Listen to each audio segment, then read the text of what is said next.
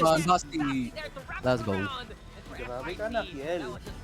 Ibang klase ka na. Ano kami ko? 6-man bid ko eh. Ikaw kailan kung ano, komportable ako pareho. Baka mamaya after sasabihin mo, hindi ko siya komportable mag-jet. Sabi ko, practice na mag-jet ngayon.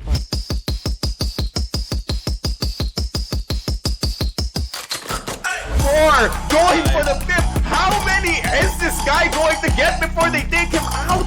iPow is just dominating. He's heating up, and this is the last value one. Tinalo na ang dapat inilapit para kay Armen para patayin na siya mga katropa. One hit kill! One hit kill! Galing kay Armen mga katropa with that sniper kill, and they're going. But maybe go for some exit frags here as DT and spots out the Sova. Gonna get the kill. Yes, he will get the headshot.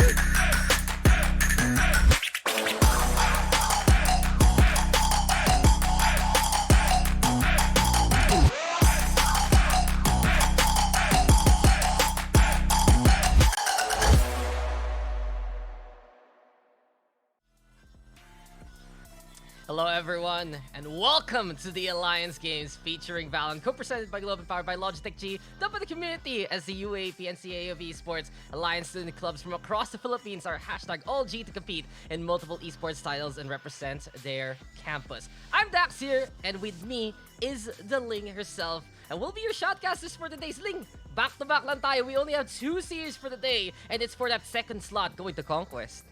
Link to X nga ang caster at mukhang 2 series na sinabi mo dito, Dax, dahil it's not just gonna be the 2 series na papanoorin natin. It is every player fighting for their life here today, and to get that one last chance sa Conquest 2022 kung saan magaganap itong finals nila. AllG format is nilaro nila in major event, or this major event consists of the 3 stages na nilaro nila at pinagdaanan. First, we had the play-ins. Second, we had the group stage. And now we're gonna be witnessing the playoff stage. The play-ins is naglaran po siya for the maximum of 3 weeks, where all the teams will be playing on a double elimination pools format, and the top 16s will advance to the group stage. Now, top 8 lang mag-a-advance hanggang sa playoffs, and the finalists, tulad ng sinabi ko kanina, is sila na lang po ang aabot para sa main stage of our major event. Now, look at this, Dax. Ang raming pinagdaanan ng mga players, ng mga teams na papanoorin natin. And, you know, for Warlocks, it has been an incredible journey. Not just for this tournament, not just for this season,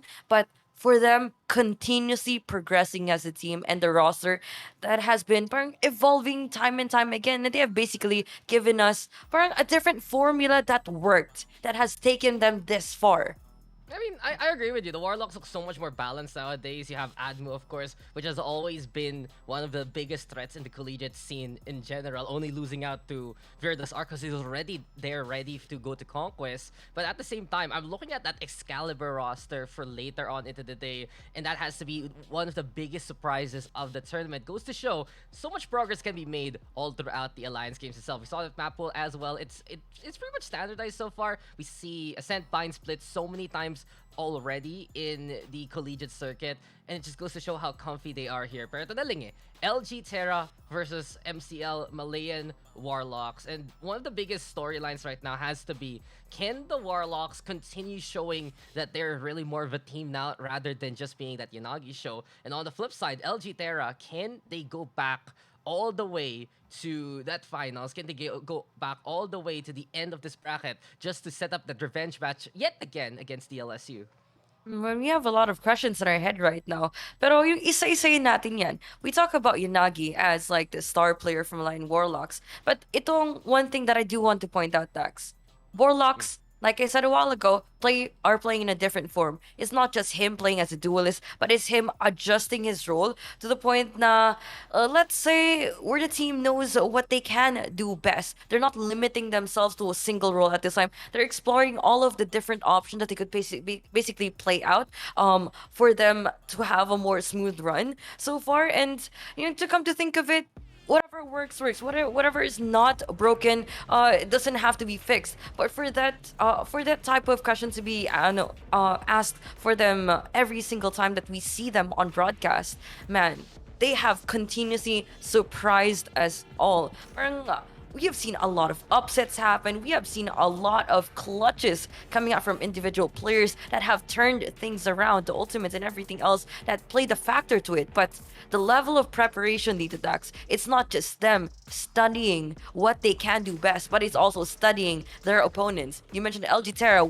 considering as one of the best teams here in the collegiate scene, but parang dito na natin makikita on where it all boils down. Kaya nilang dadalhin nila sa sarili nila paulit-ulit to the finals match. But this time, they have worthy opponents against them. Makita natin posible ang MCU going up against them once and for all. Or could this be a Malayan Warlocks versus MCU? Honestly, MSU, I honestly don't know what's gonna happen here. And I do hope that we are up here for a really good treat of a game.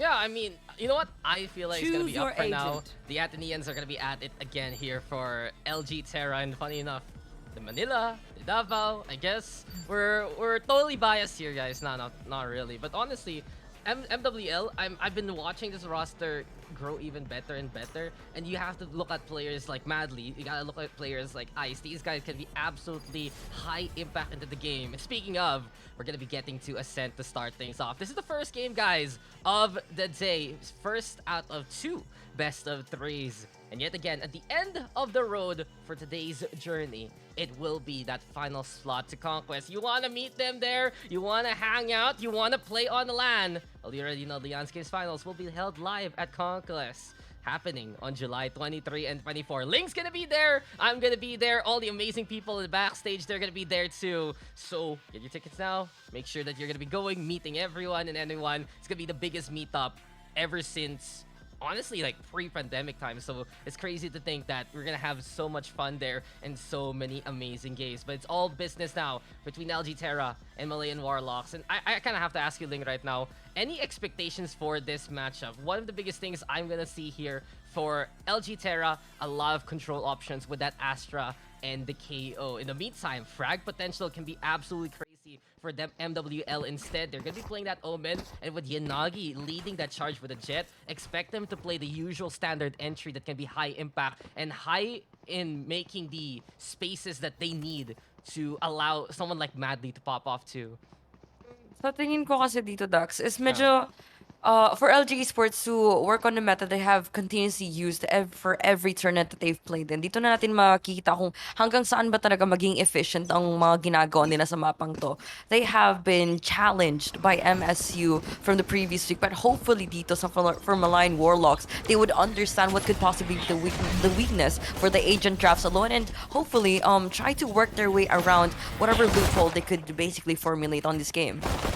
Get ready to start off that one in, but Jet Flex already for the first takedowns. Good start here for the side of LG Terra. Holds the line in a flawless way to get things done.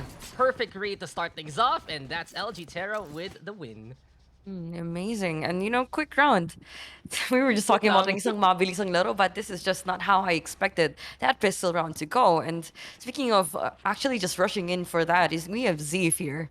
Pipilitin pa nga mag-Vandal. I mean, much as I want to commend these players for their confidence as we are going to be starting out this series, I just admire this mentality they're currently running at. Right? They understand what they could possibly lose, and they also understand what they could possibly win, and parang just try to increase the odds of them solidifying this victory, or perhaps put themselves in a really risky position in terms of their financial statement. I mean, it's high risk, high reward. You're gonna see already. Look at how back he's playing. He has that rifle. Shot from the Marshall. Flex does it the first time. Second done will find the name of Casey here.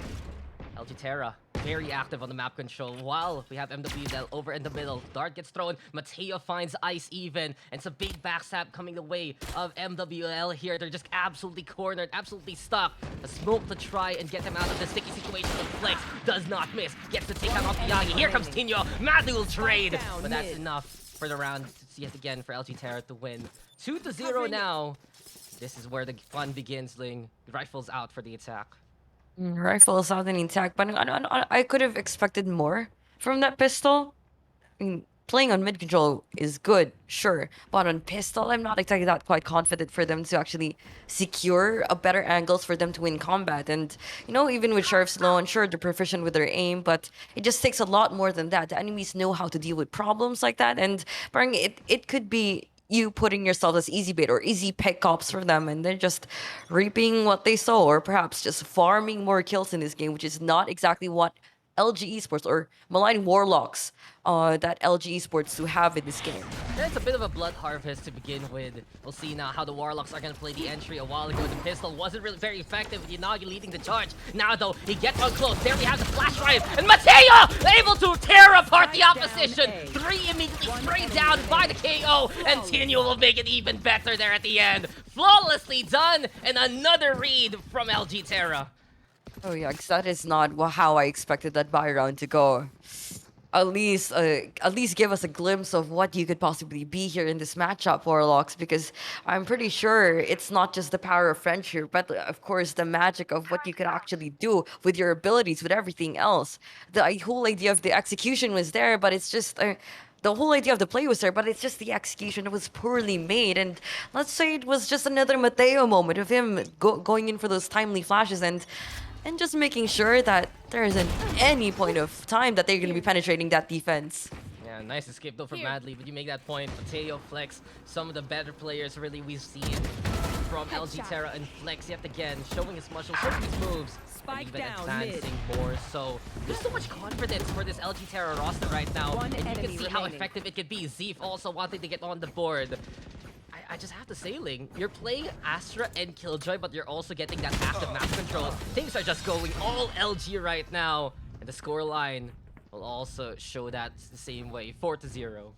Man, either they're really choreographed in what they're trying to do, or they're just really confident. They understand what their teammates can do and how well they will be able to support each other. And LG Esports is trying to make things, or perhaps not prolong the agony here dito ng Malayan Warlocks. They're just making those rounds go on and on, even less than a minute at a certain point dito sa mga pushes na ginagawa nila from the defending side. And baliktad ata nakita ko, they're looking more as the attacking side. Sila yung naghahanap ng kalaban, sila yung naghahanap ng bakbakan. And for a matchup like this, it's just them just proving themselves who is going to be the most dominant one there is in this series. Yeah, ready makipagsapakan talaga dito. Yung LG. Bardagulan. Bardagulan na lang eh. And that's the thing, nakakagulat nga Bardagulan habang that Flex though, winning it out Yanagi. Jawa, on the flip side, able to get the crossfire on, and at the very least checks out the cubby and trades it back. One of the slowest paced rounds we've seen all throughout the game, and I feel like for MWL, that might be the answer. Just find the solo duels. The pushes haven't been working quite often. Able to just keep it in his veins. Moses goes down madly, opens things up towards that A site more so. And things are looking so much better here for the Warlocks. We know that for this squad, so much mechanical inclinations, very potent on the shots.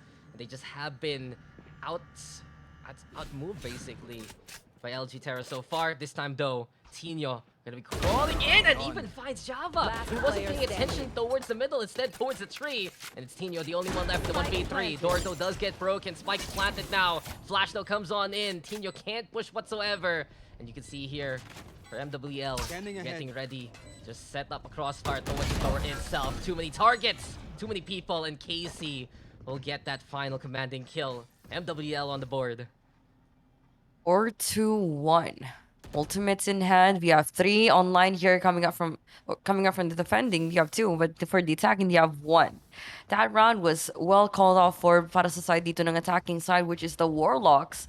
Possibly a really good read, or just them disrupting every point of rotation that could possibly have dito sa defending side. Now, LG Esports, they've played in a completely different pace dito, Dax, at mukhang hindi talaga to basta-bastang laruan kasi at the same time, they're still exercising that discipline. They're still exercising what any sort of professionalism that they could possibly do inside this game. But Flex, though, taking out the first guy. Omen down, no control is supposed to come in handy here for mid. But they are just going to be holding down their forts here on the defense. LG Esports making sure that they have the upper hand this time around and wouldn't let anyone wiggle through the cracks. as they try to go in for the holds. You wiggle through the cracks rather than just trying to slip on by. Wiggle, but there is no jiggle whatsoever. Flex surviving even with 8 HP after already taking 2 down. And then yet again, LG Terra in command of the piece of battle. Team, you're finding a second one there. All left now to Decay of Ice. But you can see it's just such a tactical call from LG yet again. They go for the operator, they go for the rotations, and Flex will begin and end this round with another kill. Flawlessly done. And Ling, I think that's the point I want to make right now. LG has had a number of flawless victories that goes to show how commanding their defense really is. And the problem now for the Warlocks is they try to change it up to a slower pace for the duels. They get out-dueled there because of the operator factor. They try to go for the rush. They get hit by the utilities by Moses and Zeef. So the question is, what can the Warlocks do by this point if their strategies aren't unable to work? I mean, right now that they actually have been aware na may operator na ginagamit from the defending side, the only thing that they're looking for is just the picks. The fact that they could actually take away the jet from the defense just plays or perhaps gives out the odds para sa kanila even better. But unfortunately, though, they have lost Omen too soon. Java is out there not exactly following the program here, Dax, but just completely going haywire on his own now. Systems have fallen into place with the shots. Do connect here for Casey. Taking out 2, and of course, good called for in that B-side push, but everyone in there is just patrolling their way in. Rotation's gonna be about to kick in on towards CT, but Yanagi coming up from behind. You see this market push, you see this CT position coming out for 2. Zeef might actually anticipate this, but I'm not exactly quite too confident that he might even try to over-aggress or perhaps take a bit more frags. Moses are not splitting any heads, but even the Oceans here. Vandal coming out from Zeef. He's gonna be here from behind. Rafters, Recon bolt in for 1. Not exactly connecting any information, but it's still gonna be the bullets coming out from the Killjoy. Just destroying the fun. Just a party pooper. What was that? It's you're not allowed to play this game kind of situation. And Casey, he opened up well towards that B site. Flex missing, you'll get punished for sure. MWL will take those chances, will take that fight and come out ahead. So it was already a big chance for them to go for that B side, but they got scared off by Mateo's null command. And from that point on, the anchor positions by Moses, the potential from Zeef, yet again rears its ugly head towards the Warlock side. It's getting problematic right now here for MWL since they just can't get anything to stick. We know they can be potent.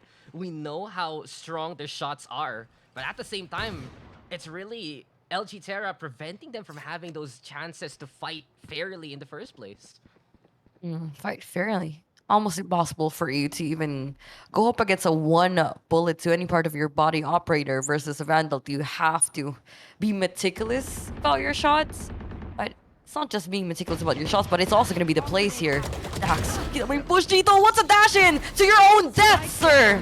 Fortunately, you might actually not even hit those. Flex, what are you doing? At this point, he's just trying to flex what he can do in this game. Almost a no-scope though, but see. Dude, pangit po talaga kabanding, bro. Yeah, that highlight. Hindi tayo nakikisama dyan. But no, for real. LG Terra, if they can get away with Flex smack dab in the middle of the map with an operator without getting punished, you know, MWL is in for a bad time. You can see it yet again though. MWL struggling to make it towards the site, getting absolutely frozen out by the opposition. And a timeout absolutely necessary here for MWL right now since they're just unable to basically cover their flanks. They're getting psyched out in the middle by the jet. As soon as they go for the site, it becomes even more problematic with the amount of utility. And all in all, this is just how LG Terra plays in general. They have one of the most oppressive defenses in the Alliance games because they're such a tactically sound team. And I think that's what makes LG Terra actually very different from many of the other rosters that we see right now in the Alliance games. Many of the usual faces we have here, they just know how to overpower the opposition. They know how to go for that recovery. But when you cannot find out how to answer the LG conundrum whatsoever, you can see the results. This is just absolutely imposing, especially on a map that the collegiate scene is so comfy in the first place. Ang pinakamahirap talaga dito in this level of competition, parang naiintindihan talaga na how psychology actually affects their performance overall. And nakita natin how LG was basically stomping on everyone and making sure that Warlocks could actually lose the right type of mentality that they should be running in this series. They lost their ground, they lost their foundation, and of course they've lost their confidence in taking away those duels, or perhaps even taking map control in itself, which is they've continuously tried to do, but LG Esports just continuously shut them down. It's just quite difficult for them to actually put themselves in this position where the pressure is on for them, but also for LG Esports that have been shoving everything up to their faces to the point that they could actually have been overwhelmed by basically anything right now. Least to try and bait things out. Dash is ready. Shot doesn't connect yet again. Blade's still here, and Yanagi is the target. Still though, apparently the assassination goes over to Flex instead. 4v3 scenario. WL a chance not to go towards that B side. They also go from the Shadows play just to clear out the boathouse itself. LG forced to stay in their lane. The retake potential is still strong here, Ling. We have the lockdown available. We have Dante's Fury. And speaking of, the bow and arrow is ready to sing. Even the Eagles can know how to use the archery here. Unfortunately, doesn't get the connection. Z finding Madly, though, advancing. 3v3 now. Inagi over onto the market. Dark cover. Really the best timing there. At very least, still a push here from the side of LG. Lockdown now gonna be into play. No push from Yanagi in the middle as of yet. It's all about the hold here on site itself. And Z just wants to get that timing. They're gonna force things out with the Hunter's Fury now on the attacking side. Yanagi finds a shot onto Moses, and Zeke looking into the boathouse, but there's no target whatsoever. Tino now the only one left, getting just juked out by the Jet. Over onto the Speedway, tries to go for the duel, but time is running out. 1v3 scenario, absolutely sandwiched. And MWL taking bites out of Tino there in the end. The second round now, but you can see how difficult it still is for the attacking side to make it work. They get the duels though to open things up.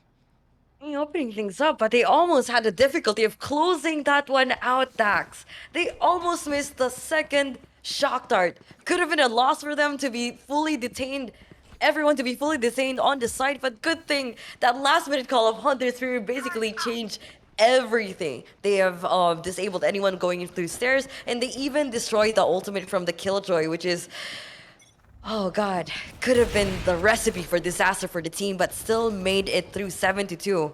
Speaking of that, we are seeing another play here from Flex, just stomping on in on mid, and Yanagi though here for the quick on punish. I mean, that's exactly what MWL needs to do. Punish the re-peak. Flex has gotten away with that way too many times in this game.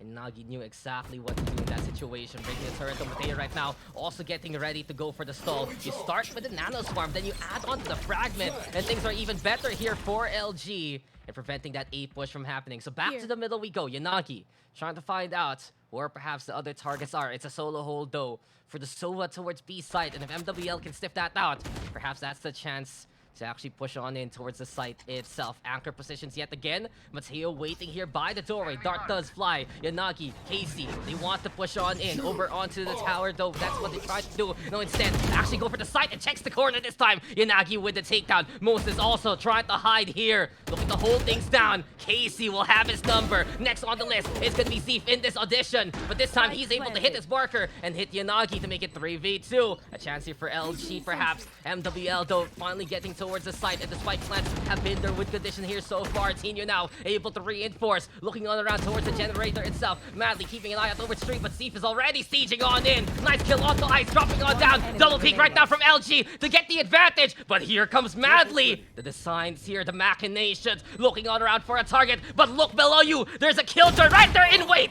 and Zeef is ready to hunt down the last target. LG still get it done. Getting it done and making sure it is gonna be done, well, not medium rare, but done, well done dito para sa side nila. That was More a like really an good excellent, read. man. Excellent. I was actually like talking about 6 for a while, but yeah. This Yeah, exactly. conversation Yeah, is exactly, making so- me hungry. Yeah, the well done steak. And with Yeah, well done with steak. burn, it's just Any excellent. plans tonight, Dax? Here we go. Ito na naman Here we go again. Here we go again. Actually, Wait.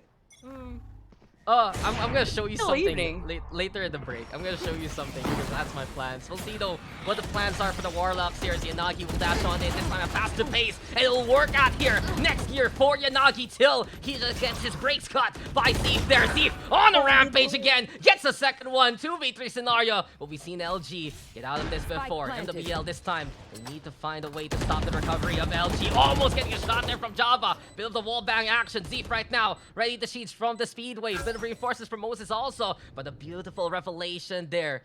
Casey helping out yet again the system, figuring out where the opposition is. Cosmic Divide don't gonna be the play, forcing both halves to be unusable. Madly though holds the line, all left now to Moses to try and part these seas, but Madly is there for a little bit of command. It's Casey who's able to read out this dictation. 8-3 now, MWL getting the rounds they need at the end of the first half.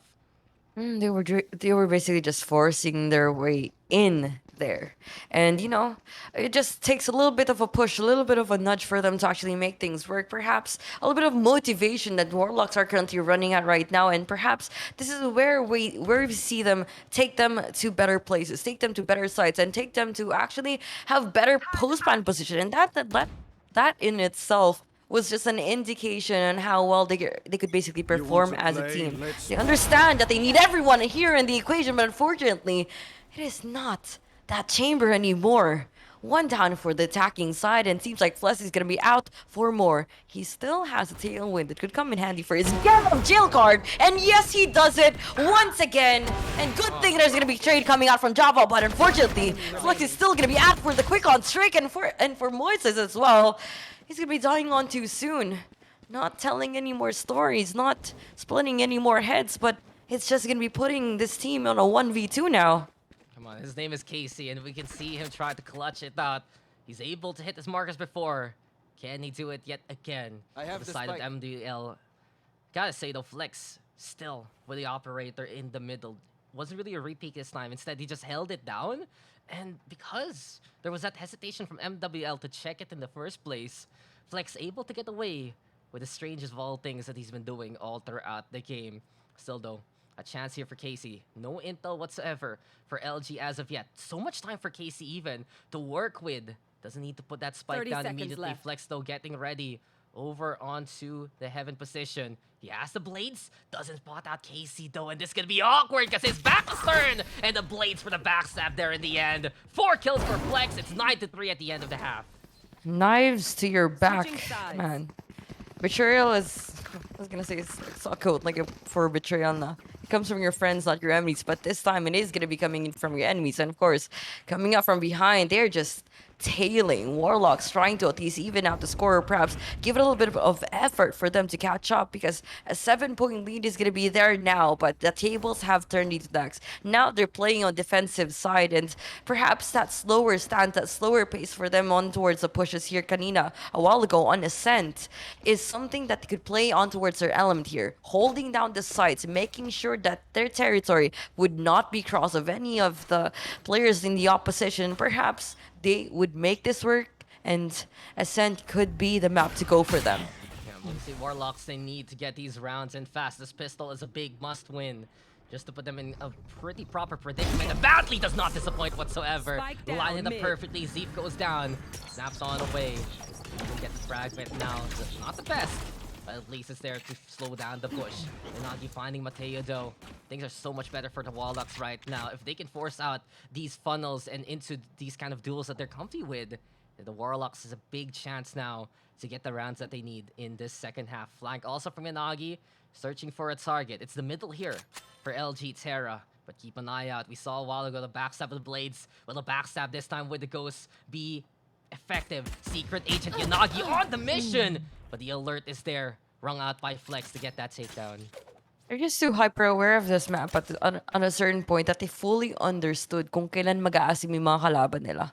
And in layman's terms, ginugulangan nila sa server, which is where we see experience that really do come into play as to how well they're basically able to react on a certain situation, or perhaps on this certain dual position that Casey is well too familiar with as he hits on his shots. Unfortunately though, that is just gonna be one that take him to take down with him. Now, 9-3, Spike gonna go down, 20 seconds left for the clock. Make that 40 with a retake about to happen here coming out from the defense. Warlocks has the flashes, has everything that they need on towards their arsenal, and of course, on towards their kit for them to make sure that they could be able to solidify this round. Now, Moses with the frenzy could be deadly with the spray and perhaps could actually take a little bit more damage towards Madly. It is going to be a quick on retake for them, and unfortunately, though, that is just going to be it for LG for now.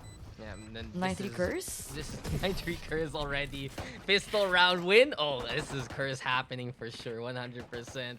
Still, the Warlocks, they needed that round immensely. Like, kung hindi nila nakuha yun, lugin-lugin na sila, mahihirapan na sila. And I kind of want to point this out because this is basically a eco state for LG, and the Warlocks should be able to hold things down to make it 9-5. I think whoever wins this series, they're gonna want that 2-0 ling. Kasi, dahil lower bracket tayo, there is that disadvantage in a way that you kind of have to play your games now, since Conquest is gonna happen a few weeks from now. So whoever wins this, they still have one more best of 3 right after against the Excalibur squadron. So if LG wants to seal the deal as soon as possible, they have to do it as early as possible here on Ascent. For MWL, it's all that recovery that they're gonna need to get these rounds and then use that momentum coming into the second game. But the job is not gonna be done whatsoever for whoever takes this series, and Yanagi knows it immediately and surgically removes the head of Flex to start things off. Battle of the Marshals. Only one will prevail, and that is gonna be Flex once again with the sniper. Mid is place to be, man. Yanagi, what? Excuse me, sir. Somebody stop this man. No one is even going to be pushing him. The Spike is no longer in the possession here ng attacking side. What can Warlocks do? Or perhaps what can LG Esports do? As the Eagles going to be soaring in high. What was that knife? Hello? I did not even see him pull it out. Hello? That's ninjutsu right there from Yanagi, dashing in the face of adversity and knives the opposition there. You are already dead, Omaiwa mo, Shinderu. But besides that, it's Yanagi who's just so impeccable in these kind of shots. You give him that moment, you give him that momentum, and he will be able to do wonders with any kind of gun so far. The Warlocks now, they're heating on up. They're getting a bit of that magic that they need. But the problem is, it's science here for LG. Scientific approach onto tactics. The guns are out even. The shock dart don't fly. Suppress to get the intel that both the Sova and the Chamber are here. For LG, they can play it slow and steady, though. If they can find that first pickoff, that can be their chance to push forward. And I want to learn this one-way smoke. Interesting. So you put the smoke, you kind of lift it up, you know, Little bit. Oh, and that is just gonna be sweet. terrific. Sweet victory for Yanagi. You said it yourself. Great minds think alike talaga ling eh. But this is a perfect chance now for the Warlocks to do some hefty damage against LG. They're completely stuck here. Senior though trying to line things up for the one tap. Doesn't get Yanagi, who's able to scurry on away towards the market instead. Blades though are out this time. A repeat here from Yanagi. No one gonna challenge him for the time being. Still, the execution from LG absolutely stifled after that first pickoff. Stifled. Recalling my bot. Rifles. Waffles, man. Okay, all I think about is food. Sweet shots, crispy ones. See if there's gonna be Chicharo. No! It is gonna be the spray coming out from Mateo. Taking out one. Madly is out. No more setups here coming out from B, but it seems like Casey is gonna be here for the quick on tappies. Hello, sir! Tino there to punish, and we can actually see him. Goes in for the quick flick. Unfortunately, he's gonna be able to take out the dagger, or at least the utilities to even make his life a little bit easier, but it's gonna be a cold, sweet revenge here coming out from Ice as he avenges his teammates after that fall. I mean, you can break the dagger on the ground, but can you break the dagger thrust onto your torso? And this is big for MWL. Bonus win, guns taken away from the corpses of LG. This is where it can all fall apart for LG Esports, and the thing is, there have been these struggles from LG Terra on the attacking side if they are just completely outdueled by the opposition. Case in point, Yanagi just hitting shot after shot with the Marshall. Casey coming in big. We saw glimpses of it last time around in the first half. This time though, Flex, he needs to survive longer into these games, into these rounds, and that's what he's doing to play the entry. Mateo overrunning Casey rather, as it's gonna be a quick plant from LG. They want to force the CQC anyway. Flex here with the stinger in hand so far. Just waiting to see what the rest of MWL are gonna do. Now the Swamp though gonna get broken after it bounces on the wrap. Here comes Ice, here comes Inagi, but Mateo sees the targets absolutely lined up for him, and it's now a chance here for LG to take this away. Thrifty win, can it happen? Java though trying to make sure that it doesn't fall apart here for the defense. A 1v1 scenario now. Mateo inside the boathouse. There we go with the tap. A little bit of a touch to try and go for the call to action, but Mateo is the one who has all the answers here. A thrifty win for LG to bring them back to the fold. Ooh, that was a bit of a risky play that they had right there. Good thing Mateo was able to step up in that given moment, just when the team needed him to be. Good postman right there. Dude, I want to see it again. We're seeing it I again. want to see how everything is going right for Java, but for some reason, it's still going to be a Mateo round. Hello, Mateo round. No, LG Esports round. It wasn't just him. Sure, he won all the duels, but everyone else was just relaying all the necessary information for them to even take that away. Speaking of that, He wants to push, he wants to go Battle in, cry and it's so being much pushed. better for the side of LG, but that's hoping soon, because there's the hold now from MWL, 2-for-2 trade, Zeep stepping up when they need to the most, and it's 3v2 now, Inagi goes for the shot, and is able to silence his motive. Quick trade though from Tino. Casey, he decides to go through the flames anyway, able to sneak a kill over onto Mateo there at the end, but Tino will end his life and take the round for LG. I just wanted to say, Ling, that you can see in the last 2 rounds, the biggest factor for LG is Flex able to actually play the entry. First 3 rounds, what happens? Yanagi snipes him, able to take him down, and then what's the push for LG? Despite him getting or not getting a kill, all he needs to do is make the space. You have to go for the space. That's what Flex is trying to do. And for both B and A side, it's been instrumental to allow LG closer against the opposition. which is like one thing talaga that not a lot of people understand. Like the main role of duelists is not exactly them top fragging in a match every freaking time, but it's also them being able to create the necessary space possible and perhaps get frags on go, which is a huge bonus for the team to actually acquire. But those aren't really necessary. They need information, they need space, they need all of the map control they can basically have. Side penetration that we could actually acquire, but Flexo is not able to even get a single whiff of the fish or perhaps a single bullet to the head on towards the oppositions there. This is where it all falls apart for LG, unless we see someone like Moses step on up to the plate. Bottom of the ninth though, and the ultimates, they are available here for LG if they want to force things out. So it might depend on how they get duel against Ice here. Nice intel right now with the 0 point.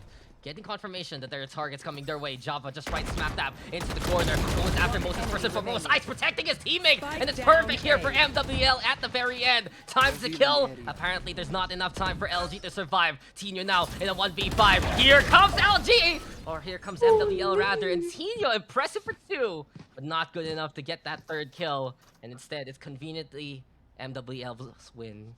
That's still a win for Tino for me, honestly. It was good for Tino, but not It too was much a further. really clean transfer. I was like, whoa, this guy's playing, you know, those games in the amusement parks? He's going for the big stuff there. He's not going for the small squeak toy you get for consolation. Syempre, I want the big big teddy bears. Yeah. Yeah. Who doesn't like big prizes? Ano pala kaya nun? You think about that. You bring the big teddy bear, and basically you need to get another seat in the roller coaster just for it. I mean, Diba? you could do that, like do the mini games after doing the ride stacks. Oh my god. What if you want to win fast? When you're farming all the wins, then you're Oo. basically tiring yourself out. Pupunta ka ng amusement park para lang mag-farm ng stuffed toy. Tapos gawa ka na lang ano. You know, what's that place? Gift Factory? Or something like that? You can make a store like that. Oh, I miss going to amusement parks and RG? oh, I mean, Tarike. Ano yun? Oh, After the Disneyland. cast, kaya ba yun? It's like at nighttime, we go to somewhere like EK. It's kind of far, but hey. We've done crazier things before. We can see now what can happen for the side of LG. If Flex is actually able to play the entry here. Cosmic Divide now to play to start things off. Java watching right behind the wall. And look at this. He's gonna be right there in the small nook, trying to check out if someone wants to go close. On the tree instead, Casey going in blind. This spike's been planted here by LG. A full 5v5 retake. They're getting a little bit too comfy here on this side as everyone decides to even play in double gen and double everything on towards Hell. Moses here. He's going to be making sure no one crosses the line. Of course, no one shall pass on towards his defense. Yanagi, though, jumping on into the party. Of course, will be taking a few more frags along the way. A quick route coming up from every direction here. The Warlocks are looking more like warriors here, not afraid to jump into any battle there is right down in front of them, and still closing the gap. Dito Dax, kanina it was huge 7-point lead, but now we're just looking into 3. Yeah, this is so much better here for the Warlocks. It took them a while to get things going. Di pa warm up nung simula nung map. But now they're absolutely heated. They're absolutely ready. And you can see just a little bit of the nuance here from MWL setting them apart versus LG's execution so far. Even though there was that entry from Flex and you had that cosmic divide from Moses, MWL, they weren't over eager. They just checked to make sure that it was as safe as possible behind the wall. And that's why they went for the execute. The simultaneous push towards that A site from many directions. Absolutely essential for MWL to keep the pace going and to keep these rounds going in their favor. LG, though, they're close to the finish line. If they can wrap things up as soon as possible, and it's a good way to end the first map. But then again, the Warlocks, they're fighting. You said it yourself. They have become the Warriors. But it's Wizardry step from Zeef and Tinyo. Both sides of A and B absolutely eradicated by LG. And now, with all the choices in the world, even the middle, any lane is all LG's game. And it's map point now for them. Match point. This is dangerous. This is difficult. This is not exactly the scenario that I imagined for Warlocks to even be in. They had the momentum a while ago, but this time, it's not just the momentum they lost, but also the economy. They're running on almost 0-0, but it's a good thing that they have the Blade Sword coming in from Inagi. You could still do a lot more than that, but minimal utilities, half armors, could that be enough against the firepower, the manpower, and of course the skill set that LG Esports is currently possessing themselves right now? Now, look at this default play coming in from mid. They sure suppress a lot of players here and silencing everyone on towards the map and making sure that this defensive stance, this passive stance coming out all the way from the Warlocks is where they wouldn't let themselves put into risky positions where they lose so many people early on. That's the thing, right? If the Warlocks can play a bit more the standard way, LG can read that. But at the same time, we've seen the 5v5 retake actually work out in favor of the Warlocks. And they haven't gotten pushed this time. Judge though outplayed already. Yanagi looking for a target, but this time his little play is read by Zeef. And Mateo also adding one more to the body count. Java now solo on the HP and solo on the side, holding innings down. Finding Flex though, Madly also finding Mateo. And Madly going insane in the membrane, making sure that he's getting the kills. Before he falls, he finds Zeef. It's a 1v1 scenario. And we'll see if Moses can fulfill the prophecy. Ice though, gonna fall! Melt on down to the pressure! And it's Moses who gets the win for LG there in the end. 13-8. The first map is for LG Terra. Ooh, yeah, that was pretty intense. Sure, it was just Warlock starting to warm up, but this time around, I'm pretty sure LG Esports wouldn't want any of that to happen, wouldn't want a landslide to even happen, or perhaps a takeaway from their supposedly victory in the first map of the series, which is they did land it out, but we'll see how the Warlocks will be able to have a response to this.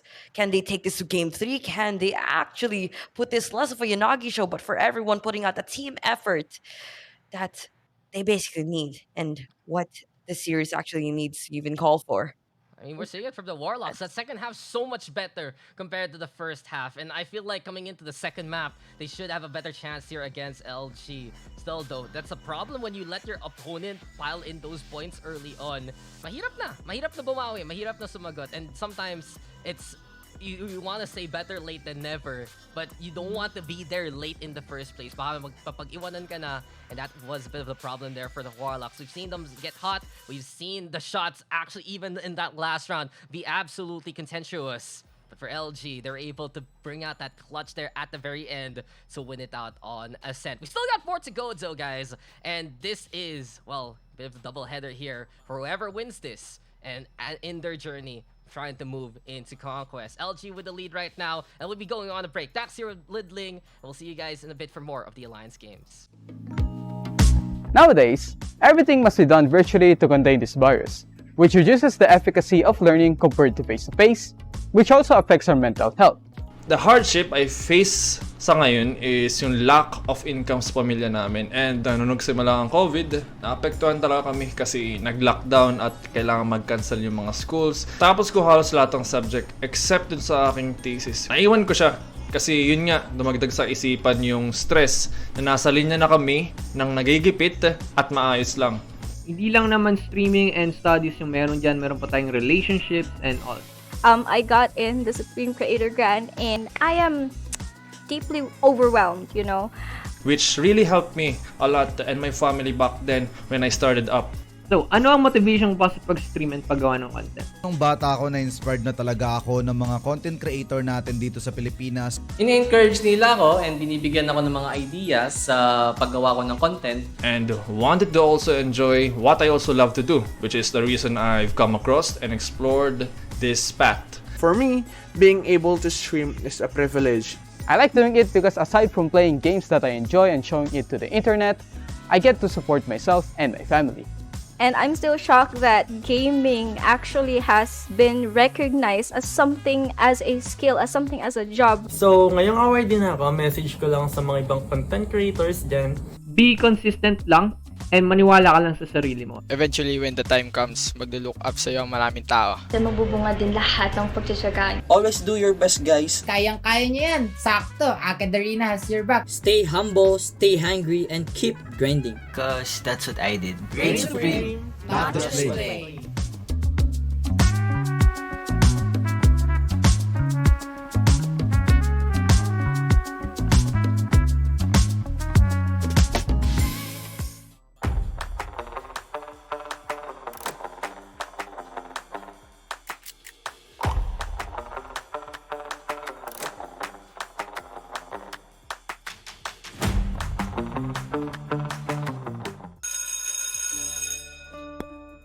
This is Filippo. This is Jessica. Parehong freshies, parehong gamers. Gusto ni Filippo maging next big caster. Si Jessica naman wants to make the biggest esports tournament in their campus. But they don't know where to start. They're also from different campuses In different parts of the Philippines. they would have never met. If not, For AcadArena. In AcadArena, we help students meet, collaborate, and learn all the hype and wonder ng gaming at esports. Dito, naging caster si Filippo, even just for that afternoon. He met students with the same dream, attended our workshop, and we funded a tournament where they can debut. That was Jessica's tournament. Inorganize niya ito with a student club in her campus na ginabayan namin all the way. And that's how they met. That's what we do here in AcadArena. We turn gamers into leaders, casters, breadwinners. AcadArena is not just play.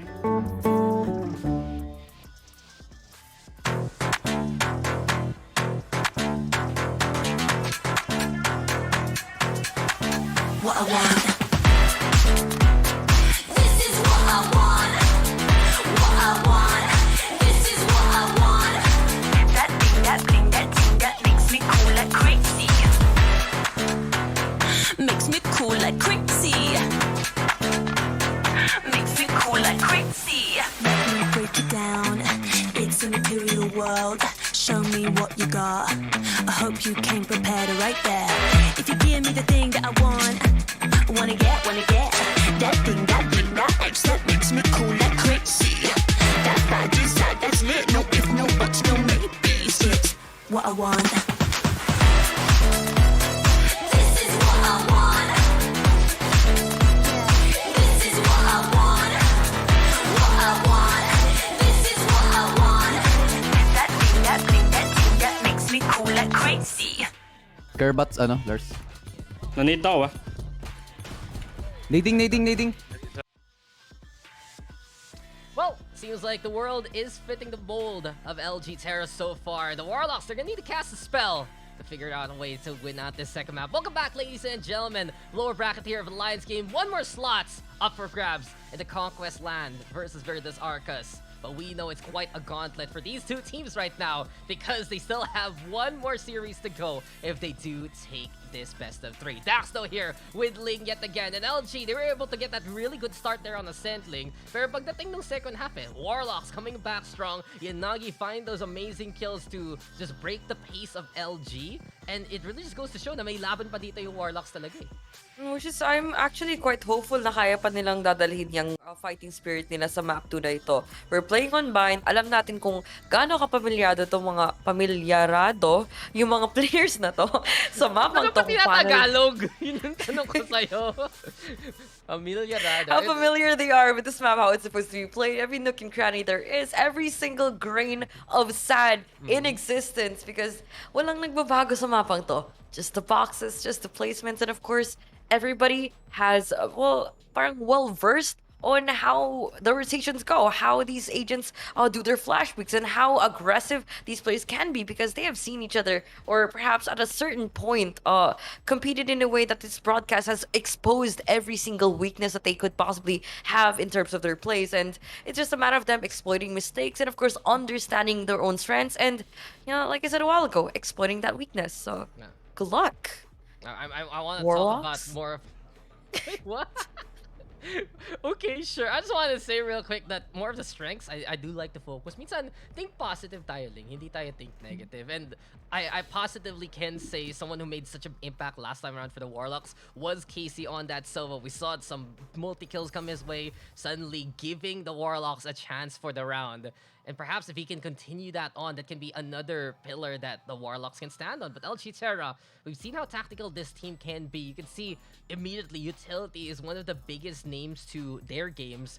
And you have players like Moses who, at the start of the game, didn't really do much on the kill count, but had so many assists with his Astra back then, just because he could help out the team from anywhere. And then he was able to bring that dagger at the very end and clutch it out for the LG Terra victory. There's so many chances here for LG to manipulate the battlefield that the Warlocks really have to be as wary as possible. I do have to say though, the Alliance Games wouldn't be a thing without our amazing sponsors and partners. Alliance Games is co-presented by Telecom, our official telco sponsor, and powered by LogitechG, our official gaming gear partner. Here we go though now into the second game. The Warlocks will be on the defending side. It's gonna be LG on the attack, and we see it here. It's a Yoru for Flex even. Ooh. I haven't really seen that much Yoru plays here in Bind lately, especially in the Alliance games. Oh wait, I think I did last week. It's mostly in VCT, honestly, that you see that. You see Paper Rex do it, you see Team Secret do it, but here in the collegiate side, well, Flex is able to bring it out, and I think I can speak for many people when they say you see Yoru on Bind, you have to watch your back, you have to watch your flanks, because it's gonna be very pesky with those teleports, especially if Flex is able to navigate on through. Speaking of, there's the gate crash, and Nagi might be able to sense it and then fake out even to allow the push to happen. They do use the fault line though to bind that space. Flex will break that boom bot. Here comes the page shell even. He has to back on away. Yanagi trying to get that takedown, but Steve with first blood. Flex pushing, and it's LG with ace sights. I'm not even sure if that smoke was quite intentional for them to actually do. What was that lineup that they're trying to basically even have? Now, for the post plant, for this post plant to even try to work, I'm pretty sure that they have enough flash peaks that could actually have from coming up from the breach. It's going to be a bit too difficult now that they're going to be fully zoned off coming up from the utilities. Fault line coming to play, but for Ice though, he has the ghost, and of course not reaping any more souls or taking anyone down with him. The first score, or the first round, is going to be going to LG Esports with a clean on take and a solid post plan. And we see it here. This is why this composition is very effective. It's dubbed basically the RGB.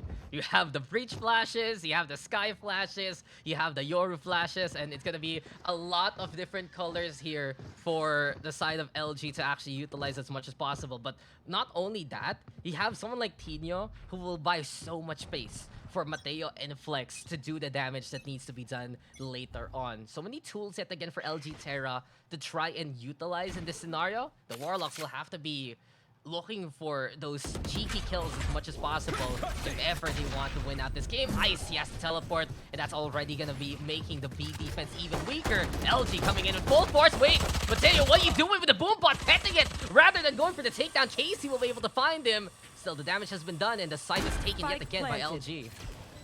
Be free, my child. says the race to his boombot as he tries to jump in on towards just site. lets him free immediately. But you know, souls have been set free here. No one's gonna be putting out their misery anytime soon because the round is not gonna be over yet. 3v4 dito. And given the side of things, a flash peek is gonna be enough information to actually secure or perhaps get. Fortunately dito sa side ng defending Warlocks decide to save on in, even go for the exit frags along the way. Can they actually take it? Unfortunately, they do not. It's just gonna be Sky left without responsibility. But for her, him, it, they, them, I don't know. Is that a disconnect? Hello? Yeah, it's a disconnect. Sir, are you okay? I think it might have been the chamber. It might have even been ice here on the Sky. But you can see for the Warlocks suddenly it's like, kind of stop, and we'll see what you're gonna do. So tech pause, bit of a little of an oopsie along the way. Doesn't really discount the fact though that LG Terra, they're very effective with their utilities right now, Ling. And I think that's one thing we can talk about while waiting for the Warlocks to get everything back and ready to go. You can see it there. You just have that breach. You throw out some of the stuns, you throw out some of the flashes, and it's either you stay there or you die, or you teleport away, and you just basically give up the space for LG to utilize. You compound it with the double duelists that they have right now, so they're ready to really be as aggressive as possible. I think the one weakness I'm seeing from LG Terra right now is the fact that they have to be a bit more careful in clearing out corners that they don't use utility on, or at the very least, they don't have visual, because that's the problem with running the breach. You don't get to know if someone is there. You throw it out, you can get the advantage for the firefight because of it, but you don't exactly get the intel na, oy, may tao dito, o biglang revealed, may tao pala nakatambay lang dyan. And that has to be for LG, their Achilles heel moving forward into the game. Ano, para sa akin naman kasi, hindi naman sila talaga, that wouldn't really play a huge factor as to the game, like playstyle na ginagawa dito ng LG Esports, because one, the duelists aren't scared of putting themselves out there, like creating space for the team, which is something that everyone else has been fully utilizing on. Regardless if they get that information or not, they just have to know how the play is supposed to go, and kahit magbimintis kayo, kahit it's gonna be a miss for them or miss for the duelists, everyone else has to operate and do their roles as well. They have to fully utilize that, and of course, plant the objective, or at least plant the spike as much as they can, because even if without that firepower, even with the man disadvantage, it's just a matter of like you putting out that proper positioning on your post plants, or perhaps pulling out those crossfires that the team definitely has to go for, or the team basically needs, which is good. LG Esports has that element in them. They have that type of teamwork. They have that type of, let's say, chemistry amongst each other, which is, makikita naman natin silang to here on Bind. They know how to react, they know how to play it, and perhaps, let's see how Malayan Warlocks could actually do it better. Ito naman talaga, tagal nilang naglalaro sama-sama eh. That's the thing. Is LG roster relatively familiar for all of the Alliance games faithful all the way back at UAC. You have some of these names. Some are newer, of course, that have been absolutely impressive. But one of the biggest points to notice really has just been how Flex and Mateo have played together for quite a while already. Moses, of course, just there for the calls, for the utilities, and overall it just works out here for LG Terra in terms of their teamwork. On the flip side, the Warlocks, this has been one of their most impressive seasons so far in the collegiate circuit. They have stepped up with many a player. We talked about Madley, we talked about Casey, we remember some of the previous games. We have Java, we have Ice. It's not just Yanagi right now impressing here for the MCL side, and that's a big one to show what the progress of these collegiate teams are in the first place. Na hindi lang okay, you have the star player tas okay na kayo, diba?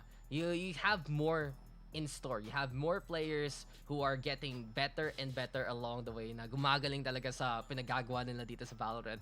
And I think that's one of the biggest reasons why we still have this in the first place. Now, meron tayong collegiate circuit, this can lead into the pro circuit, this can lead to you having more motivation to whatever you're doing in college and whatnot. And may conquest pa, diba? At eto na yun. Since I think we're gonna be here for a bit more, Ling. Ano plano mo sa conquest? Aside from looking for my friends at the event for a good siguro 2 hours, because that's how basically big events go. You just try to, asan ka? Nandito ako sa ano?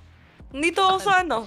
So, sige, punta ako dyan. Like, usually that's how it goes, and it takes me about an hour or so for me to find them. yeah, find them. Totoo naman. I love big andito ako events. Andito ako sa booth na to, tapos biglang pagdating ko, saan ka na? Lumipat kami. Papunta na ako. Pumunta na ako. Ito na. Ay, may nadaanan ako. Ay, may namita ko ibang tao. Ay, okay. Bigla You know, maganda dyan, sa kakalakad-lakad mo sa event, not only are you able to see a lot of booths coming out from our sponsors, balay mo makakasalubong yung mga idol mo ng mga streamer, content creator, yung mga caster. And you know, kung makasalubong ko yung Ling to X, I'll be like, uy, ikaw ba yung the Ling to X? Diba? Starstruck na ako dito pa lang. Huwag kang Dax. Starstruck. Absolutely. So, bedazzling to be here with Ling. Ako talaga, kung papayagan ako, I want to bring... Papayagan? May nagbabawal ba sa'yo? Hindi pa ako tapos eh. Hindi pa ako kinakwento yung gagawin ko eh.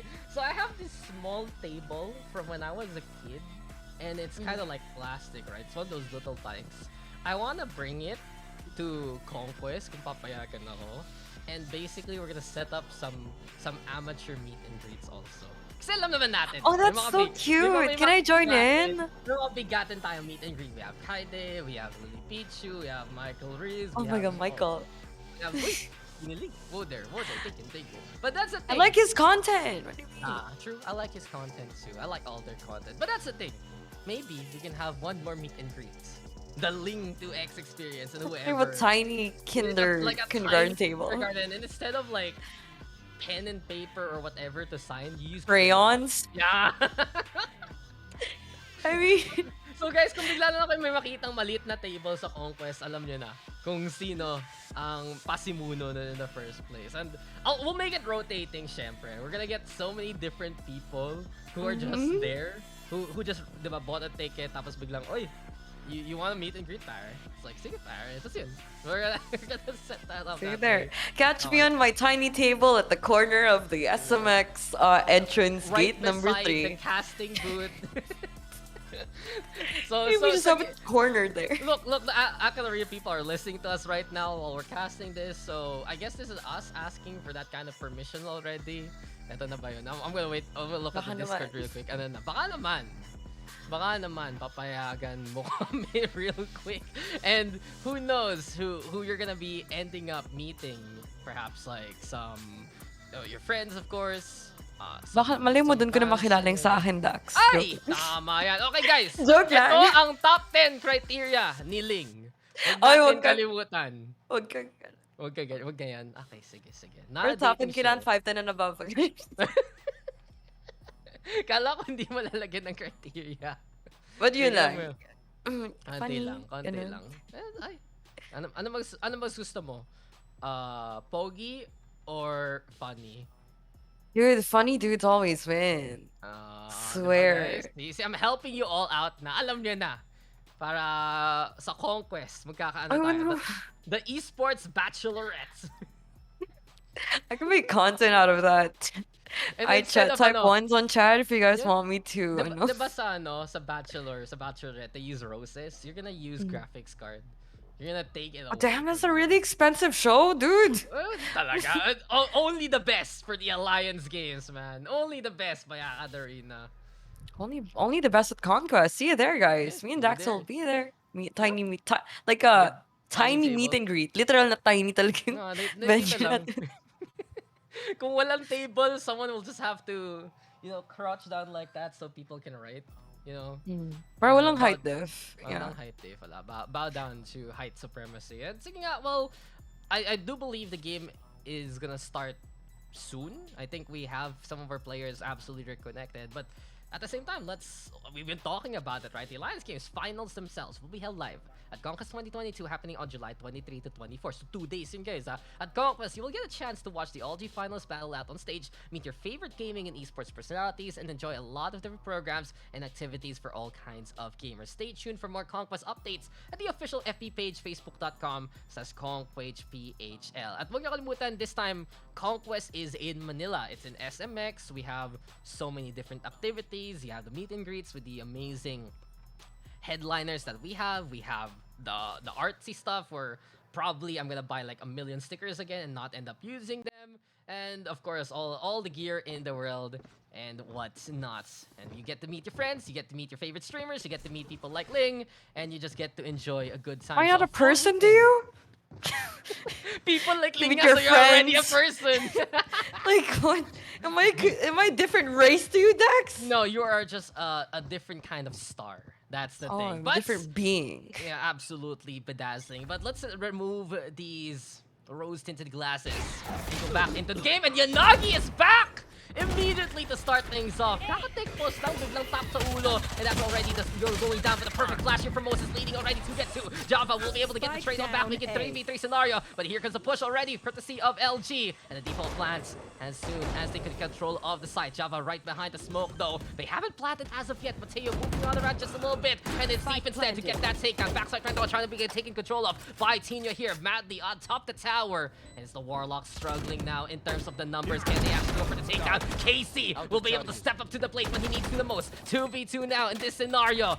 Low HP here for LG, and Mateo trying to stay together. Madly right now, finding Steve. Casey going for the defuse. Cover fire is there. Mateo finding his target. Halfway done, halfway left. Mateo trying to make things work in the 1v1, but Casey tapping, going for the classic, and that should be enough to get that takedown. The Warlocks, it was costly, it was bloody, but they will take the round anyway. Damn, that was so close. I hate that I had to. I'm not gonna say the V-clenching moment there on the clutch, but that was just it. That's just the word to even describe it. It was just that close for everyone else to even lose out that round, or perhaps let LG Esports run away with another win there.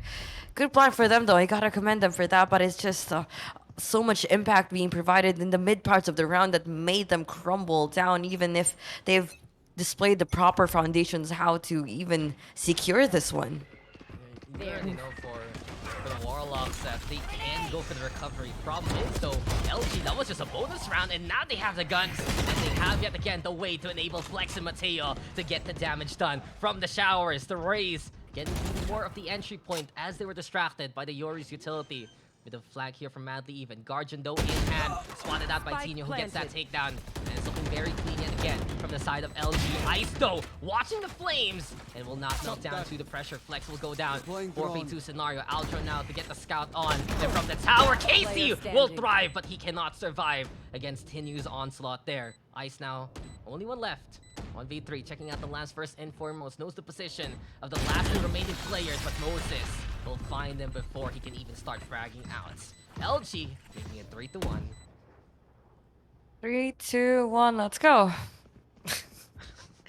We're just gonna be up for a quick on cheer squad here. No, living off the hopes, Dito, coming up from the audience, supporters, and of course, really have to be heard this time around because we're looking at how LG Esports basically stomped on the opposition once again. The Malayan Warlocks could basically do anything. They could basically put Yanagi in the best way possible, or best position possible for him to wipe out everyone, but it still could be not enough. Now they're playing on default. Dito Dex has 4 ultimates. It could come in handy, make that 3 coming up from the attacking, and for them to even fully utilize that, I'm pretty sure for firepower low that they have everything, of course.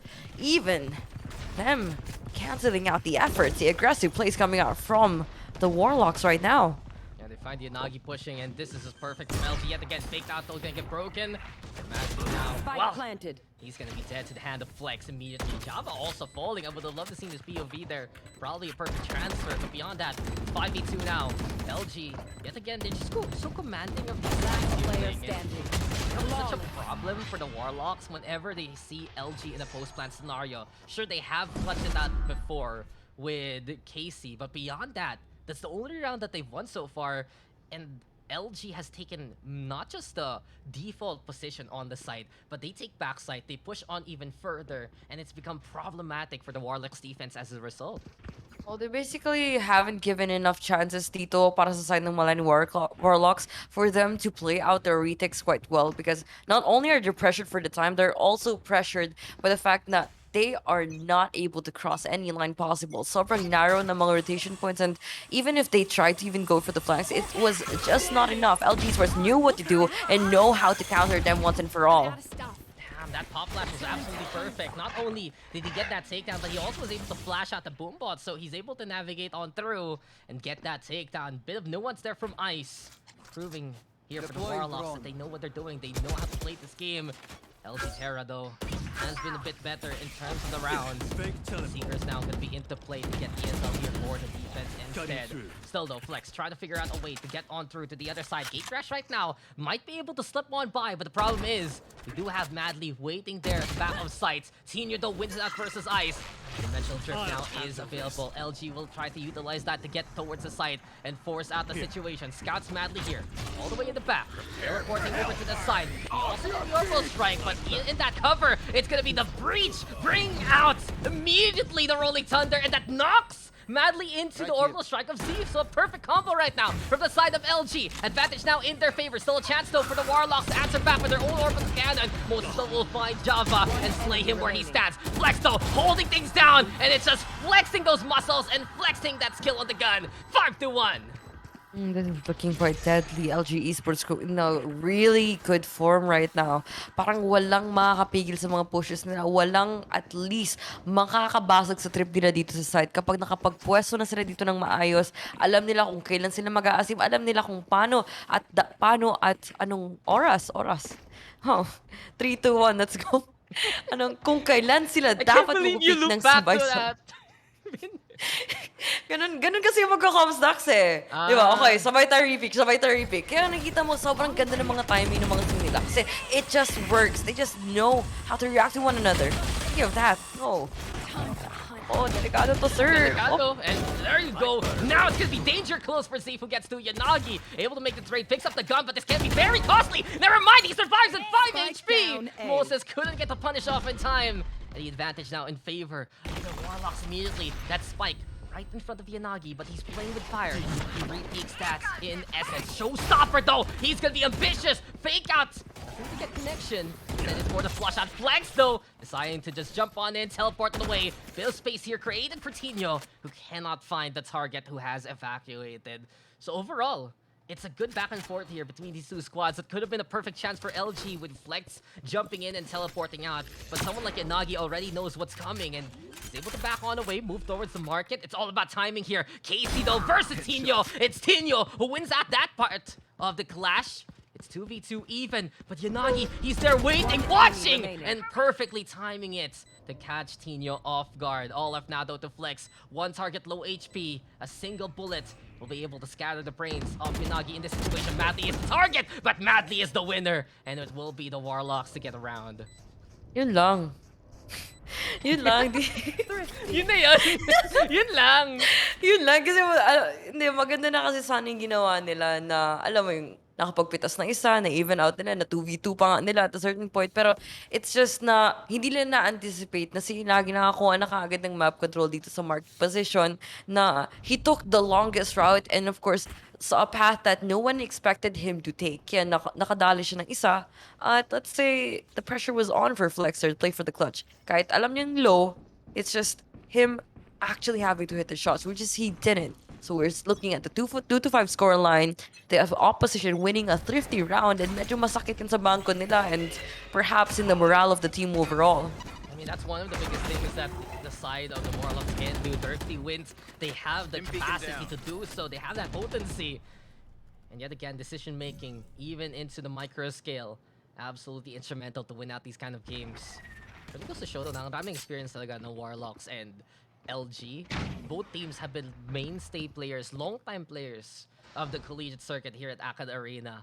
And for good reason why. They're in the top 4 right now, fighting for that chance to force that lower bracket finals and try to get to Conquest itself. Still though, it's not the Conquest here. It's all about getting these victories with Casey, finding Mateo, and Madly holding it things down versus Flex. The timing, so much perfect here for the side of the Warlocks. They read the opposition like an open book, and they even leave a bookmark there in the chapter they left things off. But here comes 2 now from the side of LG. Will be effective enough to try and make it towards the 1v3. Moses out, all of what's left. Back of sights, but Ice will find him, and Ice will slay him where he stands. The Warlocks now, the recovery a bit earlier compared to that Ascent map here, Ling, and things are looking so much better for MCL this time around. Sabihin ko sana na mas maganda siguro gaming chair ng mga players dito ng Warlocks. Kasi grabe, mid-air na nagsasatchelat yung race nila, na-cancel out pa na yung ultimate, and they even followed through na babasagin or sabihin papatayin din yung second fragger nila, which is, man, this is where we see them being just too efficient in holding down their sides. Like I said a while ago dito, Dax, posibleng kaya nilang dadalhin tong game 3 na to. At mukhang kayang-kaya talaga kung kaya nilang pipigilan itong si Mateo na nagpapasok dito sa showers. Hindi maliligo, but it's gonna be a bloodbath though. Coming here from Ice. Ice Cold. Ice Baby. Chinese Carter. I've tried playing that.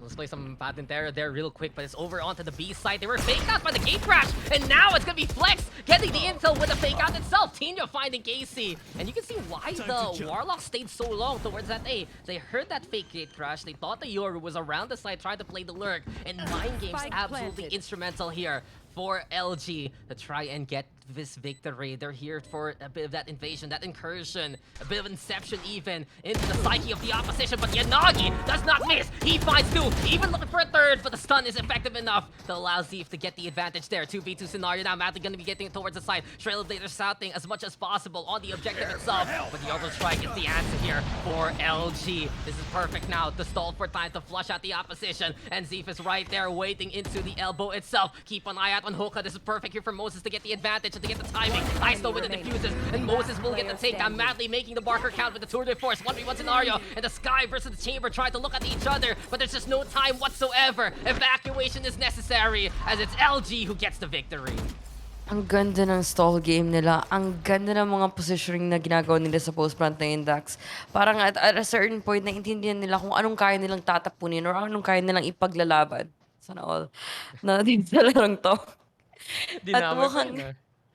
At mukhang dito natin makikita kung ano ba talaga ang mga, let's say, kaya pang gagawin ng LG Esports. And at a certain point of time, hindi nila hahayaan ang sarili nila to make any mistakes possible that would let Malayan Warlocks take away the momentum for them, or perhaps parang start to warm up again, like against each other. The guiding lights now do flash, and I have to say for LG, one of the biggest, I'd say, impressions that they have left me is Zephas just showed up today for this series. Killjoy a while ago, now in the Brimstone. Very effective on the frags, and he's just there to catch whatever Flex and Mateo miss out in their entry. Speaking of though, nakapasok na naman dito ang side ng LG. Hindi na kailangan ng ID whatsoever. The Aldro scouting Flex is the perfect chance to go for the wall bans, and Yanagi will find Mateo. Shock Dart flies. Casey, can he get the get this time? Java instead playing protection, and it's looking clean here for the Warlocks instead. Let them in. Pasok na kayo, because we're ready to kick you out in a moment's notice. Moses now the only one left in the 1v4 scenario. Has to back on the way. The fuse coming in from Java. Gets halfway already. And it's Ice who wins out the Battle of the Skies there. And the limit looking to be breached here by the Warlocks. 4-6 yet again. They're trying to get that gap even closer, Ling. If they can end this half 6-6, things are gonna look so much better for the Warlocks this time around. Man, they wouldn't need that ID Dax para makapagpasok lang sa site. Dahil sila yung magiging batas. Sila dapat yung masusunod dito. And they made sure that they're able to tame down these Eagles that have been soaring around territories that is supposed to be a no-fly zone. They have continuously shut down the entries, every single point of effort na ginagawa dito ng mga duelists para papasukin lang site, or perhaps para ipaglaban ito. Ito na naman yung hugot mo eh. Pero totoo, tama naman eh. If you want to bring the fight, you just have to realize what LG what is worth it? early. What is worth it? What is worth clashing for? What is worth not dying for, basically. So sabi nila, sige, pass muna tayo dyan. They know the utilities that can come in early, but Casey, will he expect this whatsoever? Dimensional Drift right now coming on out. He does throw the gate crash, and I believe Casey will hear it! And because of that, it just exposes Flex's intentions! Since it's passed by the Sofa, Casey finds his target, and he has just been absolutely incredible here for the Warlocks so far. Aldro right now, though, to try and set up this retake. Advantage in favor of the Warlocks, and they even have the Hunted Fury plus the Showstopper to utilize if ever. Gets a tag there on the Tino. Here comes the rocket launcher trying to get its red glare on, finding a target, smashes down onto Moses, and here comes the Warlocks yet again, trying to find the magic here. Knife is out. Zeef will find Yanagi, but Ice is there to catch that last bullet and throw it towards Zeef at the end. 5-6. The Warlocks doing so much better in the retake here.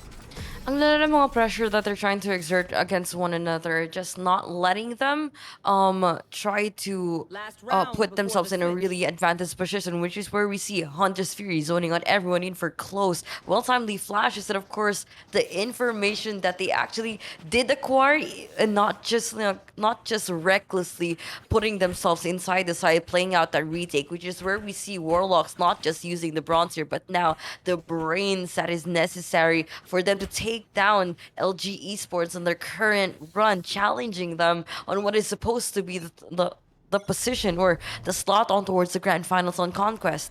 They're putting up a one great fight. It is actually looking a lot more in an interesting fight that there is as we go in for the quick on peaks coming in from Mateo.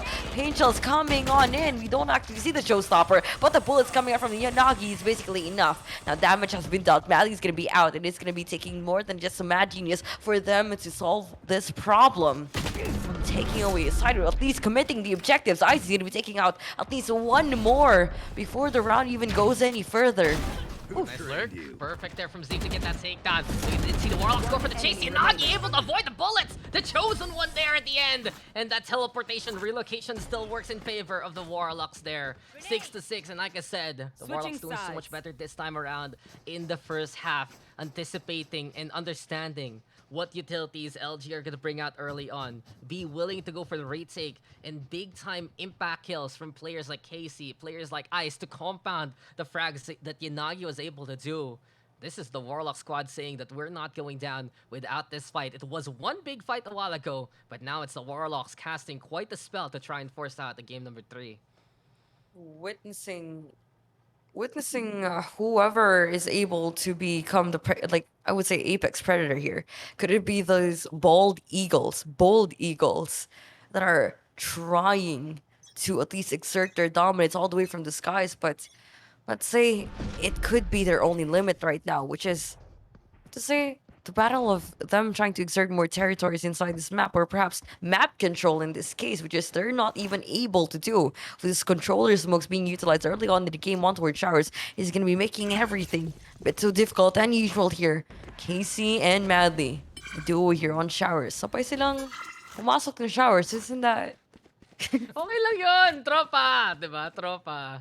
Yeah. If girls can go to the bathroom together, the boys can do it also. And the thing is, May kasabay pag kailangan babae. may kasabay, diba? I don't know, it's just a thing and I don't understand it either. But we'll see now if we can get understanding here for Yanagi. No, Mateo will just shut them out before an explanation can be given. Flex also surprising Casey. Zeep with a shorty of all things. And LG just covering both flanks as much as possible. The fact that Zeep was just not over eager there towards the shower, it has been instrumental here for LG to keep things held down. That double peek by the orb, not effective whatsoever here for MWL, and instead, they're getting torn apart one by one by the side of LG. Flex with a frenzy kill. Ice will find Zeep in response, but Moses is waiting for someone to come his way. And as the doorway opens, it's shut down in the face of Ice. Pistol win here for LG.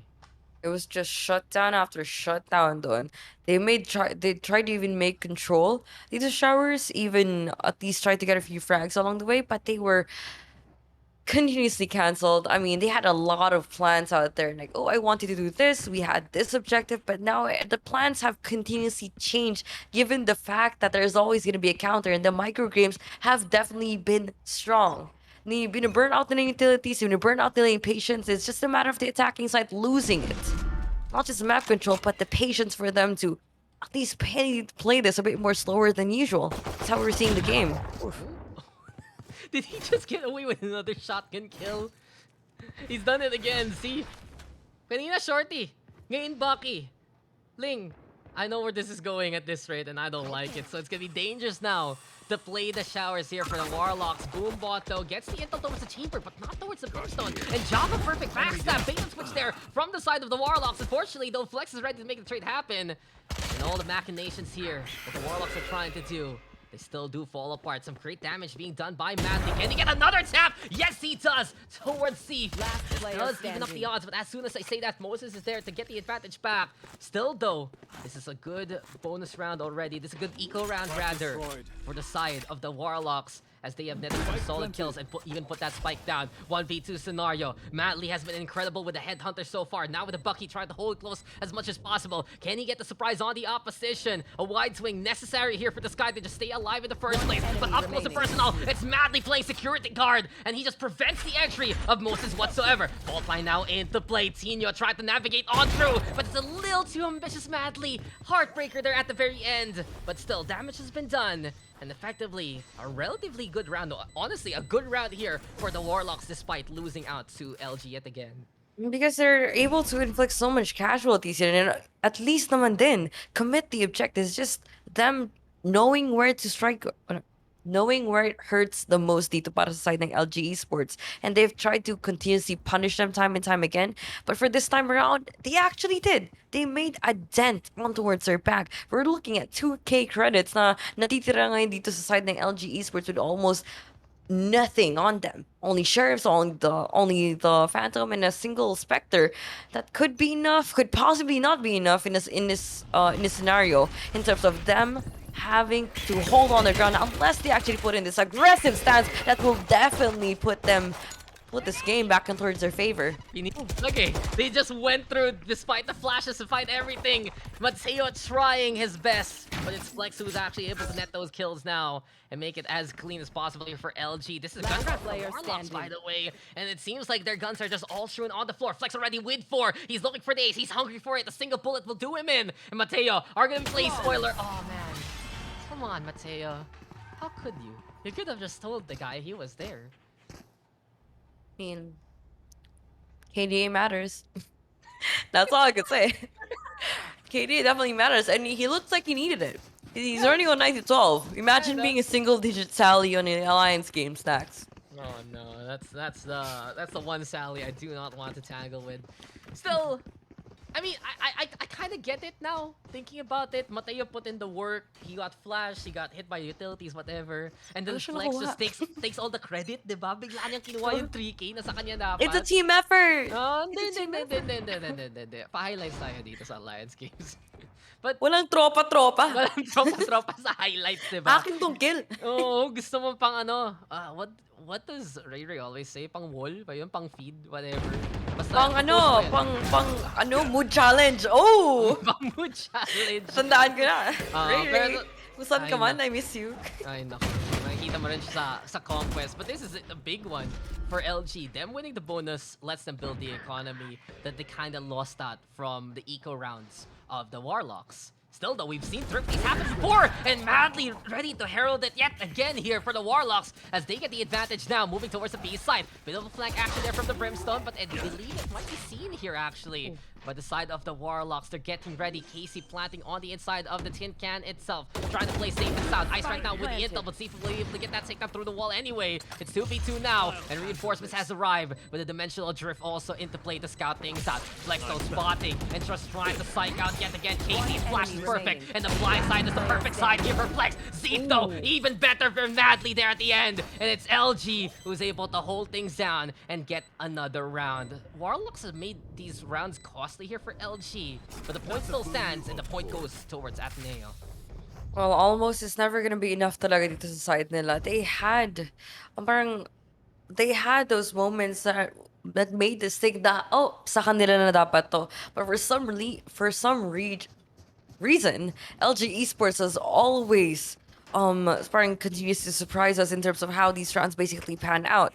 They're able to win out to Soul. It's almost impossible to even take. Nakita mo si Zeef there, quick on taps. Nakita mo na kung paano makapag-flick, and it's just not just mechanical prowess, but parang the whole idea of them understanding when ba dapat pa talaga sila mag-peak, when dapat pa talaga tayo makapag-rotate, or at least when ba dapat pa talaga makakapag-push na naman dito galing sa LG Esports na has full control on towards B-Long, and perhaps a spike. Nope. I don't think it's there. We're getting it again though. Yung nakita natin ganyan sa Ascent, diba? When LG's on the defense, they're so active to go for that map control. And the Warlocks, they're just not ready for it whatsoever. They can clutch it. Sure, Casey with another backle takedown to open things up. Doors at A side. Java finding Steve there after that kill over to the Sova. And he does go for the overstrike to buy time for himself and the rest of the team to put that spike down. Backside though still being held together here by Tino and Moses. Mateo finally able to jump the gun and jump the shot towards Jaffa. Yanagi now the only one left over onto the corner. He will go, but that's where he will go die. And well, another round here for LG to make it 6-11. These rounds have been so commanding from LG, and it's a heartbreak really that the Warlocks try to invest and it just goes immediately to the ground and burns with them.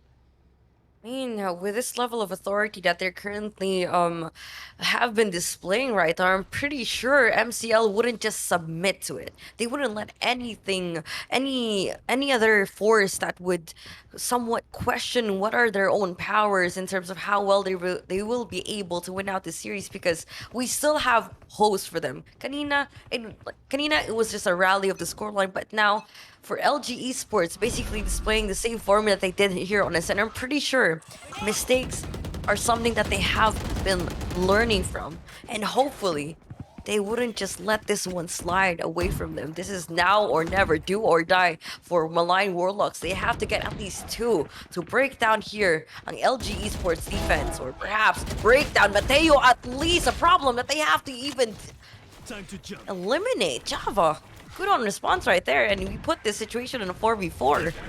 Blindside yet again, though, to try and find the flashes on Flex. He's gonna try twice with a repeat action, and there's a small space here for him to actually get the angles. Needs the personal first and foremost, but the Warlocks able to step up when they need to here. Ice and Java with some big takedowns to open up that A site. And winning those duels, instrumental now to just keep this spike plant as safe and as sound as can be. Moses and Tino, though, have been clutch before, especially the Sky. Can he do it yet again? Moving now into the lamps. Sees the barrel of the Sky gun there, but Ice able to slow hold things down and get that takedown. Nice stop from Tino, but it's not enough versus Madly. Conveniently enough, we get to another 7-11 score line for the Warlocks. But you can still see it's a struggle to get there in the first place. There's so many partitions, and you were saying like layers basically that they need to break down just to get towards that site.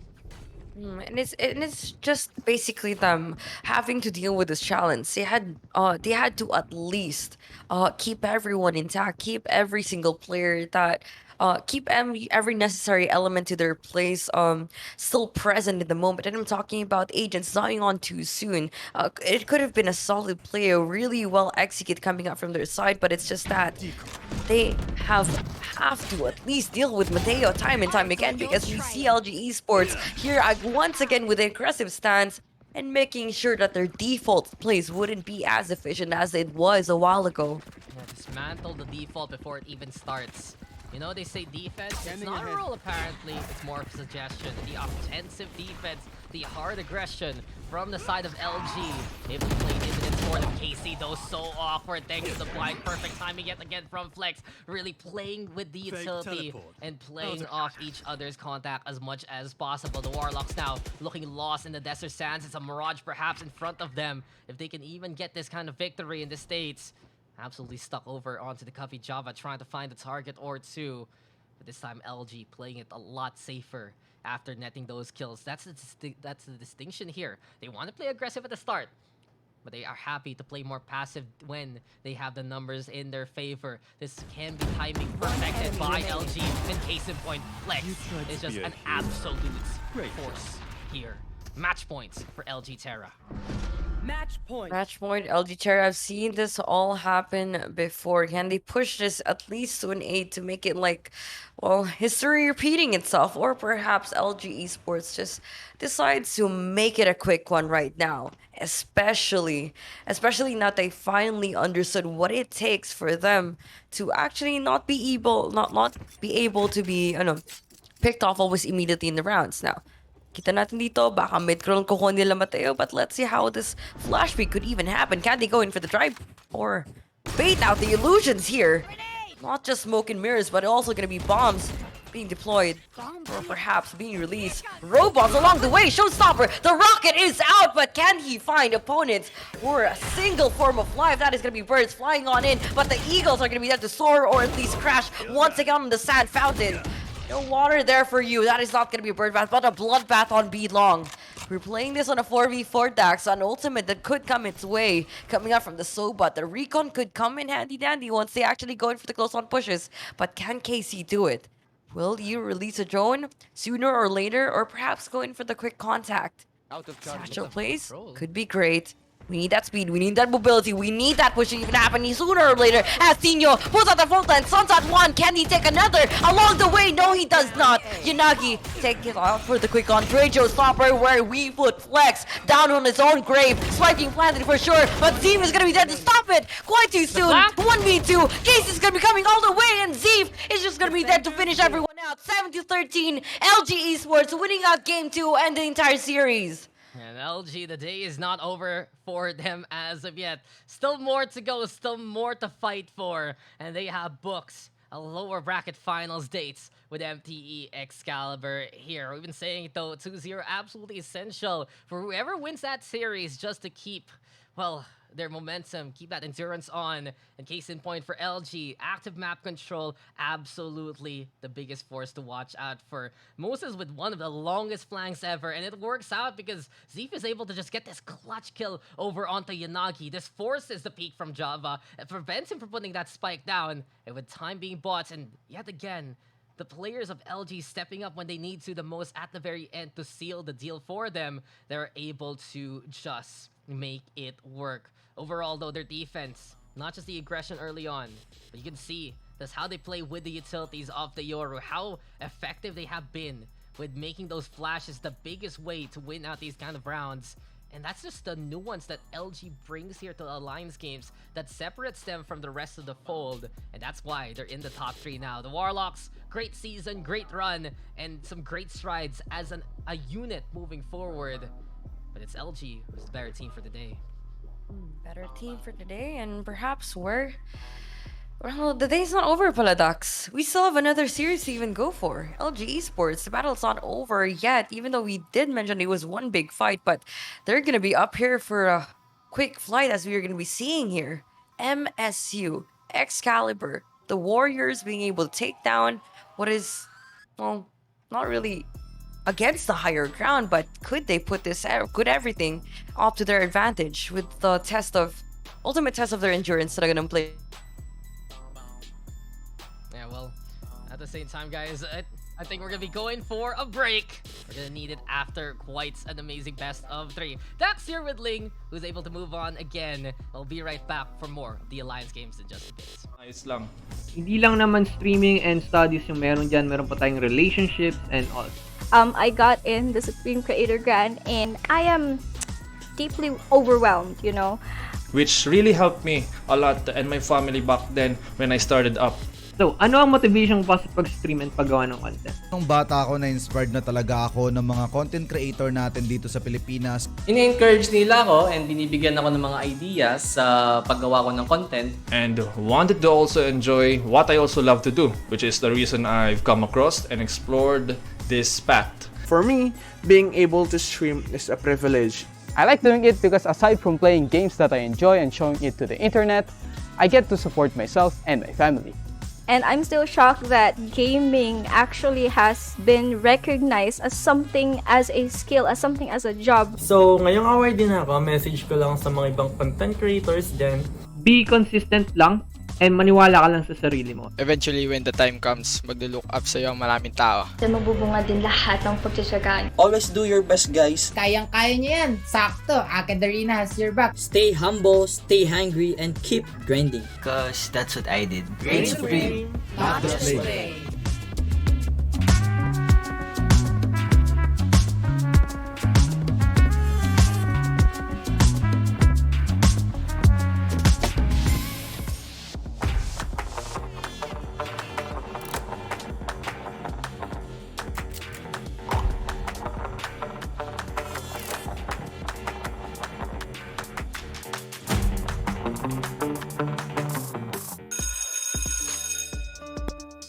This is Filippo. This is Jessica. Parehong freshies, parehong gamers. Gusto ni Filippo maging next big caster. Si Jessica naman wants to make the biggest esports tournament in their campus. Where they don't know where to start.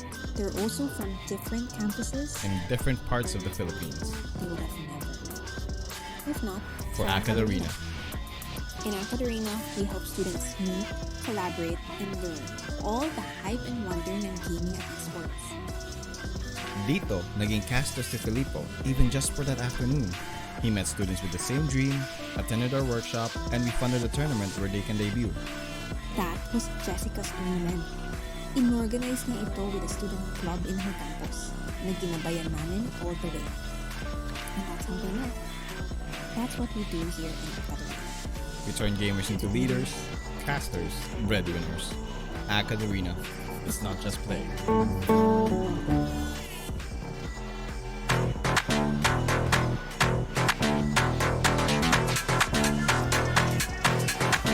What I want. This is what I want. What I want. This is what I want. That thing, that thing, that thing that makes me cool like crazy. Makes me cool like crazy. Makes me cool like crazy. Let me break it down. It's a material world. Show me what you got. I hope you came prepared right there. If you give me the thing that I want, wanna get that thing, that makes me cool like crazy. That's fine, that's lit. No if, no buts, no maybes. It's what I want. This is what I want. This is what I want. What I want. This is what I want. That thing, that makes me cool like crazy. Gerbats, ano, Lars? Nandito ako Nading. Isa pa oh. Kulong ho ka. Bilang isa. Labasan natin. Isa pa. Lumabas ako. Dead. Nice boys. Nice shorty. Na-shorty si Idol. Shorty! Shorty pa. Front side. Nice. Pwedeng boat lang. Guys. Bilang. Bulag. Both long nga. Left and right.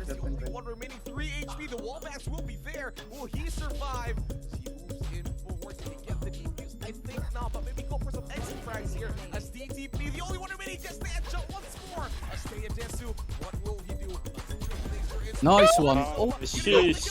Pakis-tricks. Uy, gagi. Ano mo yung up ko? Nagsira yung keyboard ko, boy! Gagi. Gogi ka. Seryoso? Abot. Oh my god, tricks. Keyboard ko yung pumindot. Hindi mo nakikita mo, diba? Pinipindot ko, gagi. Oh, gagi ka. Oh my god, tricks. Tas. Hey, bawal yun! What the? Good call, Kel. Good call. Yeah, all tricks, pre. All tricks. One more. That's it. One more. Isa pa. No time. Hindi na pipick. Nice one, Basti. Let's go. Grabe ka na, Kiel. Ibang klase ka na. Ano kami ko? 6-man dead free. Ikaw kailan kung komportable ako pareho. Baka mamaya after sabihin mo, hindi ko siya komportable mag-jet. Sabi ko, practice na ako mag-jet ngayon, par. Hindi, ako na lang. Ako na mag-jet.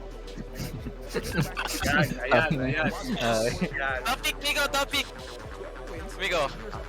Topic. Isang bagsak. Isang bagsak lang. 1, 2, 3. Tama, bilis. 1, 2, 3. Chamber. I think it's A. Smoke A. Ball niya? Yeah, it's A. Round. Flashing. Pushing. I'll go. I'm dashing out. Oh, I'm blind as. Chamber. Hell. Hell jet. Right side hell. Timber's late, no? Yeah, Chamber's late. I have your shirt. Oh, sir. Oh my god! Hindi nakita yung paa niyo dun. What? Bro, the timing, walang pa ng bullets. Ba't hindi kita yung paa niyo dun? Magic, bro. Epic fail moments. Yeah, nakita ko. Watch Mojo. This is a Christian server mistake. Oh no, I'm gonna burn. Okay, darter no? Okay, dart? No. Darting. Flashing. Are you guys gonna go? Flashing. Nice flash. One wine. Jenny. Nice one, boys! Ay, naku, may timeout na naman. 7 rounds, boys. 7 rounds. He wins. 7 rounds. Muna ako, mataba ko sa thesis ko. Huwag ka na mag-thesis. Wala bimin mo, bro. Flashing. Yes, flash, wait lang. Low kill J, 74. Brother. 16. Let's go. Thank you. Oh. I'm lit, boy. I'm lit. Wala, may check ako na Check close. Baka check ko na. Ano? Passing up. Pwede na mo? Labak sa'yo. Smoke gun ko. Under. Good. Hookah. Hook out elbow.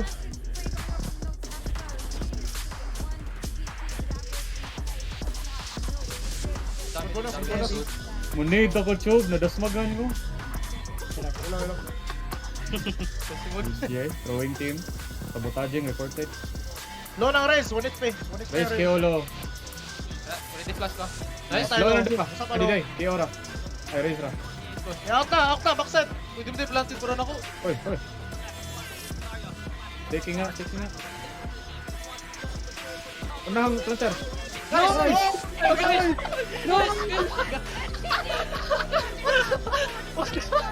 Ay, mura.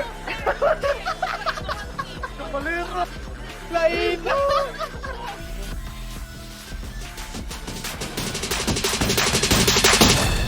City Sova. Akin heaven mo. City lang Sova. Last City. Darting backside. Yol na. Pwede.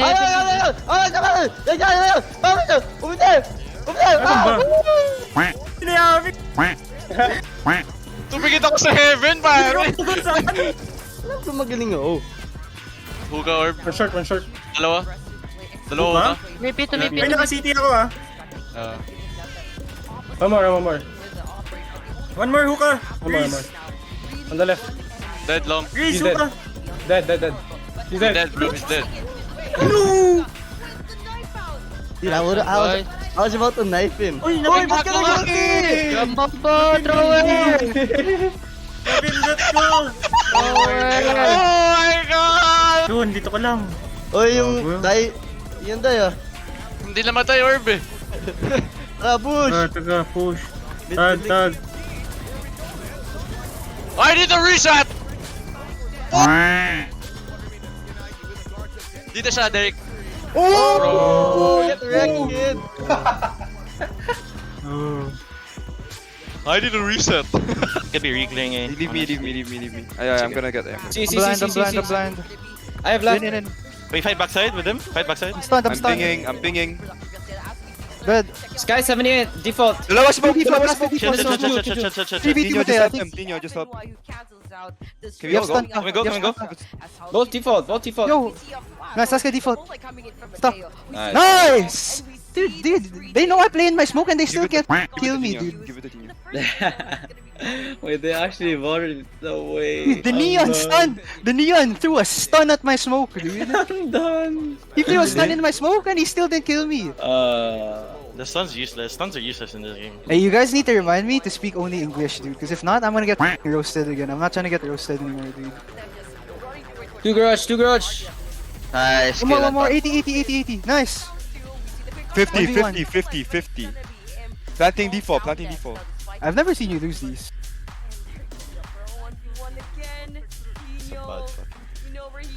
Backside. Sure win with the drone, dude. Might take space, Yun lang. Oh, good. Nice! Yun lang. Oh my god, dude. I don't know why. It sounded like you were actually gonna shoot that, dude. You actually Given how many times Dino has done brain dead stuff, I thought he was gonna shoot it. You're actually the type of dumbass to shoot yourself. I got mine. Wait, oh no! All good. Near ramp. You have a vandal there. Heaven now? I'm in the worst position. Can you fight with me here? Because I have a vandal. I don't want to have it. One ramp. Can you swing, Jeff? I have Evan. Nice! Anton, they're dead. Wait, what are you? Hey, my KD!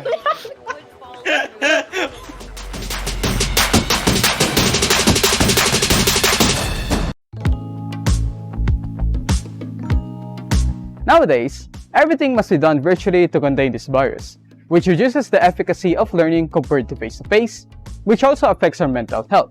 The hardship I face sa ngayon is yung lack of income sa pamilya namin. And nung nagsimula ang COVID, naapektuhan talaga kami kasi nag-lockdown at kailangan mag-cancel yung mga schools. Tapos ko halos lahat ng subject except dun sa aking thesis. Naiwan ko siya kasi yun nga, dumagdag sa isipan yung stress na nasa linya na kami nang nagigipit at maayos lang.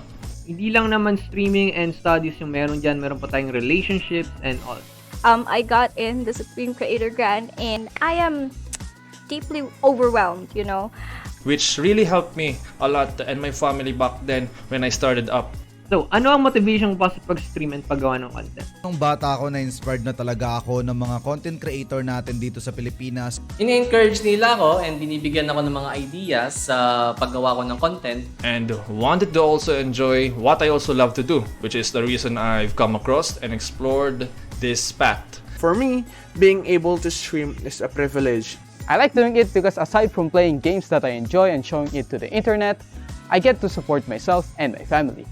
And I'm still shocked that gaming actually has been recognized as something, as a skill, as something, as a job. So, ngayong award din ako, message ko lang sa mga ibang content creators dyan. Be consistent lang and maniwala ka lang sa sarili mo. Eventually, when the time comes, maglo-look up sa'yo ang maraming tao. Mabubunga din lahat ng pagtsatsagaan. Always do your best, guys. Kayang-kaya niyo yan. Sakto, AcadArena has your back. Stay humble, stay hungry, and keep grinding. Cause that's what I did. Reign supreme, not just play.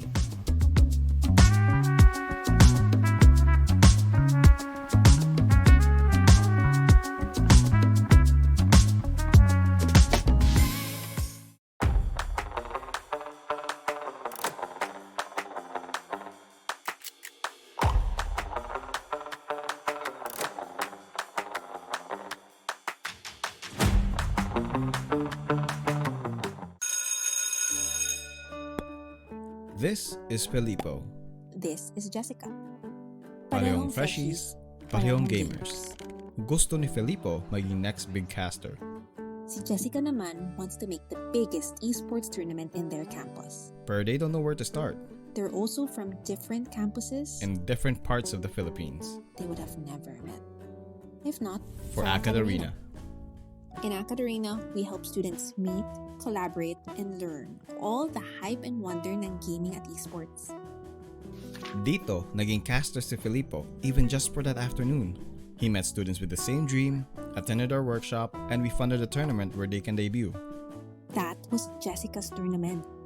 Inorganize niya ito with a student club in her campus na ginabayan namin all the way. And that's how they met.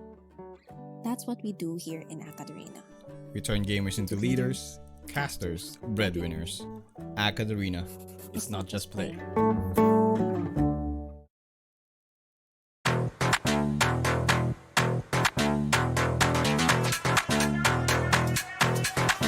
What I want. This is what I want. What I want. This is what I want. That thing, that thing, that thing that makes me cool like crazy. Makes me cool like crazy. Makes me cool like crazy. Let me break it down. It's a material world. Show me what you got. I hope you came prepared right there. If you give me the thing that I want, wanna get that thing, that X that makes me cool like crazy. That's that, this that, that's lit. No if, no buts, no maybes. It's what I want. This is what I want. This is what I want. What I want. This is what I want. That thing, that thing, that thing that makes me cool like crazy. Kerbats, ano, Lars? Nanita ako Nading. Isa pa oh. Kulong ho ka. Bilang isa. Labasan natin. Isa pa. Lumabas ako. Dead. Nice boys. Nice shorty. Na-shorty si Idol. Shorty! Shorty time. One ano? Front side. Nice. Soba long. Pwedeng boat long. Bilang. Boat long nga. Left and right. there. Will he survive? He moves in forward. Can he get the defuse? I think not, but maybe go for some exit frags here. As DTP, the only one remaining, just the headshot once more. Stay at Desu. What will he do? Gets the triple laser in. Nice one. Oh, Sheesh. Pakistrix. Uy, gago. Ano mo yung up ko? Nagsira yung keyboard ko, boy! Gagi. Gogi ka. Seryoso? Abot. Oh my god, Trix. Keyboard ko yung pumindot. Hindi mo Pre, nakikita mo, muntik na. diba? Pinipindot ko, gagi. Oh, gagi ka. Oh my god, Trix. Apex Tamaraos. They're all advantage here as they keep things with their Tas. Hey, bawal yun! What the? Good call, Kel. Good call. Yeah, all Trix, pre. All Trix. One more. That's it. One more. Isa pa. No time. Hindi na pipick. Nice one, Basti. Let's go. Grabe ka na, Kiel. Ibang klase ka na. Ano kami ko? 6-man bid free. Ikaw kailan kung komportable ako pareho. Baka mamaya after sasabihin mo, hindi ko sila komportable mag-jet sa practice na mag-jet ngayon par. Hindi, ako na lang. Kaya ako na mag-jet. Ayan. Topic, Miko. Topic. Isang bagsak. Isang bagsak lang. 1, 2, 3. Tama, bilis. 1, 2, 3. Chamber. I think it's A. Smoke A. Molly na? Yeah, it's A. Flashing. Pushing. I'll go. I'm dashing out. Oh, I'm blind as. Chamber. Late chamber. Hell. Hell jet. Right side hell. Chamber's late, no? Yeah, chamber late. I have your shirt. Oh, shirt. Oh my god! Hindi nakita yung paa niyo dun. What? Bro, the timing, walang pa ng bullets. Ba't hindi kita yung paa niyo dun? Magic, bro. Epic fail moments. Yeah, nakita ko. Watch Mojo. This is a Christian server, mister. Oh no, I'm gonna burn. Okay, darter no. No. Darting. Flashing. Are you guys gonna go? Flashing. Nice flash. One wine. Jenny. Nice one, boys! Ay, naku, may timeout na naman. 7 rounds, boys. 7 rounds. He wins. 7 rounds. Muna ako, mataba ko sa thesis ko. Huwag ka na mag-thesis. Wala bimin, magro. Dungan mo. Flashing. Wait lang. Low kill J, 74. Padre. 16. Sunset. Let's go. Okay. I'm lit, boy. Wala, may check ako na close. Baka check ako na. Pero, Flashing off. ready na mo? Nabak-set. Smoke gun ko. Under. Sud. Hookah. Hookah elbow.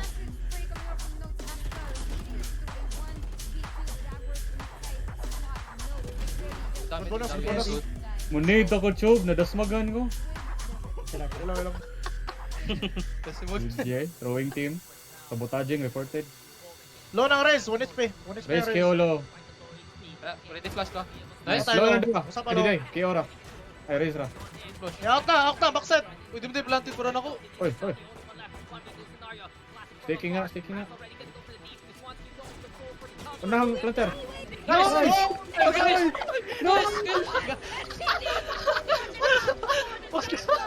Ay, mura. Kamalera. Lain.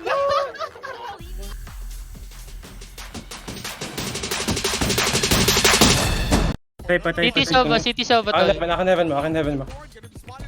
City lang Sova. Last City. Darting backside. Yol na.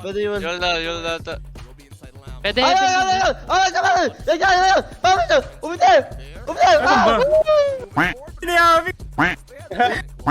Tumigit ako sa heaven, pare. Alam ko magaling oh. Hookah orb. One short. Dalawa na. May pito. Ay, naka-city ako ah. One more. One more hookah. One more. On the left. Dead long. Grease, hookah. Dead. He's dead, bro. He's dead. Dude, I I was about to knife him. Uy, ba't ka nag-ulti? Napindot ko! Oh my God! Yun, dito ka lang. Uy, yung die. Yung die ah. Hindi namatay orb eh. Push! Taga, push. Tag. I need a reset! Dito siya, Derek. Oh! Get wrecked, kid! I need a reset. Could be re-clearing eh. Leave me. I'm gonna get him. I'm blind. I have left. Wait, fight backside with him? Fight backside? I'm stunned. I'm pinging. Good. Sky 78, default. Dalawa smoke. Chill. Tino, just help. Can we Can we go? Both default. Yo! Nice, let's get default. Stop. Nice. Dude, they know I play in my smoke and they still can't kill me, dude. Give it to Tino. Wait, they actually voted no way. The neon stunned! The neon threw a stun at my smoke, dude. I'm done. He threw a stun in my smoke and he still didn't kill me. The stun's useless. Stuns are useless in this game. Hey, you guys need to remind me to speak only English, dude. Because if not, I'm gonna get roasted again. I'm not trying to get roasted anymore, dude. Two garage. Nice. One more. 80. Nice. 50. Planting default. I've never seen you lose these.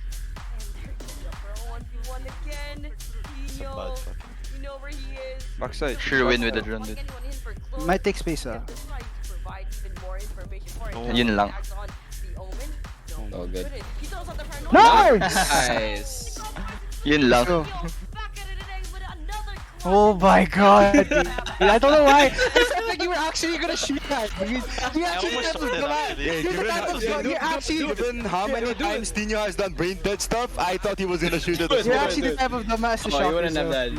Got mine. Oh You no! have a Vandal there. Heaven now? I'm in the worst position. Can you fight with me here? Because I have a Vandal. I don't have it. One ramp. Can you swing, Jeff? I have Heaven. I have Heaven. Nice! Anton, they're dead. Wait, what are you? Hey, my KD!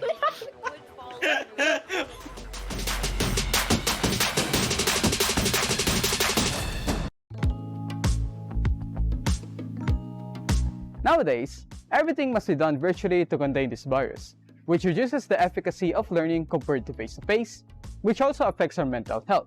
The hardship I face sa ngayon is yung lack of income sa pamilya namin, and nung nagsimula ang COVID, naapektuhan talaga kami kasi nag-lockdown at kailangan mag-cancel yung mga schools. Tapos ko halos lahat ng subject except dun sa aking thesis. Naiwan ko siya kasi yun nga, dumagdag sa isipan yung stress na nasa linya na kami ng nagigipit at maayos lang. Hindi lang naman streaming and studies yung meron dyan, meron pa tayong relationships and all. I got in the Supreme Creator Grant and I am deeply overwhelmed, you know. Which really helped me a lot and my family back then when I started up. So, ano ang motivation mo pa sa pag-stream and paggawa ng content? Nung bata ako, na-inspired na talaga ako ng mga content creator natin dito sa Pilipinas. Ini-encourage nila ako and binibigyan ako ng mga ideas sa paggawa ko ng content. And wanted to also enjoy what I also love to do, which is the reason I've come across and explored this path. For me, being able to stream is a privilege. I like doing it because aside from playing games that I enjoy and showing it to the internet, I get to support myself and my family. And I'm still shocked that gaming actually has been recognized as something as a skill, as something as a job. So, ngayong hour din ako, message ko lang sa mga ibang content creators dyan. Be consistent lang and Conquest slot on the line. This is it, ladies and gentlemen. The battle for the second slot, that second seed, and a chance to face off against Virtus Arcus in the Conquest event LAN itself. It's MG Terra versus MTE Excalibur. This is the lower bracket finals, and we are Caster Stacks here with Ling. One more best of 3 to end the Alliance Games online partition on a high note. and I wouldn't have it any other way, in all honesty. LG Terra has always been that force to be reckoned with something we've already said a while ago in their matchup against MCL. But MTE Excalibur, one of the biggest surprises really in the Alliance games, one of the most overachieving teams we have seen, and they have really set the bar higher and higher for teams, especially outside of the Manila area here, Ling. Lumalimutan, MSU. Ito, these guys are gonna be flying over to Manila if they win out this series. Which is like quite an honor in itself na nakikita ko talaga how much of an impression that they basically left for the audience and for the rest of the community that have been witnessing their journey so far. Kasi, one, these are literally the wild cards of the entire tournament. Nobody even expected them to take out those upsets, to even take out their previous opponents last week. And that's I'm just quite surprised myself that there is talent still out there. And it's just the opportunity talaga na kinakailangan nila all the way from Mindanao, dude. Luzon versus Mindanao dito action. And I'm just interested on what type of gameplay or how different will things be? It's not just gonna be the dialect, but also on how this conversation where only gameplay does all the talking. I mean, you speak their language probably, or in this case, they speak their dialect, their Ling, coming in from the same region. But at the same time, we all speak the same kind of code here, Valorant. And one thing I've noticed about this MTE Excalibur roster is they do have that tendency to stay away from the duelist role. In their matchup against Verdes Arcas, which was one of the best matchups that you've ever seen against that VA roster here in the season, all of those games went to double digits. MTE Excalibur did not go down without fight, and they even recovered here on a map like Haven from a 4-12 scoreline to at least make it, I believe, it was 10-13 there at the very end. But you can see here, they're gonna have Jesse Nash on that raise, and this is one of the few instances that we actually see them play that duelist. Other maps like Icebox, that they're happy to play something like the Sage, I believe Ascent that's the same way, and I'll be really interested to see how Split is gonna go on here for Excalibur later. One point I want to make here is for both squads, they have that tendency to rely on utility. But for LG Terra, we witnessed what it was all about. Enable the peaks, enable the aggression, and still play the duelist role to an absolute T. But it's completely different for MTE Excalibur. Ito sila, kung kaya nila hindi mag-duelist, G sila dun. They're not gonna be playing the Jet, they're gonna be playing the Raze, and it is just utility focus as a composition to begin with para sa MSU squad natin. Which is like mahirap kasi they both know what to expect sa mga kalaban nila. I mean, you play our game. It's just a matter of time that for us to figure out who does it better. But not only that, parang magiging challenge talaga nila sa isa't isa is how different the approach may be, because we all know that LG Terra, their vaults has been out there for quite some time, and I'm pretty sure MSU already did their research against their opposition, and for sure in this lower bracket finals, everybody has to be prepared at a certain point, and we wouldn't expect a team like LG Esports to be overly complacent in terms of how well their run is going well so far, and the only team that have questioned their credibility or their overall existence in this tournament or reign. Existential crisis. Reign is so far. Crisis bigla dun. It's like, am I real? Is what I do? Are we really one of the best? Yun dapat ang tanong nila ngayon. Totoo ba ang ginagawa natin dito? Pero yun nga, I think that's the point. Are we the best that the collegiate scene has to offer? And this is the perfect chance to prove it.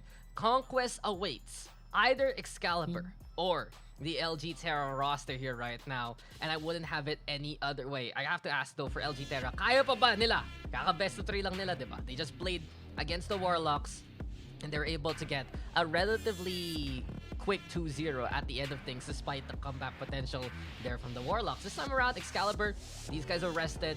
These guys have done the homework that you mentioned, especially the fact that there's so much more VODs of LG Terra compared to MTE Excalibur here in the Alliance games, plus the previous series that they were able to do. So, kitang-kita na nila ano yung pinagagawa dito talaga nung kalaban nila in the first place. And let's not forget, they took a map away from Verdes Arcas. They made it close for the other 2 maps that they played in that series. And there's so many players, so many people, honestly, watching out for this MSU squadron to absolutely perform. Kasi isipin mo, mapapalipad ka ng Manila galing from the Mindanao region there to prove na Valorant talent, di lang sa Manila yan. It's all across the nation, and it's the perfect way for them to also try and get their revenge against Virtus Arcus. Let's not forget, these two teams right now in the top 3, these two teams in the lower bracket finals, both fell to the hands of our defending champions who are waiting for them in Conquest. So kitang-kita talaga natin na there's so much hype right now, so many things on the line. But I believe it's time for us to get into the game, Ling. We have that fade into play for Vundi. You have a breach and a Astra this time for Mateo and Moses on the side of LG. But all I know is the action is coming our way. Zeef already setting things up with the Cypher plays. And he has been one of the most incredible players we've seen so far from the LG run in the playoffs. We'll see if he can continue on as now the Prowler will spot him out. Faultline could follow up coming up from the breach, but it's just gonna be the frags that they definitely need. Class prevailed this time. No headhunter for user, or at least no frags. But for Jesse Nash, though, to be able to hold on his ground onto his garage window is basically enough for him to relay information. Even frags along the way. Clean shots coming up from the Ghost, but it's not gonna be clean landing that you could be intercepting against Flex. I will destroy you. The breach could not even do anything at this point. As he even lays down his guard for Bundy, though.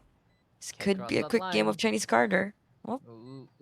Nah, doesn't even bother to play the Limbo Rock here, Ling, and with Bundy the only one left, it's gonna be a difficult straight. Frenzy, though, in hand, can still make it work if he can solo these duels. But at the same time, there's the peak, and Zeef will actually get taken on down. So chip damage to start things off. Shocked at being lined up, I believe, here by Tino. It's at a recon here. Haunt into play, try to get that intel, but the crossfire is absolutely prepared here by LG. From front to back, there is just no escape, and Flex is there to get that takedown. LG will take the first round, will take that pistol, so it's a good start for them. I do want to say, though, as we're going into an eco state here for Excalibur, medyo yung name game talaga nila malupit, no? You have a guy named I Will Destroy You. Angas, di ba? Pangalan pa lang. You have a guy named Shadow. So there's the edge part. And then you have someone named Sunshine. And you have a guy named Jesse Nash. Come on! Jesse Nash is such a good name. Ma'am, can we have Jesse Vash at... Can we pick up Jesse Vash? No, Jesse Vash is at home. Comes home. You get Jesse Nash. It's good stuff. The Jesse Vash at home. I mean, it. I'm not disappointing. This man can have his moments as well. But it's not as good as, you know, as the original one. Really creative with the names. That's basically, I gotta give it to them. Good name game, that's how you get the win. So, well, relatively straightforward round for LG. It's free real estate. Tipong, uy, may bahay dito, wala nakatira sa'yo, atin na to. And between, again, the Astra composition that they love to run, and of course, compounded with the breach, you can see for LG, na dun talaga yung focus nila on the utilities. They will want to play from as far of distance as possible. Tino, though, this can be a multi-kill coming in his favor. Right over onto the corner, most of them all down, except Sunshine. He gets 3 for his troubles. 4v2 scenario now. It's all about the chase, all about the confirmation, and Moses is there to get the first check mark. Sunshine, though, the only one left, but it's looking to be darkness looming here his way as Flex will find him and take him down. LG now, taking the first 2 rounds, but this is where the fun begins as MSU will get their guns. 2-0, buying a Phantom. I mean, at this point, they just know how the series should be ending. And that's supposed to be them leading and taking down the Star Cores in this tournament.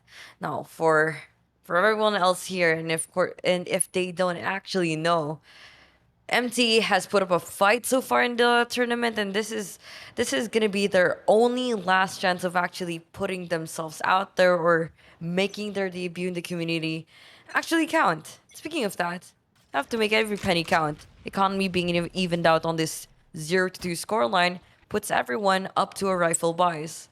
Now, time to get default plays. Yes. As Arsenal is all about, but I just have to say here for MSU, they have to be careful of basically that Jet being trouble. Flex though dashing on in, already getting a takedown onto Jesse Nash, but Jesse Nash did get that first frag. I Will Destroy You makes a trade work, and Mateo will find his counterpart there on the other side, making it 3v3 for now. Sunshine though, all the way on side, trying to hold things down. Zeef there is able to get that takedown in response. So LG Terra in a bit of bonus situation, but they're finding the frags anyway, despite the slight disparity.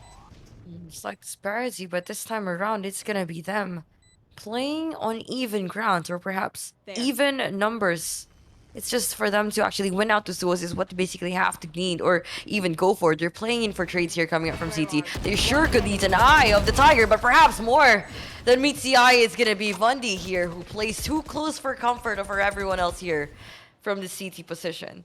I mean, he meets Mateo instead, and that's even worse. LG Terra getting a third round. And this is now where I kind of want to bring up a few things I've noticed in the previous series against Virtus Arcus here for MTE. They do not play that jet from the sample size that we've gotten so far. I'm not completely sure if it's part of the rotation or not because they play these no-do-lose compositions on certain maps, and one of them may be Ascent later on. But you can see what Flex is able to accomplish by dashing on in, by getting through to the other side. And that might be the problem for MTE as a whole. Keeps on up, but Flex again, hungry for some kills, gets 2 first troubles, but Shadow is able to trade things back at Shadow. Potent force to behold, able to get that takedown with a Headhunter and pick up a gun here for the side of MTE. Scramble for LG Terra, they decide to just evacuate towards that A side. Camera even getting spot on, but here we go again. LG Terra, one more time, expanding the kingdom of real estate. Parang DMCI hopes na to by this point. And it's LG Terra getting the site again relatively for free.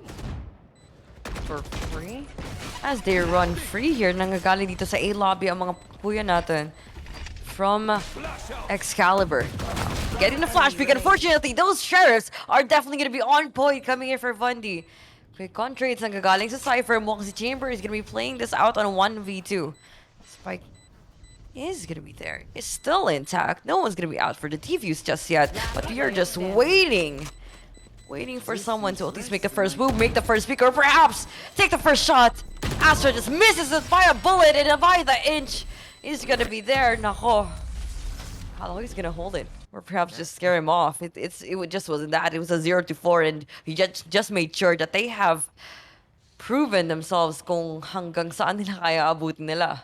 I mean, it was a good try from Shadow, don't get me wrong. Pero at the same time, kita mo, because of LG just getting absolute free real estate to get towards the site, sa kanila yung condo, sa kanila yung apartment, sa kanila yung bahay, everything is just going in their favor. And they can just demolish the site as soon as possible by putting that spike down so early on into the round. Time is not on the side of MTE whatsoever. And it has been a bit of a struggle there, just because that they cannot find the way to actually hold things down the way that they would like. But here we go yet again. Bit of the action towards the garage. Flex getting ready with the tailwind, has the Blaze Storm available too. But it's Jesse Nash who's been holding down that window with the paint shield so far. Forces a tailwind on out. At least a bit of a burn here before everything really kicks off. Micro Games has been on point. They understood fully well how efficient they are in terms of utility usage, but it's just going to be them boiling down to just the duel, just the frags, and just the breach. Even make a few more openings here, and the closings coming out from the chamber. He teeps right on in, and of course tries to keep himself alive. The Hunter's Fury is going to be there, coming all the way from CT. Moses forces out the plant on towards A site, and there goes the post plant. Moses Shadow coming in from heaven, but the operator plays can be a bit more difficult than usual here as we play in this retake. He takes out one. That's gonna be Tino. No information game, but there goes the tradings coming out from Flex, coming out from the corner, coming out from the flash, and emerges right into the spotlight and just dies right in front of the audience. And 0-5 LG Esports, just making it as cleanly as possible. Through the velvet curtain, you will just die and exit stage right immediately for the defense there. I was honestly surprised Shadow survives that to still find a way to reposition towards the tower, but case in points is the Cosmic Divide being such a bother for many players trying to get back on the site. It really goes to show LG Terra happy to play that Astra still. They have a player like Moses, I believe, who is just so potent with the Age and so encompassing.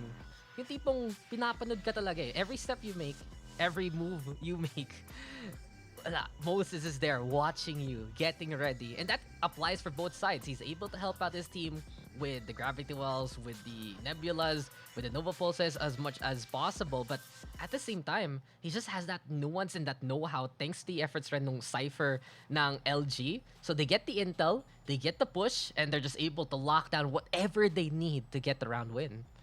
Lockdown, well, not exactly detaining anyone, but just making sure that the keys to their victory will by any chance be taken away by the enemy, because for sure once they open that Pandora's box, there's no turning back. They have to unleash all evil there is and have to deal with every monster right in front of them. That is gonna be LG Esports, and I'm pretty sure they have a bit more tricks up their sleeves because they went up against Warlocks. Imagine what other evils or what other magic that they have to even pull off.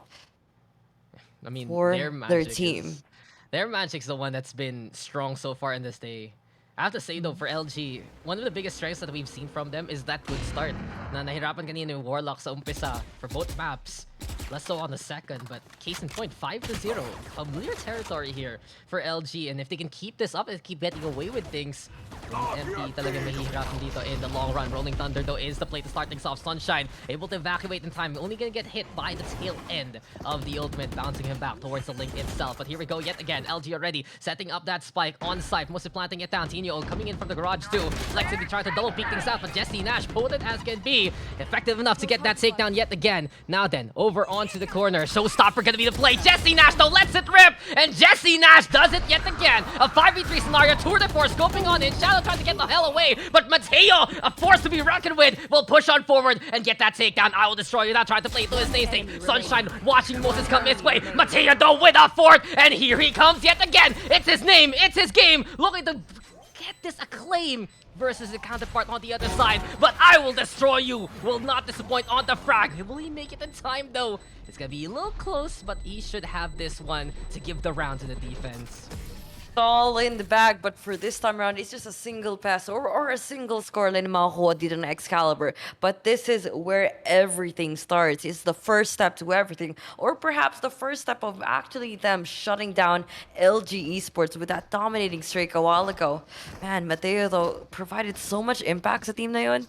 4 kills, almost an ace clutch. The team basically gave every single ounce of power to that one player. Saktong pag-aasim, calculated pushes, calculated aggression. Kung sasabihin natin yun, is where we see them doing all the math, and Mateo just does it very well. Oh, but you know who's been doing well so far? Excellency. That thy name is Jesse Nash from the garage holds this time with the first frag, making things easier for the defense to try to hold things out. But Mateo feeling it, but will feel the fury of the judge instead. That will break his momentum immediately. I will destroy you. Also getting the kill onto Tino, but Zif holding things down, able to keep things alive here for LG so far. Big pickups and big kills from the Cypher. The back line able to prop up really the spine here of this squad. Absolutely just instrumental. Over onto the corner, he will go after Graffiti. Jesse Nash trying to peek things out. Does he have the perfect bounce with the paint shells here to flush him out? Moses though doesn't care, peeks and wins anyway. Shadow now finding the kill in response. 1v1 scenario, we've seen this tangle before, and it's the same kind of conclusion. Moses does it again, and it's 6-1 now in favor of LG. Man, I was expecting a really good cliffhanger here, but for sure LG Esports just tried to make sure that everything just stays in the plot. Everyone just has to follow their script and do all the acting here, proper stage blocking, and we see them putting up a huge performance where everyone else's eyes is going to be here on this roster, not just for Flex, not just for Mateo, but for everyone else, especially by Moses from that clutch. Amazing plays, and perhaps a good way for them to actually put this on a quick on response in whatever plays that they did from the previous. Excalibur being challenged here. No momentum for you, and of course no map control on mid. You have to go somewhere else now, sir. Not allowed whatsoever. Tickets, please. Cannot find the answer, but Mateo the lurk is ready. Shadow, if he peeked that out, that could have been a timing versus the breach, but maybe this time around, they'll find Mateo in response. Shadow, though, trying to keep things out. Double peek, triple peek even. Everyone's going after Mateo now. He's pretty much the fan club here, rather, the popular one with the fan club from the rest of the roster. But I will destroy you. We'll find Mateo and finally be able to pick up that gun. Tino now trying to step up to that marker, but really, you can see here for MTE, they decide to go towards the A site itself.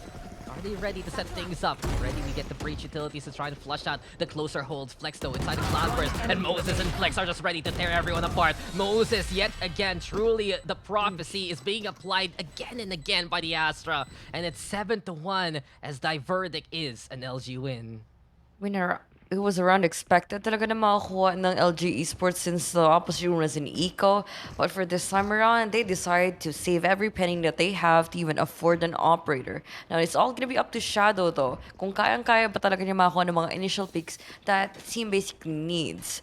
Damage, like, taking as much lives away from the attacking side just makes it the defenses a bit more solid than we are actually well accustomed to. But, you know, let's see if he actually lands a single one or perhaps play out his luck here. Decide the Cyber Cage. I'm not exactly sure if Cypher even decides to even scout for that information or just piss everyone off that he's not even allowed in his own sewers.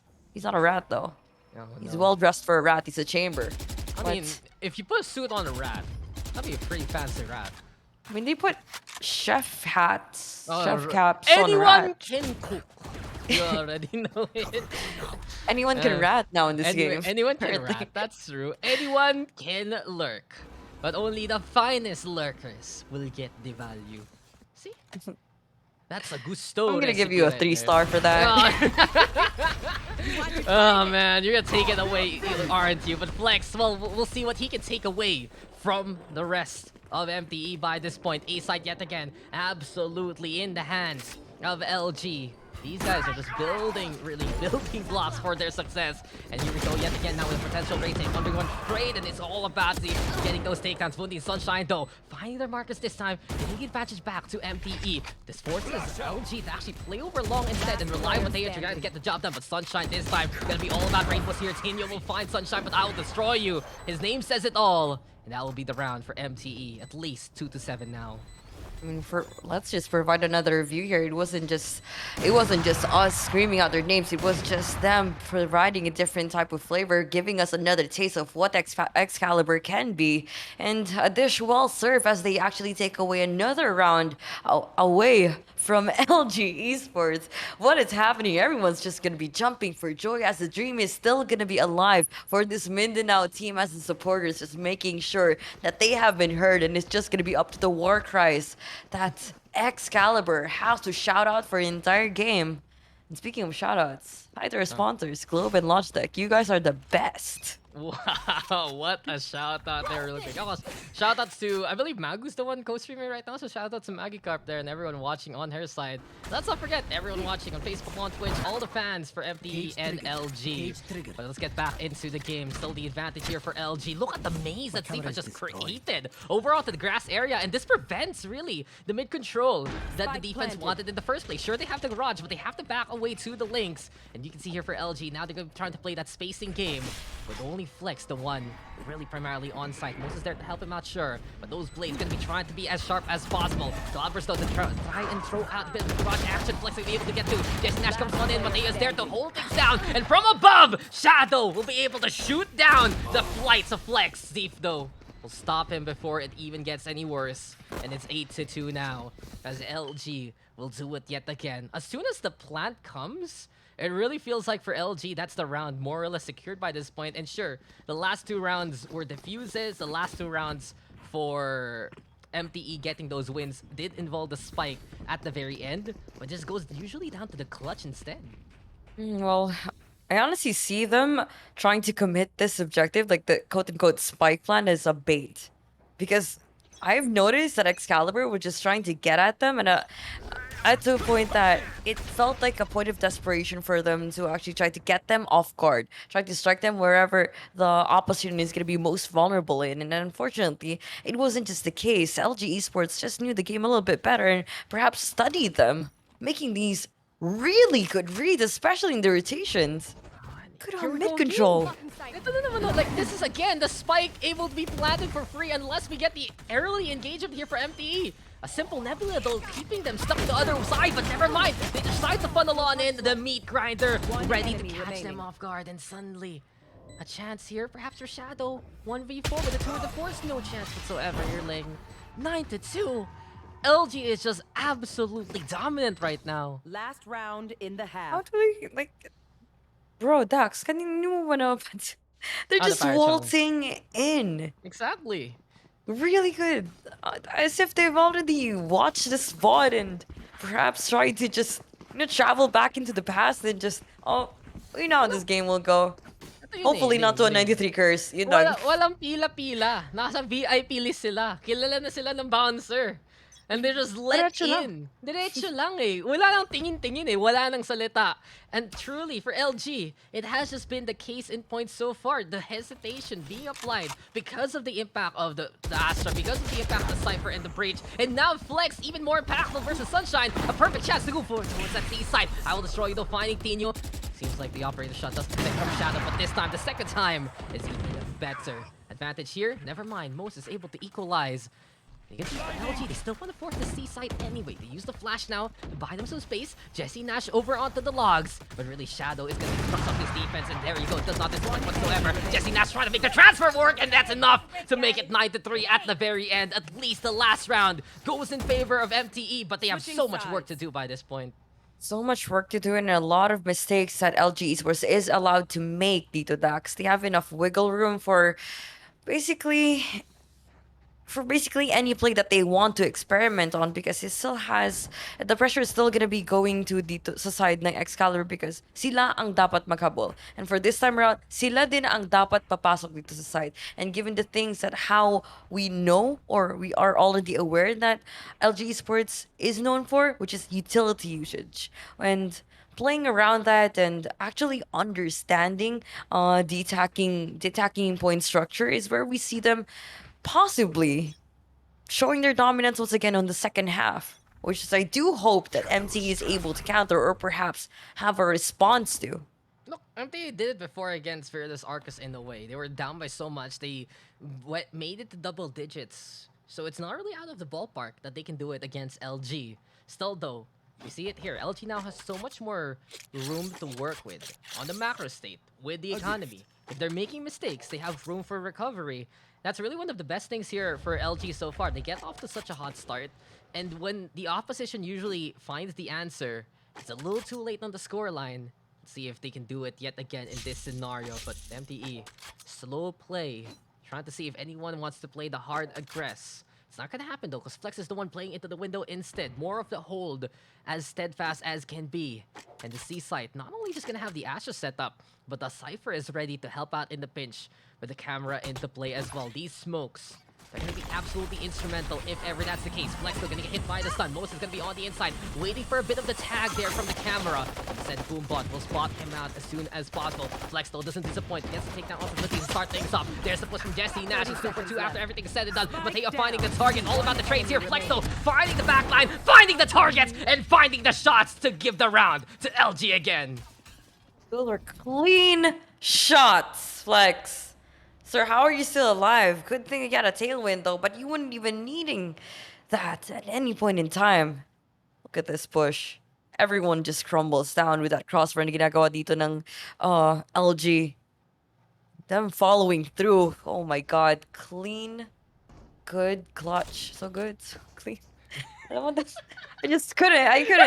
couldn't not say it. But that's the perfect way for you to describe that. LG Esports just doing it once again. And let's say maybe the 93 curse isn't real after all. It doesn't work on Filipinos. It doesn't work on this team. Especially that they wouldn't even pull out a single magic trick. Hello? Move your hats.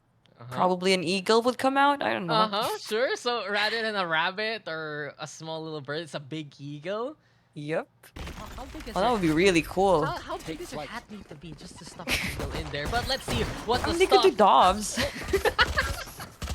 Maybe it is part of the blue and white, or the white part at the very least. But let's see now. 4v4 scenario immediately. It's an eco round here for the side of Excalibur. But wait a minute, Sunshine. What was that? But Teo though able to overrun Shadow there, able to strafe around and get that takedown. 3v3 scenario now. Low HP though for many of the players here for MSU. That's gonna be the struggle here. A single straight shot from the Spectre can be effective enough. And here we have it. Mateo does not miss whatsoever. Flash doesn't care because it's 4 for Mateo yet again. 10-4 over and out, or in this case, it's 11-3 as LG are 2 away from winning out the first map. This is just the first map? Man, they're just swarming up decks. Don't worry. Malay mo ito.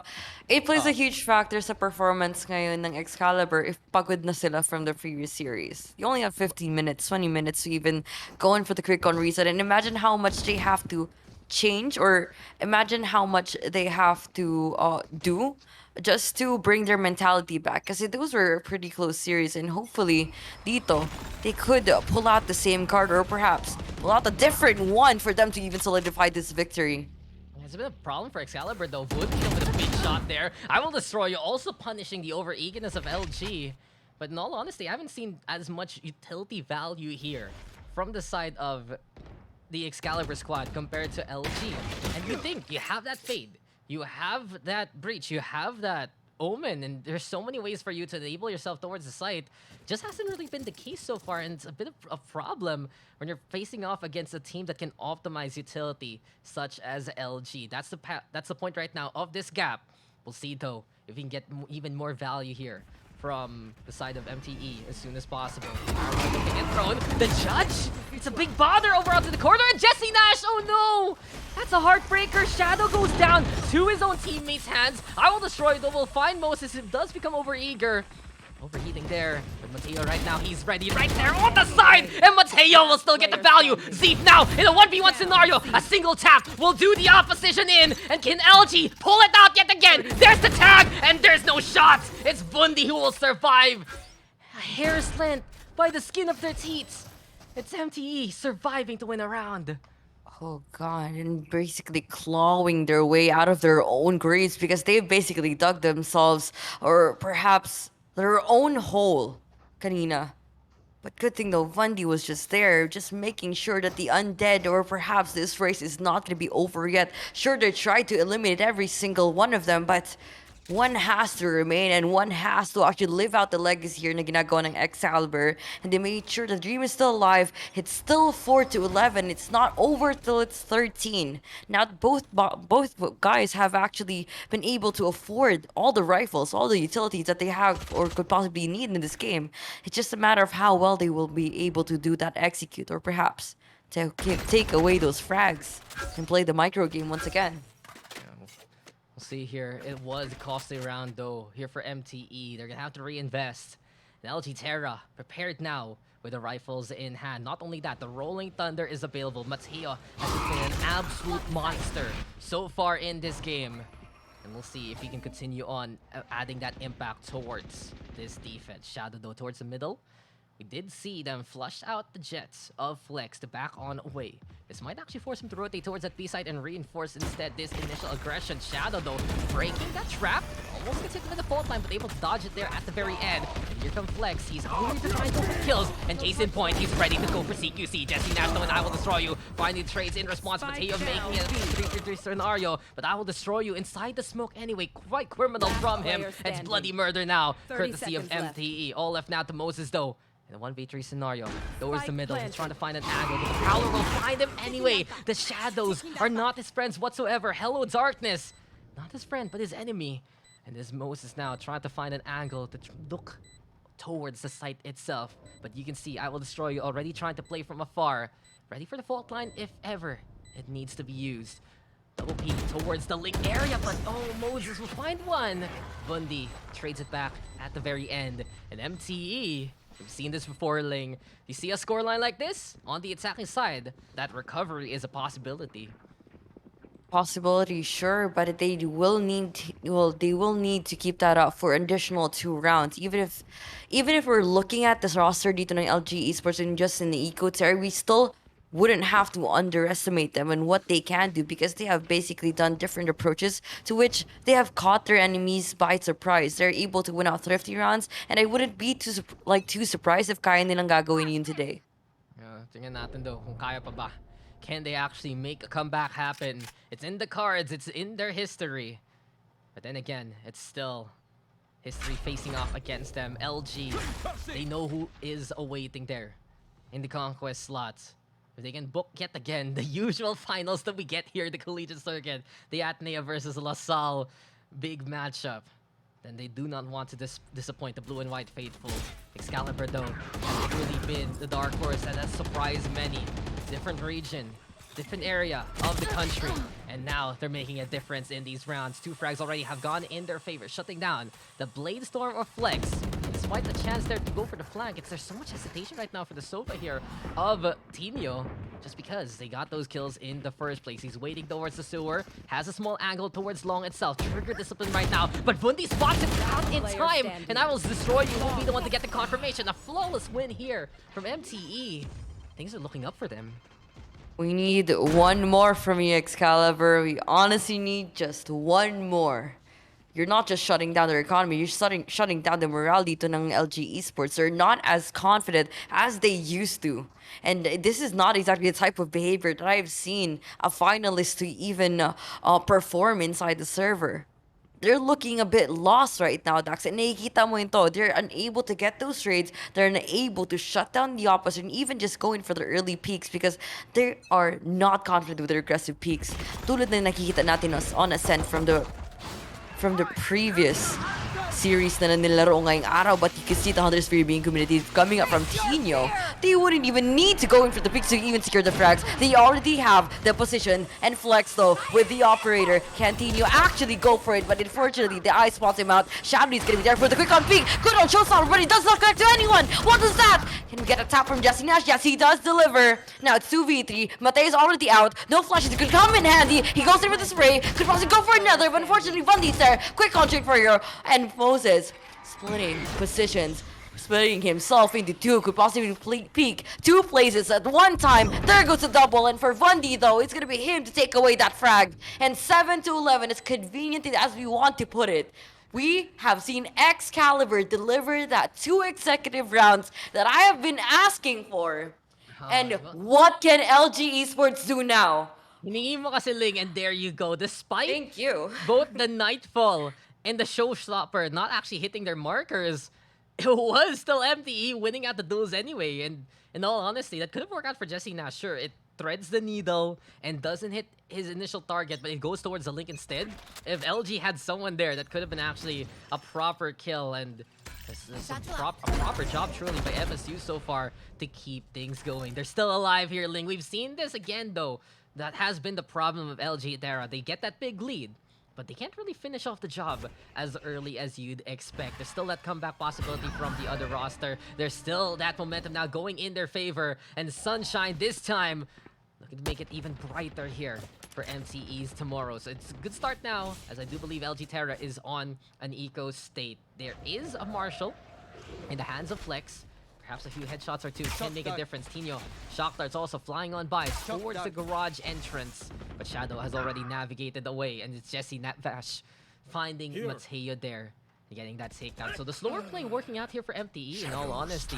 If they can pick apart LG one by one, things can work out in their favor. And case in point right now, if they can get a peek over onto Tinio, that can be the takedown. But Tinio finding out to destroy you, who wasn't looking his way. Tinio with a second one, able to update the gun. Spike planted. Really a tingling feeling, a sensation here from the Sova. MTE senses are tingling in response. Shadow will find Tinio and shut down his rampage before it gets even worse. It's all left to Flex now. 1v3 Slate. He does have a Vandal though in hand, picking up a rifle along the way. Can he find some targets though? You can see how far we have the Fade playing away, just preventing that middle lurk from happening in the first place. A bit of that rotation, or a bit of that exit potential even. For Flex, just holding things down inside the garage. Just can be already around here for MTE yet again, making it 8-11. Bit of a duel though, Shadow peeking, but able to back away in time. There's no escape though, because eventually Bundy will find him. And there you go. It's 3 rounds to gap now between these two teams. This was so much... This was such a big scoreline a while ago, and now, with a 5 in a row from MTE, things are really brightening up for them. All I could say, Dax, parang, I remember the first time casting with you on Haven. 11 has always been a cursed number. Tama. I don't know. Oh, I don't know God. what's up with 11. That's a... People make a wish kapag nag-11-11, but this time, you would be wishing all of the wins that you'd possibly get as I thought soon it as was you hit the Stranger 11-point mark. I thought you were You're going to gonna... things there real quick. Oh, I have to catch up on the series, man. I'm sorry. I don't even watch it, in all honesty. Maybe after this one. Tara G, Stranger Things. Are you and Claire gonna come over? Oh, G lang. Who knows? You know, all the plans in the world, but what is the plan here for LG Terra now? They bring out the operator, but MTE just looking so confident anyway. It really has to be a shot that connects here from Flex to make a big difference. I will destroy you though. Very dangerous waters if you actually put this out. And oh, Jesse Nash! A hair's length that could have been a demise there. MTE still surviving with 5. And now they're going to be rotating away from where the operator was initially stationed. So it should be an A take this time from the attacking side. They have again that fade to make their lives even easier. And the only one holding things down, Artinho as well as Mateo. There we have it though, from the shadows with a spike. A bit risky, but it works out here for the attack. Wait up, Tito, they have an operator and they're going up against heavy flashers, heavy disablers, and the 2 initiator lineup na ginagawa dito ng attacking side. But for this time around, even the retakes can be a little bit more tricky here. Spike planted on A, 8 to 11, 40 seconds down on the clock. Canteen, you actually take at least one more. I will destroy you, gets destroyed, gets the taste of his own medicine. Cosmic Divide being committed, and we, of course, see the Recon Bolt spotting off people from default, spotting off people from Dragon. Of course, not checking on anyone but the heads down on the ground, down on the concrete, and perhaps slapping their way in with just bricks, or perhaps with just bullets to even put everyone down. Such impact! Oh my god, it's A site is the key for Excalibur. And there you have it now. Absolutely chosen ground. Hollow ground there for MTE as they're feeling it this time. Their camera says say it all. They're looking so confident. They're just running away. Wait a minute. Quick little timeout. Take a bit of a probably bathroom break there. Ling, tingnan mo. Look at MTE's chairs right now. You know why they're getting back into it. Oh Monoblock gaming! I have to bring one. I have to bring mine out. Bring it out. It's in the storage room. That's the real buff. Yun talaga yung buff dito ng MTE. Pero at the same time, I have to say for Excalibur, their decision making on the attacking side so much more sublime. They're getting more impact with their utility agents. What I was looking for all throughout. We're getting more from the Fade. We're getting more from the Breach. But really, the rotation game has just been stellar here. One of the best things Excalibur has done here on the attacking side is assess what the hell is going on and just being convincing on where they actually go for the commitment. It's pretty simple, right? You see the operator, you go for that A site, and the fact that they're able to stay away enough from Tinio's sightlines there to get the kills towards the link area instead, it allowed them to get the advantage, and they're just on an absolute roll here so far with 6 rounds straight under their belt. Yeah, they're just steamrolling their way in, all full speed dito, Dax. Because they, as soon as they actually figure out which side to take, which is always gonna be A at a certain point for Excalibur, and they just know that they really shouldn't stop, especially with the given pace that they're currently running right now, especially with the momentum. But, you know, a quick change of pace could be great for them. Taking control over C-Long, I'm not exactly sure how Astrok would even handle or even withstand a 5-man push with just a shotgun. He can do Still it, could though. be this will hurt. Or might not. Oh, Moses can do it over onto the corner. The Prowler though to blind him out, and Jesse Nash with a takedown. So good stuff there from the Fade, and not only that, the Darkness can be into play at the very least. The first frag did come in favor of LG, but it's not enough because it really Value City here. No discounts now. It's full price. Even better for the attacking side of Excalibur. Just been an eco state here for LG. So many rounds we've seen them struggle on the economy. And case in point, Jesse Nash, no struggles whatsoever. Able to get that takedown. Tino though, the waiting game to actually find out Sunshine there, picks up his gun. Very easy scenario. See, does find the target. So there's a chance here for Tino if ever. A 2v1 scenario. Low HP there on the breach. I will destroy you, turning on the route after hearing the sound cues. But the flash is coming, and the pop is there to get that takedown. A double swing even to confirm that kill. And one's the number here, Ling. 1 round gap now between these two squads. what now? What now, Dax? Kahit sabihin ko talaga dito na may 3 ultimates na magagamit nila. Is it something that they could utilize later on the game? Nakikita mo na kung gaano sila kabilis na mapipitas, kung saang site man nila pinapwesto ang sarili nila. It's just Excalibur, just knowing what's best for the team and making all the right decisions, the right calls this time around for them to even put themselves in this scoreline. A while ago, ang laki ng lead tulad ng sinabi mo, but now, everything just looks so shaky for the team. Everything just looks so dangerous. And speaking of that, we are looking at dangerous waters being the Eagles Nah, they're basically swimming around on. They're not fish. They're supposed to be soaring the sky. This is not their territory. This is not safe for you, sir. You're not That's kingfishers. true. That's true. If you get those wings Not wet, supposed to be the there. eagles will swim.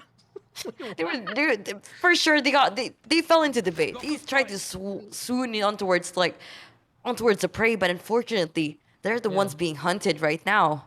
Absolutely, and this is a problem. The birds of prey have become the prey. You never want to see that for them. But MTE, the sword in the stone has already been taken. And as I say, their kingdom is coming towards Haven as much as possible. Now, perfect chance to equalize here for MTE.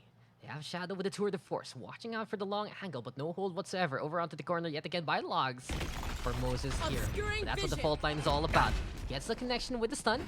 Zeph here inside the window. Can't be a perfect chance because he spots on the face, but can't hit the shot in time. Bundy instead able to make him low. Hunter's Fury is the call, and Tino's the one who actually gets a takedown on his own teammate. That's just unfortunate because of the chip damage there from the Fade. Advantage now in favor of the Assault because they even have that spike put down.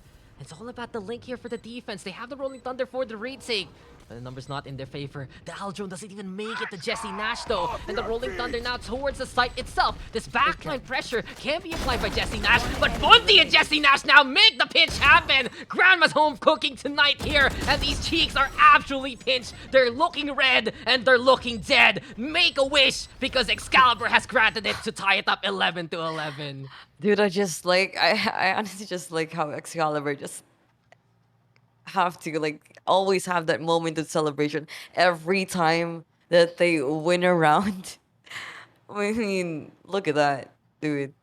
I mean, who wouldn't celebrate these wins? Who wouldn't celebrate every single moment that they have been taking so far, every step that they have been making in this series? Because with the side of things, man, it's gonna be bad news for LG Esports if they will not wake up sooner or later, or perhaps learn from their mistakes right here, right now, because they really need a quick prayer. Ignatian values, perhaps. Oh, do a lot more than they should! Which is flex there to deliver that. There you go. You want Ignatian values? Magis? That's a man for others right there. He's ready to bring out the blades and bring in the heats for LG. They need the hero. They're holding out for it, and perhaps Flex can be the one. I just wanted to say, though, all the space that they made, all the rounds that they worked for in the first half, all for naught now, as MTE have closed that gap. But that's a big advantage here for LG, slowing down the pace to a crawl. Sunshine trying to move towards the C sites. Yet again, though, no one peeking it out. The dark cover going to be into play, but they should be expecting Moses really to hug those corners. They utilize the Prowler to check out the Cubby. If he still has a second one, I'd love to see him just use it over onto the exit of C itself. Instead, the Omen now smoking out that garage. They're really setting up for the sneak. And the Nightfall now gonna be into play. Moses, though, no fear whatsoever, peeks it out. And he will be breaking down that haunt, but I'll show you in shadow. Able to open things up towards A side. It's the bait and switch. Bundy even kind of cashing out Moses there. But while this happens, it's a mad scramble now to the opposite end of the map. It's all about the sprint here. This is not just a marathon. This is just making it towards that finish line. 12 seconds left. They're gonna be able to get that plant down. But Mateo, he has no fear, and he's ready to just hit the shot anyway. Shadow goes down, but Mateo cannot find it. Sunshine this time will be the one to bring home the bacon. And map point goes in favor of MTE. What's going on, Ling? How did they do this? I'm really scared now. Kasi You're scared one, I'm scared, anxious, afraid. Dude, imagine what it's like. I mean, I couldn't imagine what it's like for LG Esports to not make it into finals when they have consistently have. And we have a new challenger up our boat, the Excaliburs. Man, they put their city on the map. They've put Mindanao on the map, Dito Dax. As much as we want to highlight all these Luzon players, man, they're just gonna be taking a lot more than just flex, though. Up against an entire team. Make it 4 right now.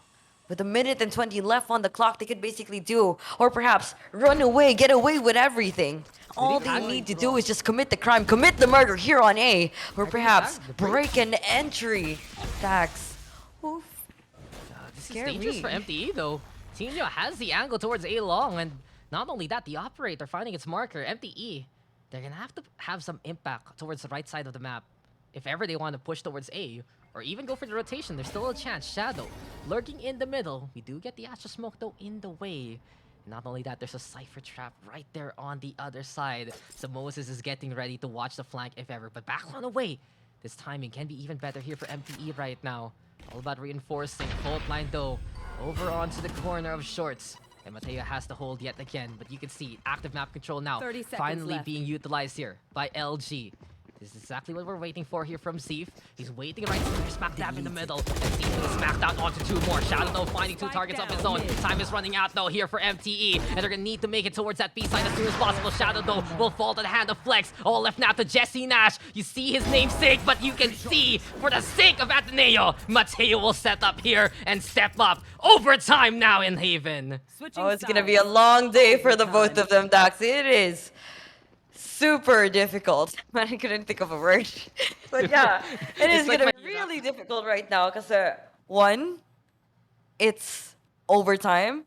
2, it's overtime. Kailangan nila manalo ng 2 in a row for it. Kaya pala 2 times yung overtime. Gets. Yeah, and for sure everybody really want to contest for that last slot. Really want that glory of being in the main stage, and for sure LG Terra wouldn't want to embarrass themselves right in front of us here today because they have given us a quick show or a long show, a late game na kung saan matatagalan talaga tayo dito. Not just in broadcasting, it was just burning out the patience for everyone else here, burning out the endurance kung hanggang saan ba talaga makakaya dito ng Excalibur dahil buong araw na sila sa PC nila with minimal breaks and of course almost nothing to reset for them. You have to unlearn everything na ginagawa ng kalaban nyo and have to face a different type of flavor or perhaps a different type of opponent that basically could be the same as you, could be as different as you could possibly imagine. And man, creative juices talaga kailangan ipipiga mo dito, not just for the IGLs but for the individual plays that the players have basically tried to do. And yeah, dude, good luck. Dax, ang hirap nito. Good luck na lang. Everyone's just really good right now. It's kind of like a wax on, wax off scenario.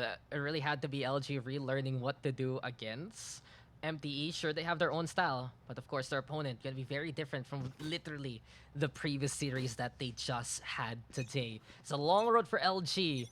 And MTE, in all honesty, able to climb that ladder alongside them and tie things up after it looked to be already an LG victory. This is why we don't call it till the fat lady sings, or in this case, someone breaks it to 13.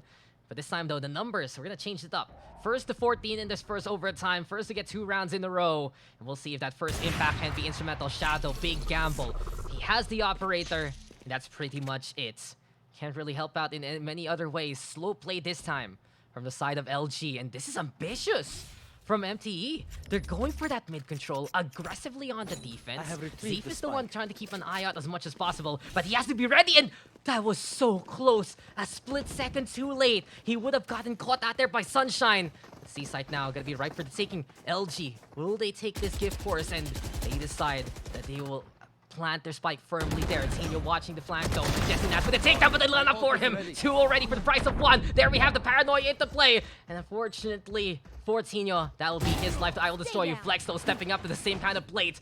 I will destroy you now. Destroyed himself. Shadow here with the op in hand. Gonna be difficult for the retake itself. Can't even scope it in time. Can't even make it in time to find the target. And it's LG with the win to put them on map point instead. It's such a problem for MTE's defense if they give up the site like this. You can't just give it up just yet, Dax. Not just the site, but also the games, because they had everything na dun kanina. It's just quite unfortunate na sa flank na ginagawa nila was just a good read na pinapakita dito ng LG Esports against them. And let's just say it just takes a lot more than the good plays, but also what are you gonna do as soon as that play falters, as soon as your executes do not turn out as how you imagined them to be. Always gonna be a plan B, always gonna be a plan C. And speaking of C, they could try it once more, and Jesse Nash might even try to lead the parade here this time, not exactly providing any noise, no trumpets being sound here or being heard. Just them lurking, just them playing for contact, and just the defense delaying as much as they can, burning out the time. Slow play towards the garage. We've seen this work out for Excalibur before. Both sides have shown struggles on the defense. Really, first kill gonna be instrumental yet again. Flex another cheeky angle. One big reason they won that last round of regulation was because of that op shots. Now Flex over onto the corner, seeing Jesse Nash come his way, but he's blinded. He's absolutely flabbergasted by the opposition, and it will be a 2-for-1 trade after everything is said and on B side. Right for the taking. Jesse Nash also advancing so forward, but Moses sees them right in front of him. They touch each other real quick, shoulder to shoulder, but it's Moses who gets 2 there in the first place. Sunshine, why teleport there? 1 versus 1 now. Shadow versus Tino. It's all about the clutch. Can LG pull it out yet again? Shadow creeping on closer, but truly darkness encompasses the B side, and we go again for another OT. Man, I hate to rain on anyone's parade, but the game is not over yet. That's double overtime, and MTE just giving it all that they've got. They've lost so much along the way, but seems like Shadow there just making sure that death is not going to be the end for anyone just yet. You could still live out the dream. You could still live out that legacy with that clutch Excalibur just coming in from every direction there is imaginable. And LG Esports was not well prepared of their holds, was not even expecting them to lose in such a good game, or perhaps lose such a good round. The teammates basically did anything now. Oh, that's big though. Shadow finding Mateo. For me, whoever wins this game is the first one who can figure out how to actually play defense on Haven. And now, Flex gonna be dashing on in. Does he get read here by the rest of MTE? Yes, he does. And Jesse Nash with the takedown. Moses will find the trade, but Bundy is there. Seep will find him in response. And A-side could be the take here for the side of LG, but the numbers not in their favor. I will destroy you with the flash into the takedown. Quick little peek there. Tina, though, trying to utilize this one way to his advantage. But he's all left now versus a stack deck on the other side. Not only is there 1, but 2 targets waiting for him. Slowly peeking at that, but that's way too many people watching. Camera shy will be denied. And this is what I'm talking about. Whoever can make that defense work out will have the favor of the game, of the map. And it's map points here for MTE.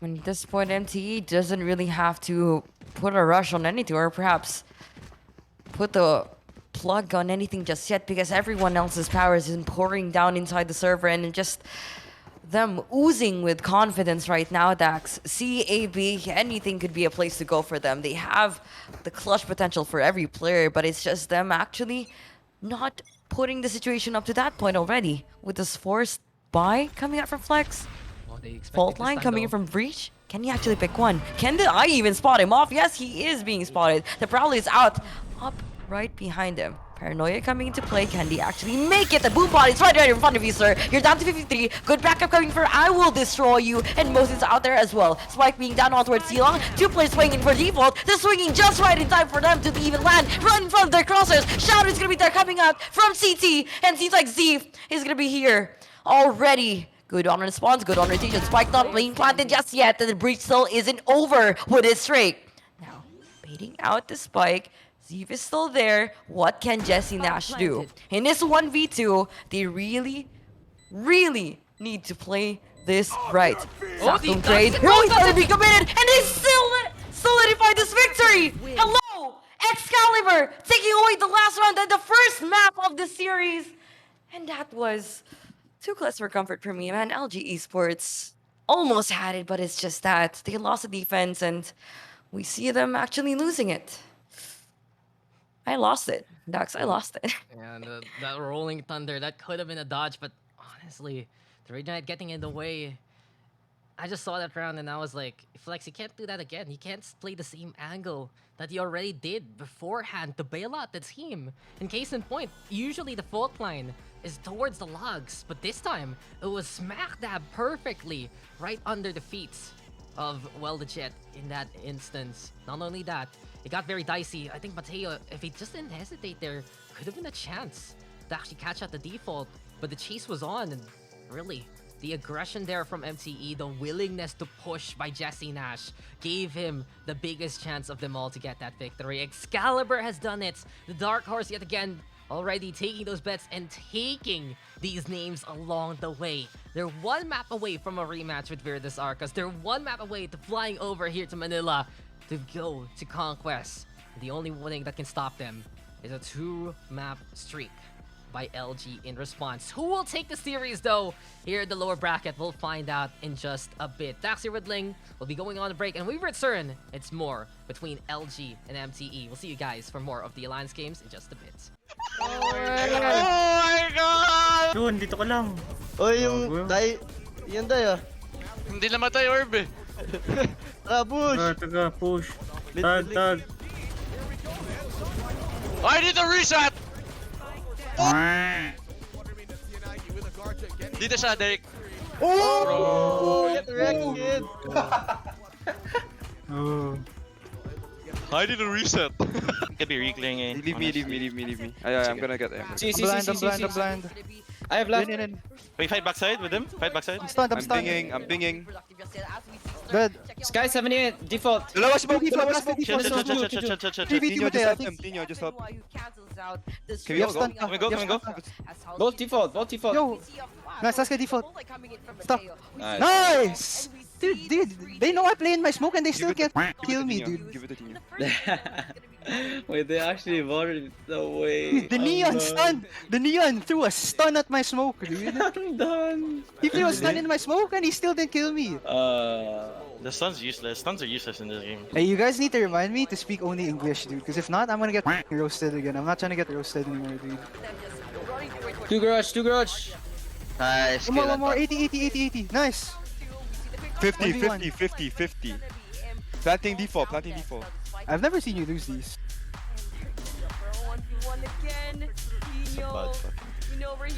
Backside. Sure win with the drone, dude. Might take space, Yun lang. Oh, good. Nice! Yun lang.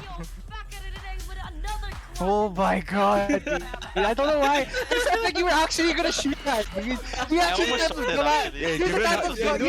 Given how many times Tinyo has done brain dead stuff, I thought he was gonna shoot it. You're actually the type of dumbass to shoot yourself. I got mine. Oh no! All good. You have a vandal there. Heaven now?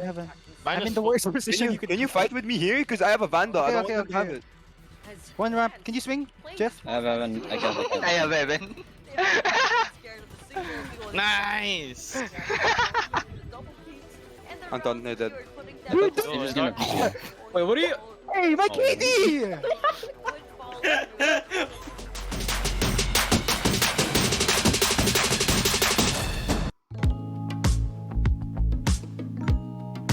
Nowadays, everything must be done virtually to contain this virus, which reduces the efficacy of learning compared to face-to-face, which also affects our mental health.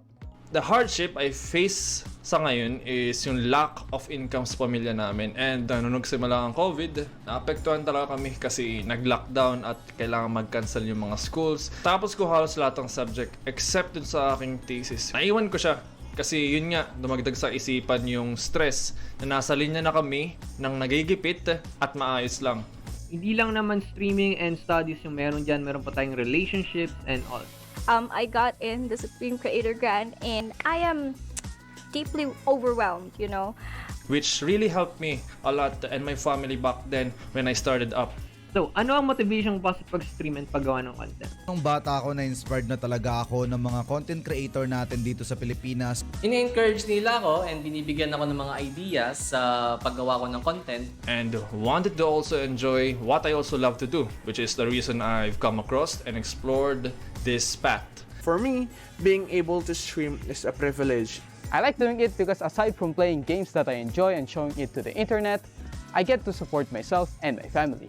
And I'm still shocked that gaming actually has been recognized as something as a skill, as something as a job. So, ngayong hour din ako, message ko lang sa mga ibang content creators dyan.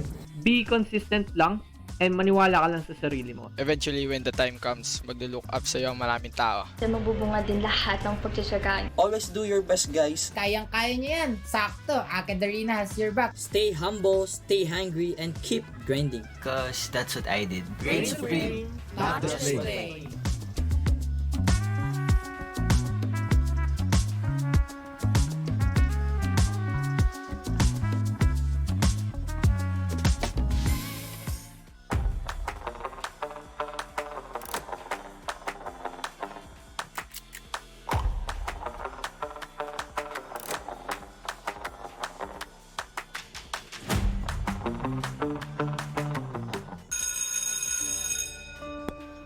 This is Filippo. This is Jessica. Parehong freshies, parehong gamers. Gusto ni Filippo maging next big caster. Si Jessica naman wants to make the biggest esports tournament in their campus. But they don't know where to start. They're also from different campuses In different parts of the Philippines. they would have never met. If not, For AcadArena. In AcadArena, we help students meet, collaborate, and learn all the hype and wonder ng gaming at esports. Dito, naging caster si Filippo even just for that afternoon. He met students with the same dream, attended our workshop, and we funded a tournament where they can debut. That was Jessica's tournament. Inorganize niya ito with a student club in her campus na ginabayan namin all the way. And that's how they met. That's what we do here in AcadArena. We turn gamers into leaders, casters, breadwinners. Well, Excalibur does it again. What a margin they were able to overcome. What was that? 11-3 or something at some point. But at the very end, it is them taking that victory in double overtime. Welcome back, ladies and gentlemen. Lower bracket finals this time between LG Terra and MTE Excalibur. Dax here with Ling. And grabe talaga, last game, mainit pa lang. You already expect a series like this to go the distance, to be absolutely amazing. But truly, distance is necessary here for LG Terra. They need to win this second map or else they're eliminated and it's MTE going to Conquest instead. I mean, I wouldn't be surprised for LG Esports to actually take away the second map, not only because that this is like something that they're really comfortable with on a different setting, but also history could actually repeat itself. We've seen LG Esports, or rather, we've seen Virtus Arcus have a map taken away from them, and it's only a matter of time for LG Terra to deliver the same type of plating that we want to serve here for Excalibur. They had the taste of what it's like to win against a top tier team, but also LG Terra just knows when to flip that on and off switch and whether or not they will take this game a little bit more seriously or perhaps take it to the next level where we consider them as like finalists time and time again for the previous seasons. And I mean, yeah, you can do it. Isn't that the thing, right? You said it yourself. A finalist for multiple seasons, runner-up spot for LG Terra many time back in UAC.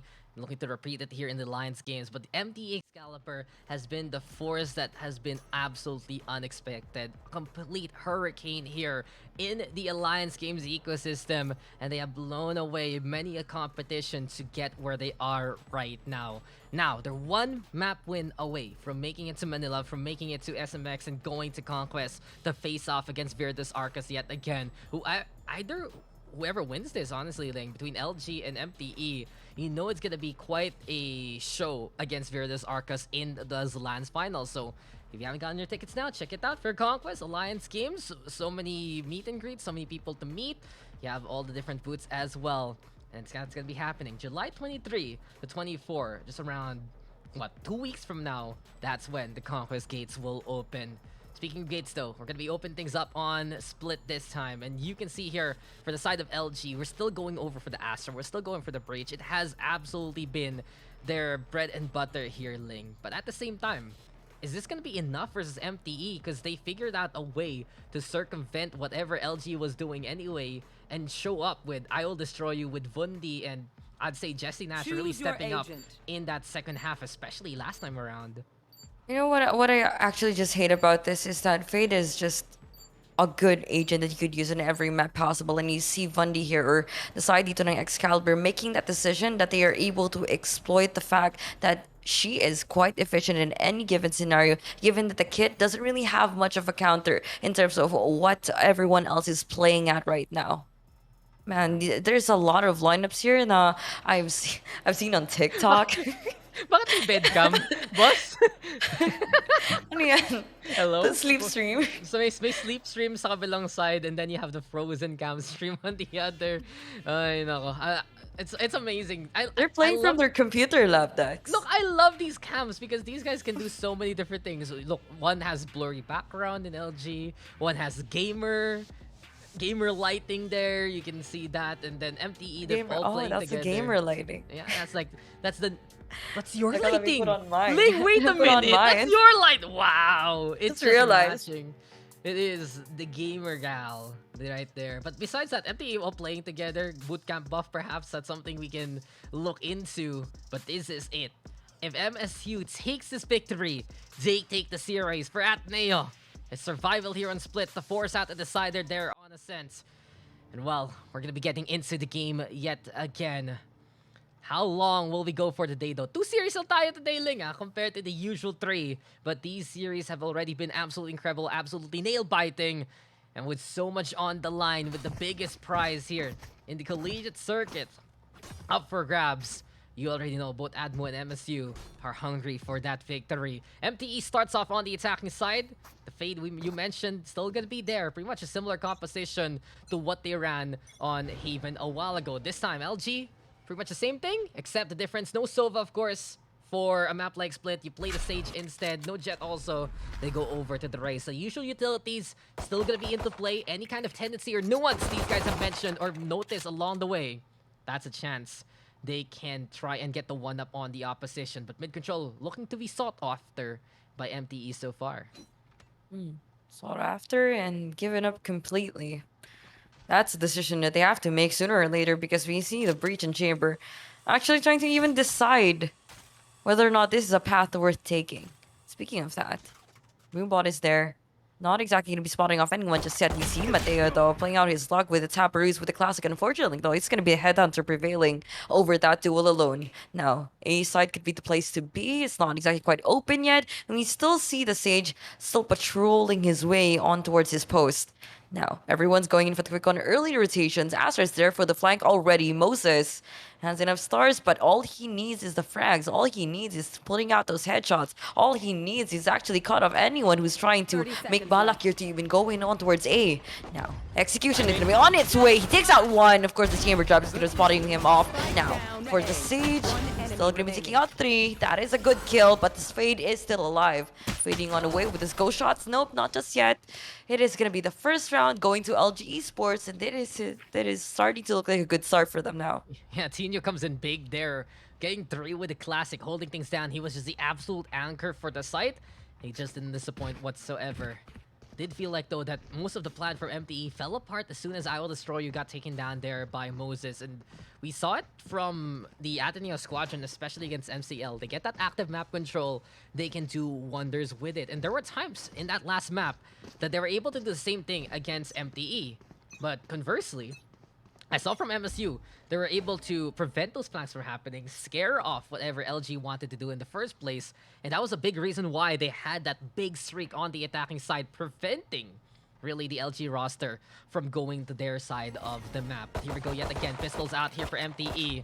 They do have to deal with the smoke in front of them. Zeef also spraying it down with the Spectre so far, but as Shadow tries to vie for mid control, it's the gun advantage and a bit of intel with the Raze even. Oh, he's spotted. 28 HP.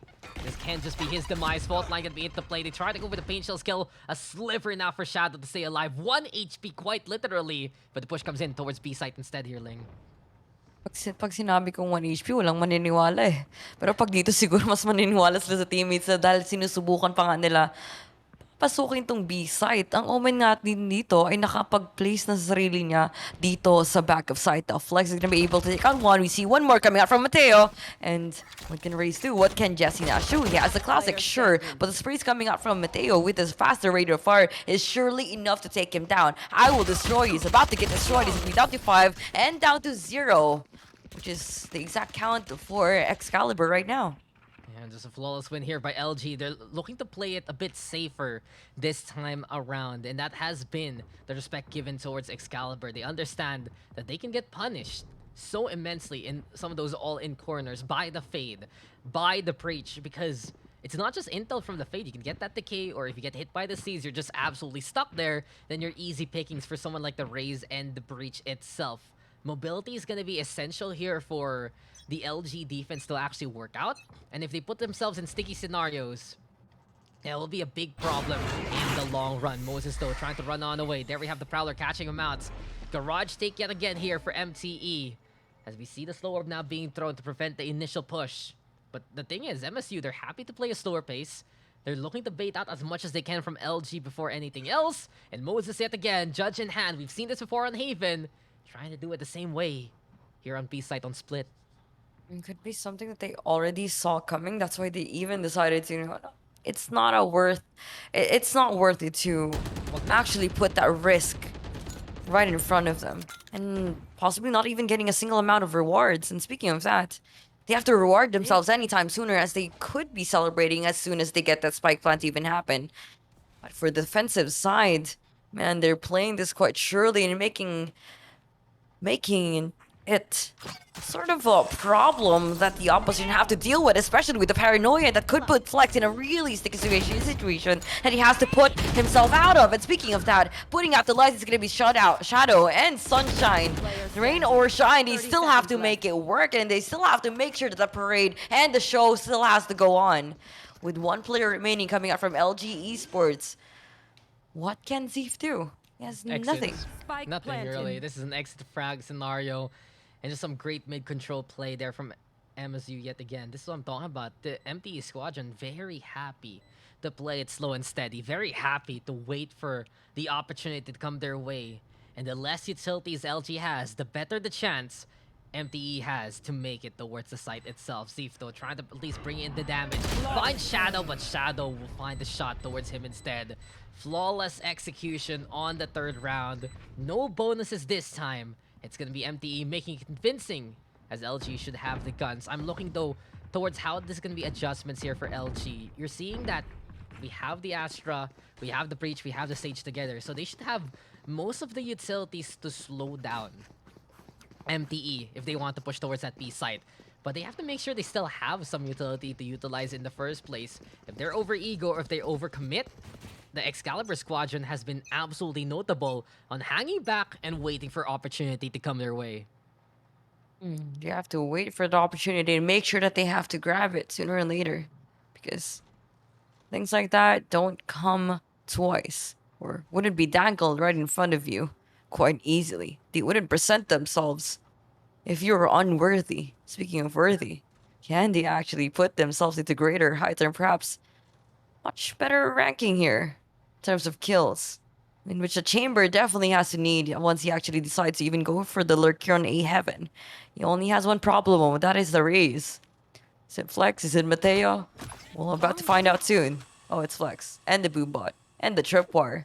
They could play around on, and it seems like everything's just playing quite slowly dito sa like coming up from both sides. They wouldn't want to give any point of information as early as possible, and they have to keep their opponents guessing and where they could possibly be. An information game could be a good way to go. The Prowlers does not exactly spot anyone just yet, or at least disable anyone, but A site and the sound cues is what they definitely needed to know where or how well they will be able to put out this rotation. Flexo finding Jesse Nash up there in mid-air. No acrobatics for you, good sir. Anchor yet again. Zeef this time. Over onto the corner, getting those takedowns. Bundy will find him in response, but the high ground now seeded towards the LG side. And Mateo will utilize that to an absolute T. Flush this out. I will destroy you. Destroyed himself by Moses instead. 3v1 scenario from all the angles LG can come. They will do so. Bundy will shoot down Mateo, dropping down to the ground. Patino will trade him there at the very end. And you can see it here. It's 3-1 now in favor of LG. Just well executed this time on the defense. These anchored positions towards A site have been the biggest bane. And you can see it, that they're pinging it right now. That corner has killed us twice already, says FTE. And it's a lot better that they learn from their mistakes sooner or later. And, they're all too familiar with how the plays are basically panning out for either of the side, and that's why we have to continuously innovate on what they could possibly do later on in the game. They have to put out that sense of unpredictability. Kung hindi paulit-ulit yung mga ginagawa na, that they're basically not dealing with the same cards over and over again to the point that they have been, or rather could have been, working time and time again. It's going to be the satchels coming in from Jesse Nash, who's going to be going in for the dash, and of course the kills along the way. I'm sorry for that, sir, but remember his name, Ling. His name is Jesse Nash, and why he did smash that defense down with a bit of the boop dashes there. And now Holding close versus Flex. Quick little screens action here for the side of LG, but I will destroy you. Where does that even come from? Ramps held together here by MTE. Flex though with a bit of the action, but on site is Jesse Nash yet again. Know his name, know his game, and remember, it's Nash, not Vash. 3-2 now as MTE will take another round. Oh, that was fast. That doesn't even rhyme. I know. It doesn't. But you know what's sad? Because there wasn't a flash. So, you know, I'm not giving it a try anymore. But you know what else is trying and what else is happening in the game is I'm not gonna say. Am I allowed to say the P word, prod? But they're bankrupt. They're broke. Look at the defending side. They only have sheriffs. They only have the judge. And you know, it's just delicado for you to push in close range engagement. Pre, alam mo pre, it's like so mahirap if the Atenistas are on the eco parent. They're not like some... dude, I'm not used to this guy. Nagulat ako. Why are you on thrifting? Ano ba yan? Oh no. Spot mo na kita, bro. Hindi ka ba kuha ng allowance? Hindi madala yung credit card ni daddy. Ganun ba yun? You made me conyo it up too. But Shadow, Gucci gun and good to go. Gets a beautiful shot with the tour de force. Gets the advantage now in favor of the attacking side. Not only that, MTE, they're thinking about going through the middle. They actually can. Prowler right now to scout things out towards mill. No one to be spotted. And MTE, ang hilig talaga nila mag-rotate, no? This is one of the biggest strengths MTE has as a roster. They rotate as a unit, they go for the commitment, but at the same time, LG has already experienced it firsthand. What happened last time around on Haven, and they're triple stacking the A site itself. If ever that's the case, we're looking towards Mateo, though, what he can do over onto the ramps itself. Yet again, bit of a lineup action towards the site here. Painsel's also gonna get thrown on out the store to slow down the rest of the fold. This allows really the isolation of the Rays, but Sunshine's the one who falls instead. Jesse Nash gets to the corner, gets the takedown. Zeepler ready with a classic, but Jesse Nash does it yet again. Shrugs off the bullets, doesn't care about the damage. It's Flex all alone in a 1v4 scenario, and the judge, can he actually make it through to the other side? Aftershock though is there. First tag even to break whatever kind of HP hold Flex had in the first place. Not only that, Jesse Nash is just absolutely ready to face off against his counterpart. Tour de Force now making some noise. Flex can't even make it through. And really, MTE, they have tied up the scoreline earlier on this time around. 3-3, the attack proving to be still quite potent with just these rotations again working out in Excalibur's favor. You know, one thing that I noticed that I've always played for picks, and it's only like LG Esports really have to figure out a way kung saan hindi sila madaling mapipitas, or perhaps secure a trade if they really wanted to take on those angles, because dun sila nadadali kasi parang ang rami sa kanila na paisa-isang napipitas because they were too eager in getting early information. Sure, they don't have any agents that have a similar kit to Fade and would secure them that, especially in defense. Pero ang ayoko lang talaga is yung mag-iinip. Ayoko talaga is nag-aasim sila, which is something that they have been punished time and time again. They're playing confidently a while ago on Ascent, on their aggressive stance, yes, but on Split, this is not exactly the most ideal situation that you have to put yourselves in. Yeah, they go for the Nightfall just to make sure the site is completely theirs. LG don't have absolutely evacuated anyway. Tino will get one, but this is still advantage here for MTE anyway.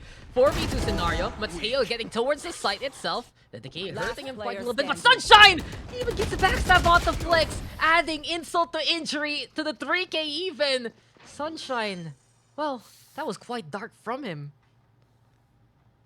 Dark. He hit him where the sun don't shine. Well, actually, it's just on the back, just on his behind. I mean, there's, yeah, you know what, Dax, everything's just starting to become a bit more sus on my end. But you know what else is sus is that Athenians back at it again with a really questionable financial situation that they not quite too familiar in dealing with. They're echoing. Just in game, okay, for sure, just in game. Okay. Spoken like a true Atenista there, Ling. But not only that, Flex did fly on high, soared like an eagle, but instead, he is now getting picked apart, plucked there by Shadow to start things off.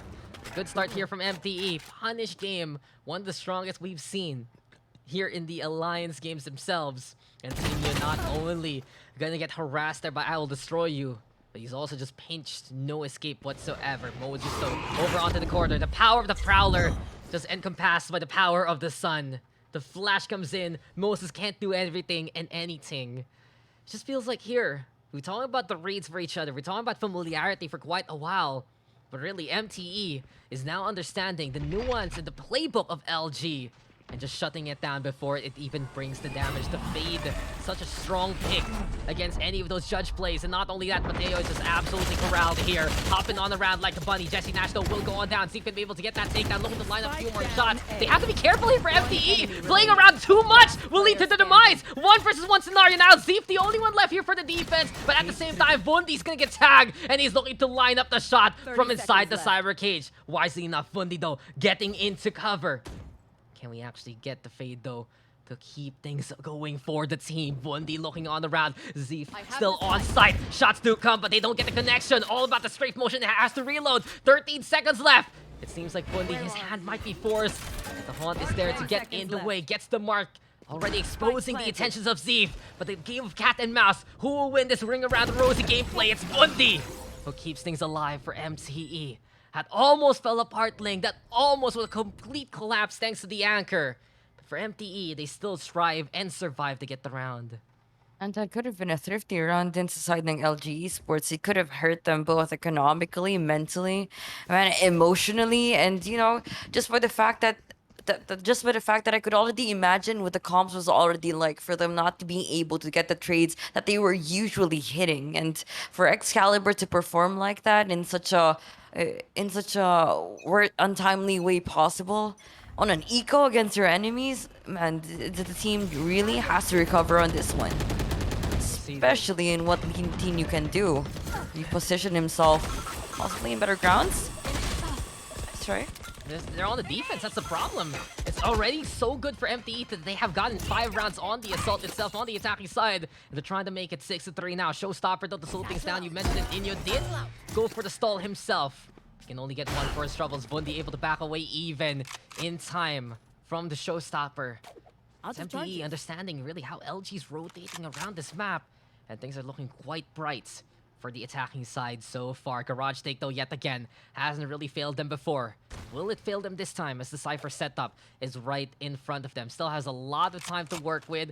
Flex trying to decide which side he'll reinforce, but the fault line will say it all. The Rolling Thunder making things worse. Zeef trying to figure out where he can find the target here. Shadow on the other side of the cage. There we go with the camera getting the angle, but Sunshine and Shadow now. Light and darkness, yin and yang. Truly the elements in favor of MTE yet again. Mateo trying to make the earthquake. The breach to go for even the flash, but there's so many numbers right now in favor of MTE. Moses is gonna be absolutely overrun, but Mateo up close and personal trying to do it yet again. Sunshine, though, gonna be way too bright tonight, and it's 6-3 now as it's MTE who gets the round again. Oof, no, Dax, no. What is happening? What is LG Esports even doing? Oh no, I'm not even gonna question that. What is Excalibur doing to LG Esports? That is supposed to be the question here today. They have almost rounds, but you know, almost will never be enough. Wow, parang sobrang kabisado ko yun. But hugot mo yun eh.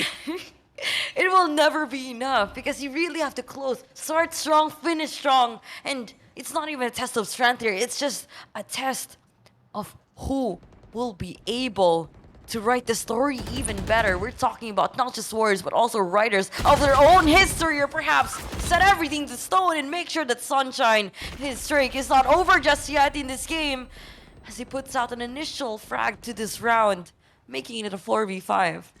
Yeah, done. It's already such a good start from MTE. Truly the squad that we're watching out for. Names to remember in the collegiate circuit and beyond. Already with a showing like this, MSU proving to have bright futures in them, but okay. Moses trigger discipline, bit awkward, does let it rip now. The buckshots will connect to kill Shadow along the way.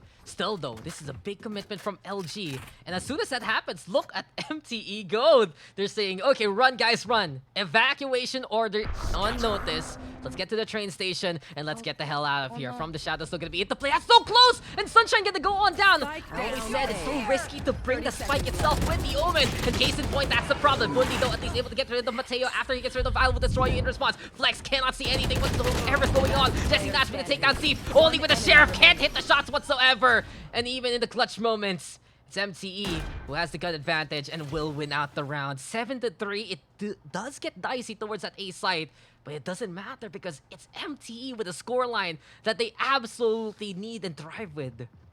I mean, does it even matter anymore? We've seen a lot of unorthodox things like being able to unfold right here in front of us, and you know, everything just doesn't feel real anymore. The scoreline doesn't feel real. I am not used to this performance coming in from LG Esports, and of course, I am not used to seeing a team like this falter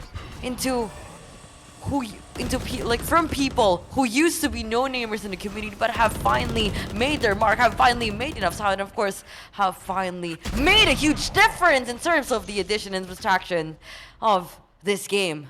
-1 para sa defending side, and Excalibur has decided to hold on their ground, not exactly going for the fake back just yet, but just waiting on anyone from the defense to make one wrong step where they see each other and meet each other's demise. Good on kill coming out from Flex, possibly another good on spray, and of course, 2 people are still gonna be left on alive coming in from them. And Excalibur, once there was 5, but now there's gonna be 2 who's gonna be disabled, coming all the way from A main. Mateo, who's gonna be swinging all the way from the main, misses the shot. Where's the headhunter? He's gonna be whipped out by Shadow. 1-1, and Zeef still clutches that out for the team. 4-7, Dax.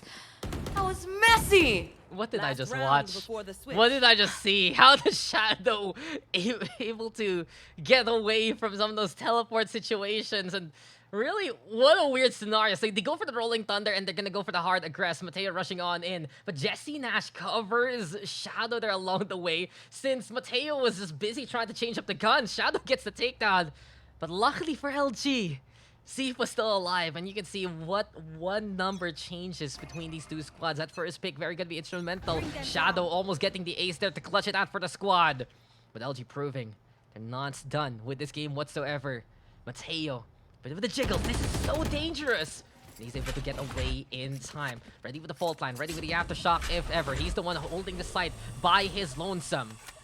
If MTE can realize that, they might be able to get the push going. LG, it's a big gamble here, Ling. They decide to go for the flank instead with 2 from the sewers. It will be the Raze and the Cypher to try and look to play things out. Bit of the blind, but Teo again trying to sell this bait, or sell this hold rather. Used car salesman, giving you the fancy words, giving you all the fluff, but eventually you'll realize the cracks on this defense. But is it going to be well-timed enough? Gun scene, Tino will be able to get heard and will find at least a takedown before he falls. Now then, Mateo gonna be pushing on forward. Perfect flash into the takedown. Flex is there to go for the reinforcements. And it's MTE absolutely stuck now over onto the tower itself. I will destroy you though. Holding that high ground position. Finds his counterpart. Moses though, yet again, the Prophet himself will set sail for another round win for LG here. 5-7.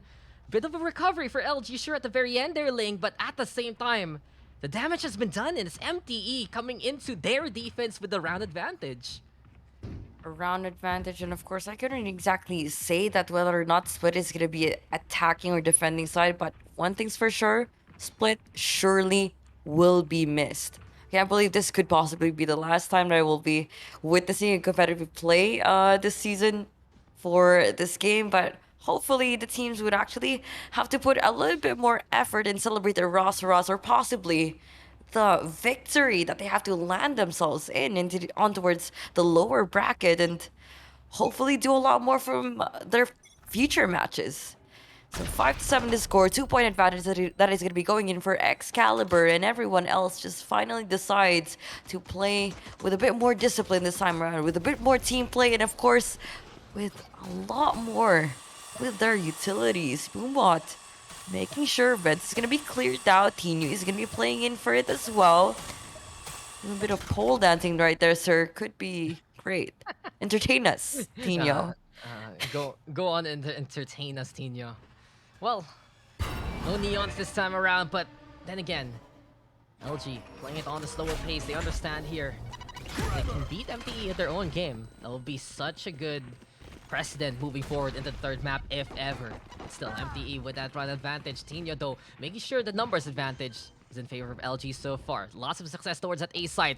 They're gonna go for it this time. Tino, though, avoiding the bullets, and Shadow eventually using up the Headhunter to an absolute empty clip just to secure that first kill. 4v4 scenario, though. Zeef defined on I will destroy you. Boom, but that via bother. Sunshine using that distraction to peek Mateo out in time. And it does equalize the odds yet again. Shadow, though, pushing us closer and closer. Moses will get found. 22 HP left here for Shadow. All members of LG left. Gonna be stuck on the site itself. Right behind the billboard, Zeef is waiting, looking for the timing, looking for the shots. Eventually hit Shadow there. Frenzy, though, to be a bother. And a full auto jacket worn by Sunshine to give the round here to MTE. 8-5. The Omen stepping up with the 3K there to start things off. And it's Excalibur knowing that the promised land of conquest is in reach this half. You're just 5 points away from anything, and for sure in this anti-eco round, this is gonna be something that LG Esports wouldn't want to even deal with. What is a Spectre? What is a Sheriff against the rate of fire that the Spectre currently has right now? And what is this play that they're trying to do? Mid play on towards split can be quite deadly, especially that we have to deal with the double initiator setup. But I want to see how this pans out. Can he go and pull it a fast play coming in for flex with a shorty, or it's just that down to 20? Ooh, the decay just has to hurt them so much, and Jesse Nash just made sure that this type of vulnerability is something that he has to make the most out of. Yeah, look, someone call gonna Team say something. Secret right now, Ling. Someone call Team Secret. Tell them that why is their usual initiator player here in Collegiate? Why is he here playing Duelist? But all jokes aside, Jesse Nash, just absolutely stellar performance also. I was always worried for the MTE roster on how they're going to be playing that Duelist role, but Jesse Nash hasn't really disappointed whatsoever in the series so far. You also have the gut numbers advantage now, 5v3 scenario. Sunshine gonna be backing on away to try and play safe with the Bulldog. Bit of that distance. Zeef goes down. Next on the list in this edition is gonna be Moses, a second victim here for Sunshine. And I will destroy you, searching for Mateo. Finds him eventually. A flawless win for MTE. And the dream looking more and more likely at this rate. One last chance though, honestly, for LG to stem the bleeding. If they don't win this time around with the rifles, that scoreline is just gonna be ballooning out of control. And it's a perfect way for MTE to try and end things. All about the Vandals, all about the rifles now on the attacking side. My only concern is, though, we haven't really seen for LG be that convincing in terms of the post-plant scenario. Sure, they can get towards the site. Sure, they can put down that spike. But they're not able to get the active map control compared to their usual ways coming into this game.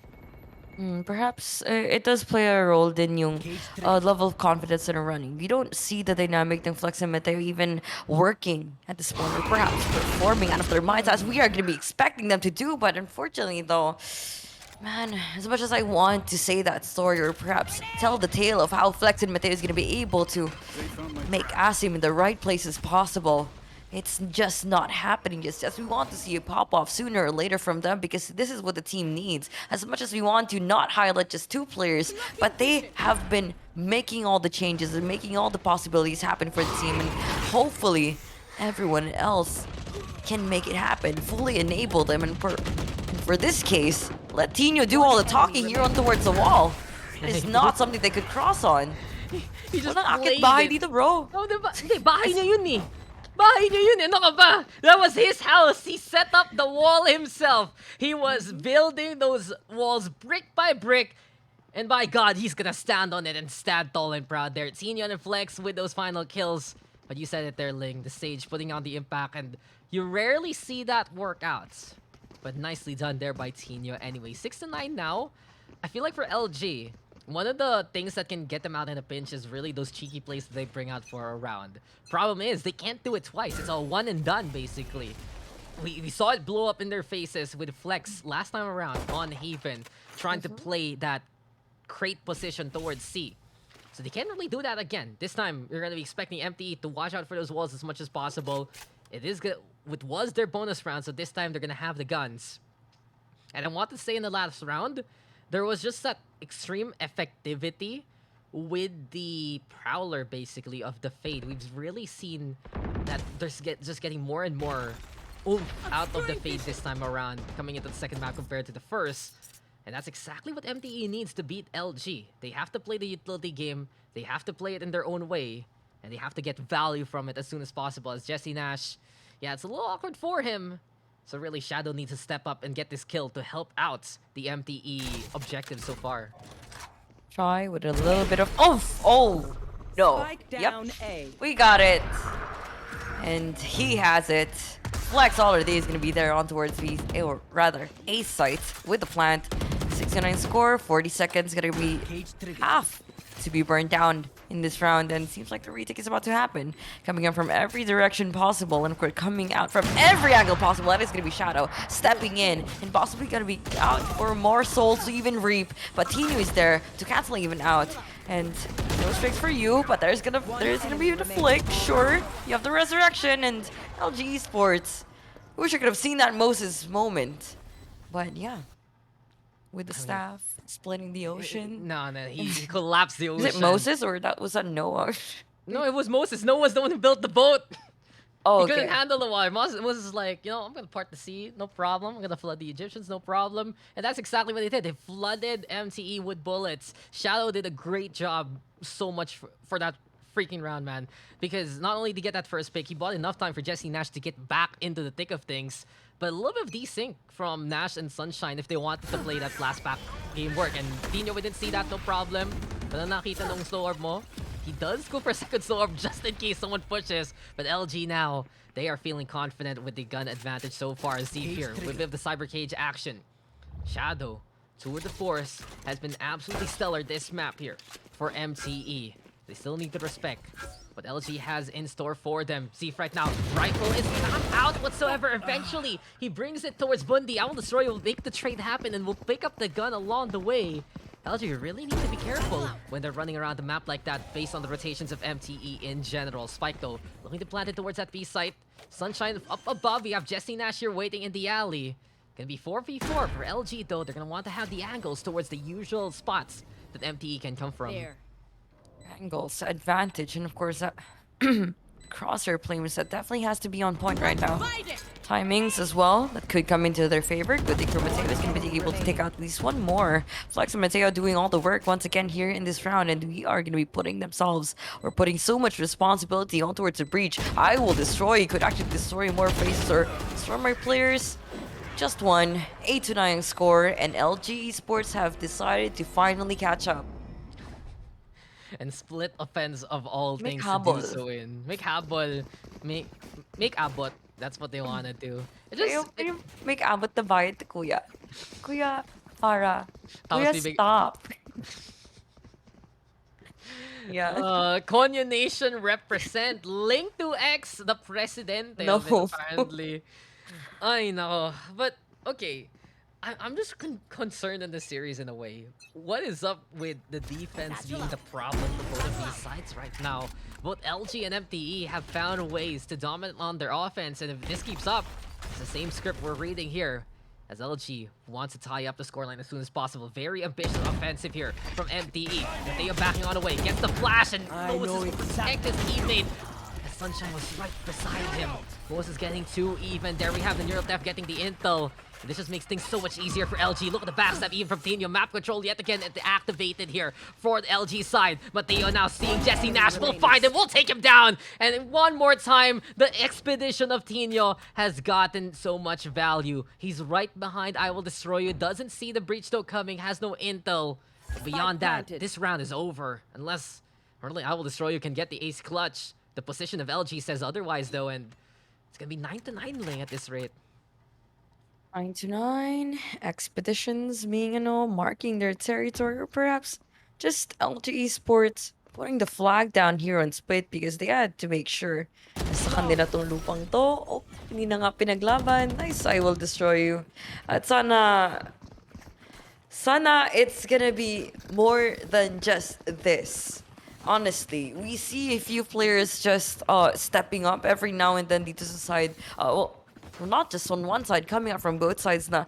They all had their moments, but can we see an actual team moment where everything just felt flawless to the point na, oh, this wouldn't happen if this isn't part of the equation, or a certain play wouldn't be possible if all of them had to operate as a unit. But speaking of that, single unit is first one to fall down. That is gonna be Flex, with just a headhunter. It has made a huge difference. Forcing out the rest is gonna be the Sage, Mateo, and Moses, making sure the frags are also something you could take away. And of course, lives that has to be taken away here on towards Rafters. No, not Rafters. Here on Rams. Something that they had to contest for, and something that they have to slide in sooner or later, or perhaps take a little bit more space with the Bucky coming up from Jesse Nash. Could be enough, but unfortunately it is not. 10-9 Dax, and LG finally has the lead.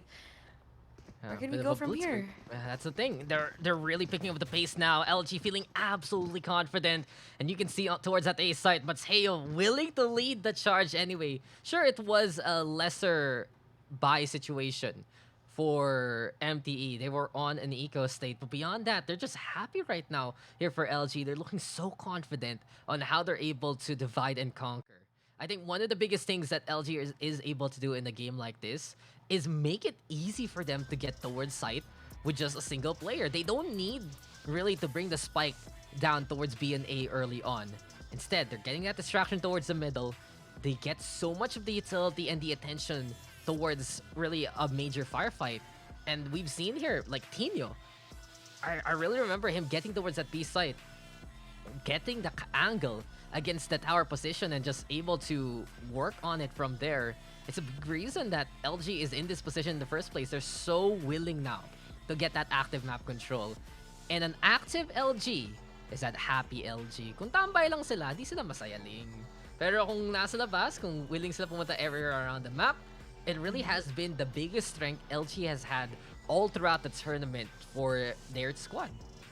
And let's just say it just works so well with their playstyle right now. And it's something that that team is extremely comfortable with, na sila na mismo maghahanap ng labanan. Sila na mismo mag-force out the engagement, because at a certain point, makikita mo na talaga kung paano sila naiinip.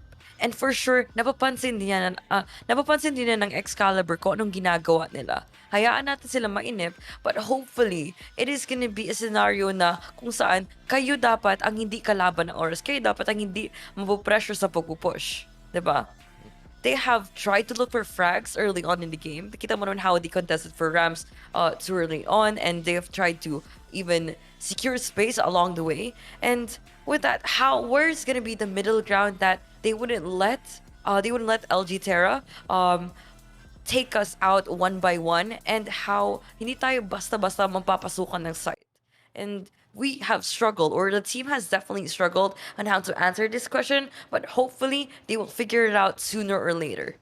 And we'll see though, they need to figure it out fast. For what, running out of rounds here on the split lane, and if this keeps up, LG's the one forcing a third map and just keeping the day and extension going more and more on. Still though, we're back into the game, and Tino this time having to deal with the pressure that is Shadow. For now, we have the waiting game. The dog named Shadow. He's a black Labrador. Yeah, well, it's gonna be quite black and white as we move towards the site. Multitude of colors even. The Rolling Thunder gonna be into play. Jesse Nash though from above, and see if this time taking control of the alley as soon as possible. Still though, it'd be dangerous here for the side of LG. Oh, but he still has the angle. I will destroy you. Went for the Rolling Thunder, exposing his position, and it's perfect here for LG. There's no way to go for the push whatsoever. Jesse Nash trying to go through the alleyway this time. Can he win it out versus Tino? Yes, he does. Jesse Nash yet again proving his work, proving his muscle for the squad. Causing divide, isolating though. See if here it's problematic. No one can hear it coming. Instead, it's a crossfire being set up by Flex with Moses instead. Time though ticking on away. Flex right now peeking on out from the smoke to get that takedown. All left now to Jesse Nash and Moses. We've seen Nash try to clutch it before. Can he do it yet again? Taps it down, tries to go halfway. There's the drop, but the only one falling is Jesse Nash here. Moses How many times will he do it here for LG? 11-9 now, as we are going closer and closer to a third map at this rate. I mean, honestly, at this point, if they can't exactly get those initial frags that they needed from Shadow, with the operator, then what's the point of them forcing it out?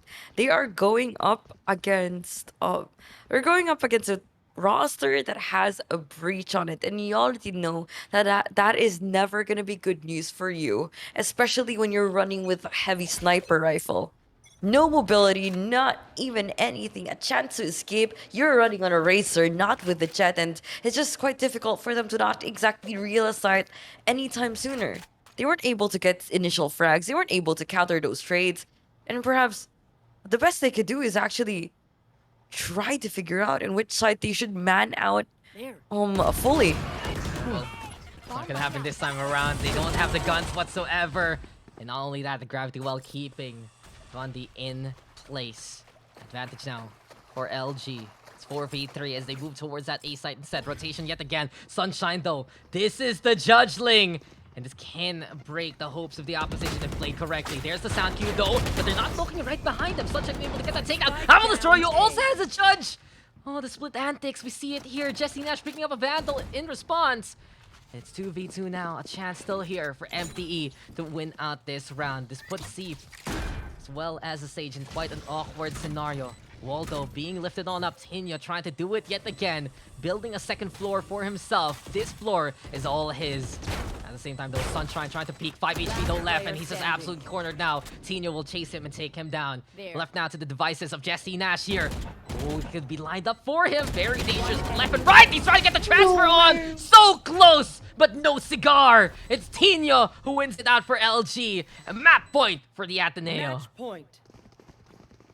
That was almost clutch for him. What was that? That was so good. That could have been the flick of the century. Yeah, it was so clean, but just precise gunplay. It was just that Jesse Nash, you just almost had it. Just LG Esports, a good round for them, and man, I just hate how everything is not set into stone yet. Everything felt like, oh, this is gonna be their round. Nope. Click on turnaround because we did this.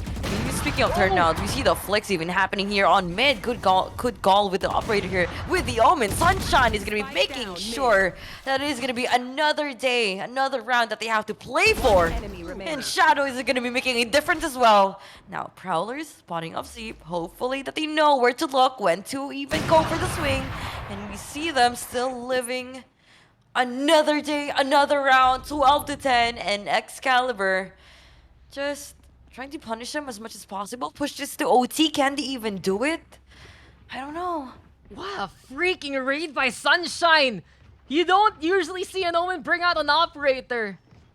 Damn, hot damn, he just impressed there. He catches out Flex trying to play the blast pack peak with them in the middle. And then he just shuts down everyone else. Sunshine. Oh my, carry on my wayward son, because this guy knows exactly what to do.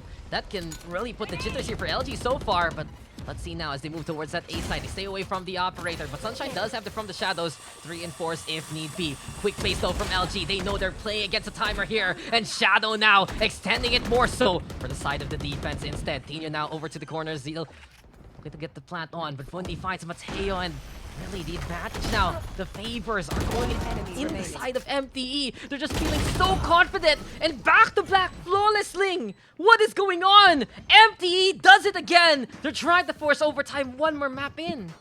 Oh god. I'm not sure whether or not I should be happy or sad about it. I'm happy that MTE is stepping it up, but I'm actually quite sad at LG Esports. Just even if they had the efforts, taking the necessary steps for them to even take away the side, it's just the post-spawn where everything just crumbles down, and the timeout is definitely what they needed. Cancel out this momentum, sir. We could do a lot more than this. We could not let them get away with another flawless round, because they have felt it. Not just the presence of each player, but they have felt it inside the server on how deadly the team could be. and how much of it, like how much teamwork that they've basically exerted, and how well off that they are together.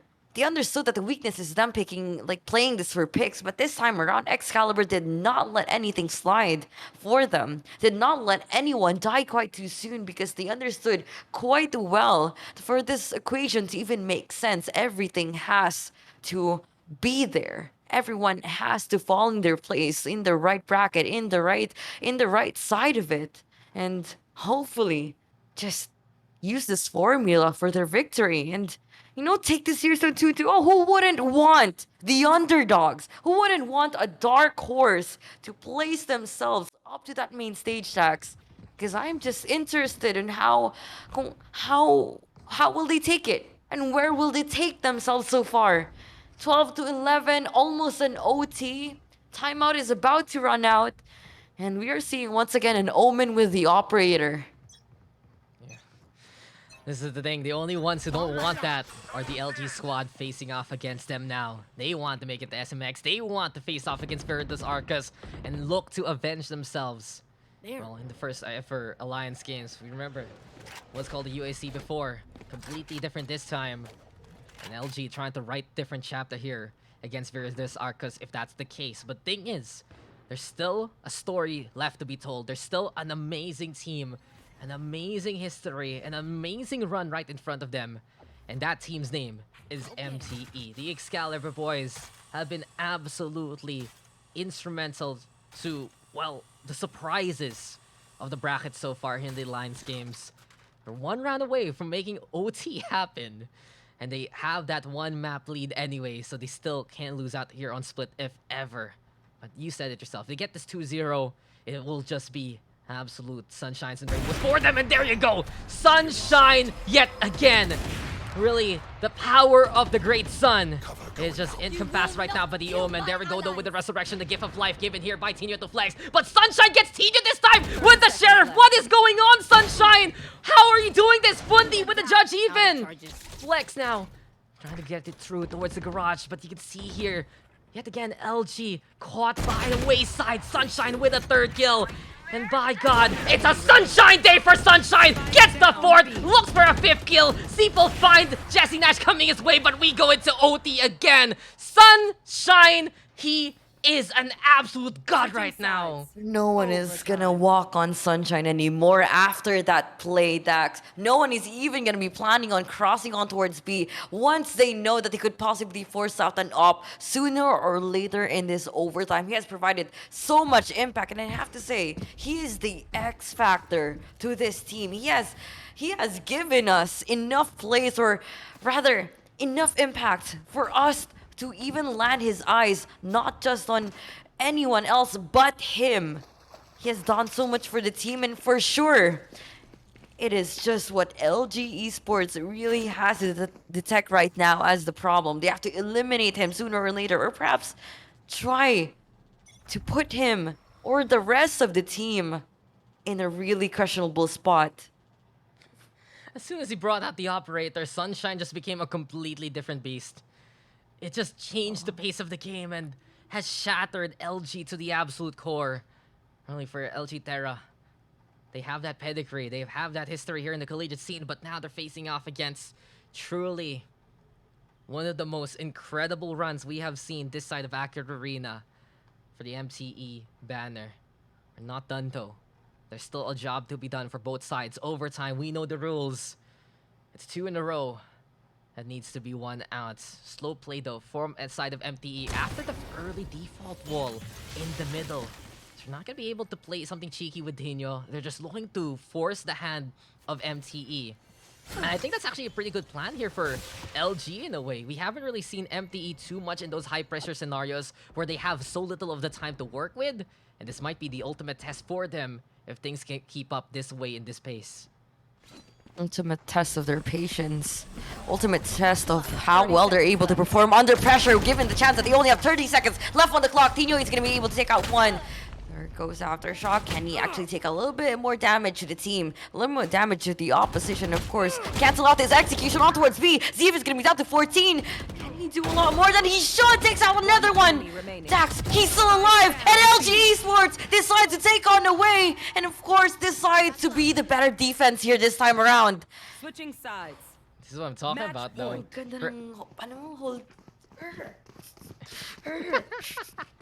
Sige, labas muna. Nila. No, this is what I'm talking about, though. We haven't really seen that happen too much for MTE, and that's really one of the biggest problems for a squad looking to get their best performance out on a stage. Is sure, go ahead, good execution, good rotation, but what are you gonna do if we force you to stay in your spot for so long? What are you gonna do if we stall you for such a good time that you only have one chance to execute? And it was just the right call at the right time. I'm not always the biggest fan of putting that wall down smack dab in the middle and calling it a day.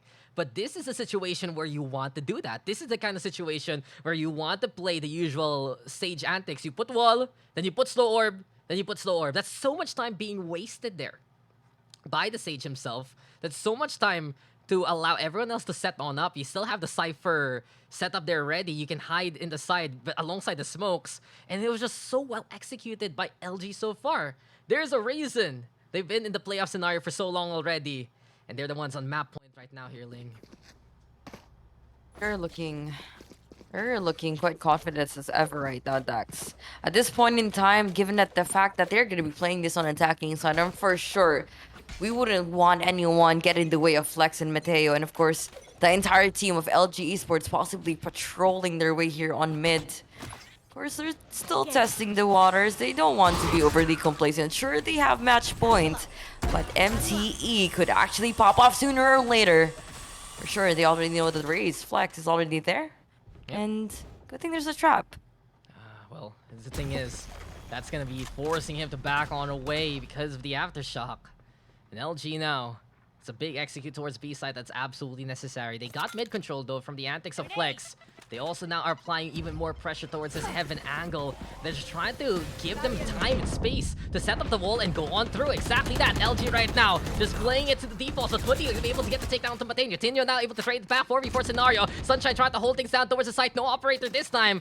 Instead, trying to make the rifle work here. Moses still getting plant on Sunshine, dueling Sunshine winning. Here he goes yet again. Sunshine one more time, looking so bright. I will destroy you. Will 5 flex, but Tinyo stepping up when he needs to the most. 3 for him, brings Steve back to life. Here we go with the upshot though, getting rid of one. Shadow, what a tap! What was that from Shadow? And we go to another OT.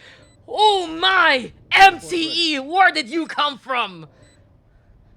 God, that took my breath away. That took everyone away from their monitors. Just really need to call in this break, Dax. Real talk though, kasi, man, these players are doing everything that they can. Binubuhos nila kung hanggang saan ang makakain nila. And Shadow just makes sure that there's plenty more where that came from. Not just the aim, not just the duels, but that clutch potential that this player actually has.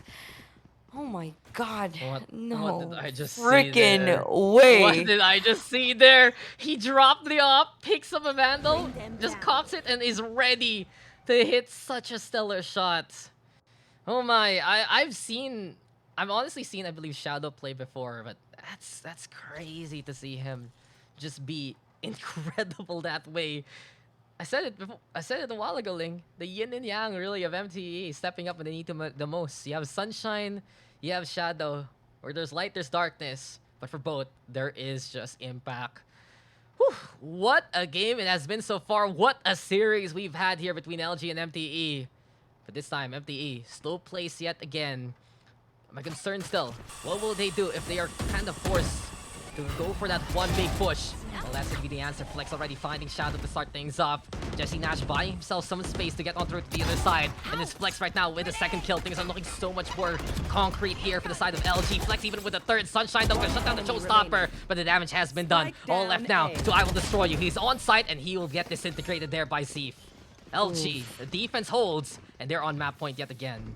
I honestly just like how Flex just played around the side just to make sure that they have been continuously guessing on where could possibly pop out next. Inside the smoke, outside the smoke, possibly going for the swing on towards side. It doesn't freaking matter. This man fully understood the basic fundamentals of A pushes, and he actually understood the timings as well as to how Excalibur just runs in towards him.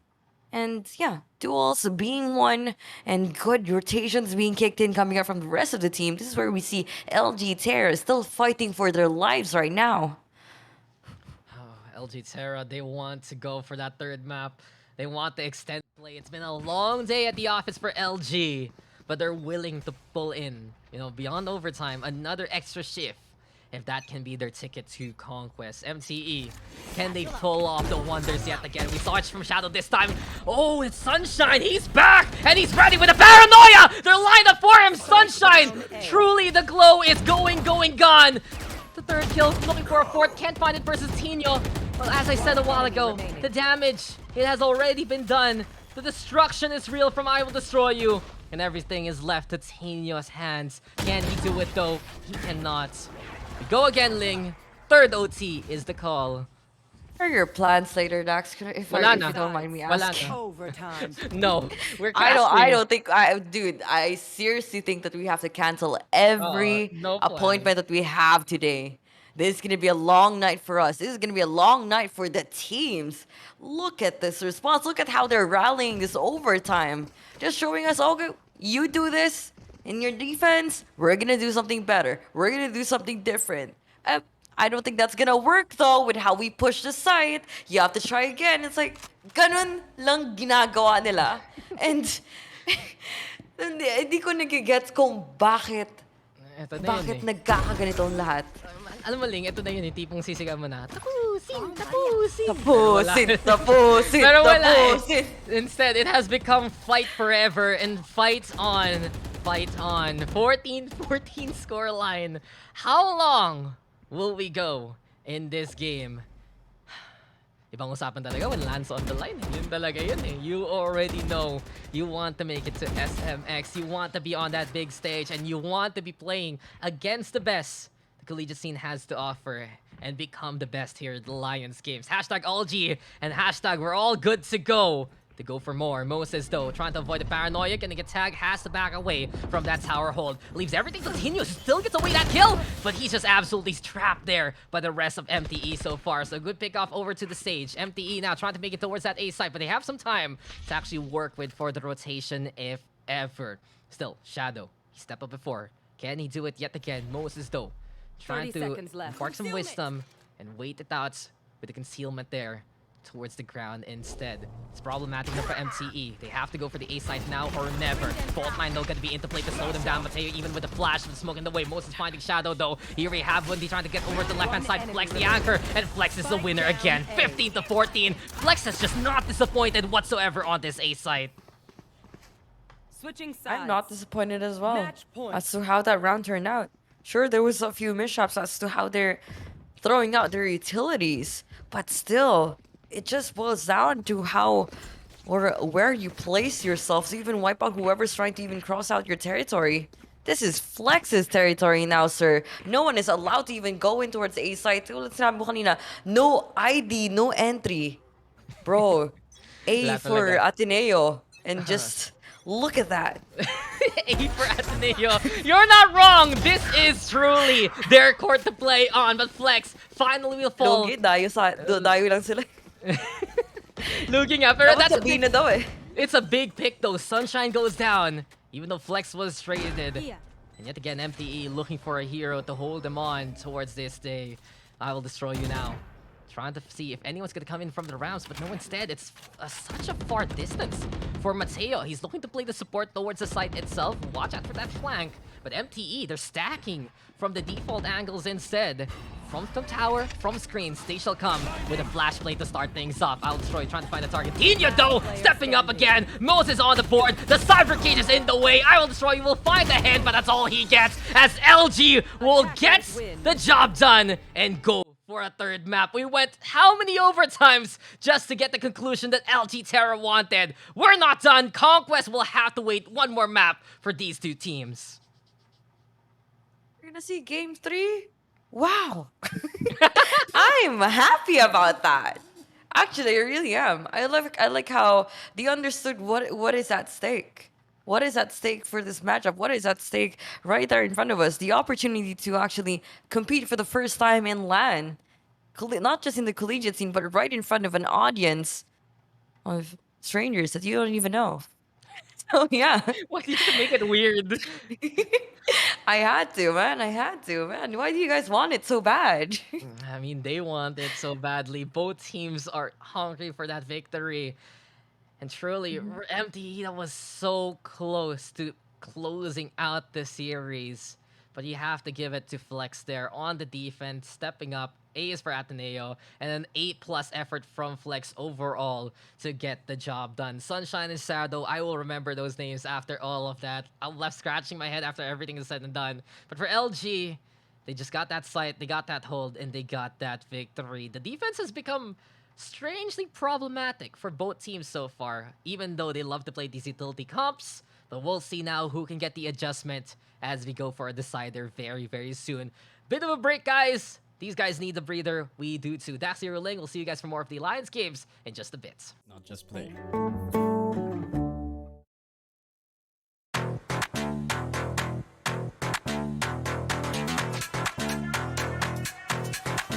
What I want.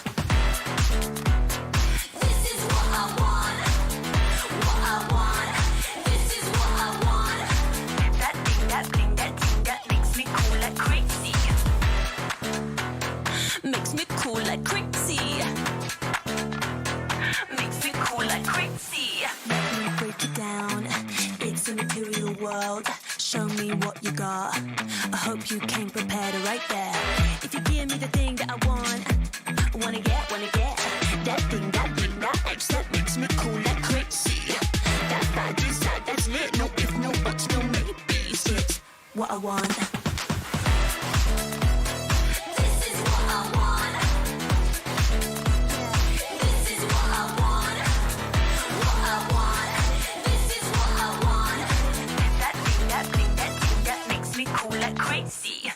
Kerbats, ano, Lars? Nanate ako Nading. Isa pa, oh. Kulong ho ka. Bilang isa. Labasan natin. Isa pa. Lumabas ako. Dead. Nice boys. Nice Shorty. Na-shorty si Idol. Shorty pare. One side. Nice. Pwedeng boat long. Bilang. Both long. Left and right.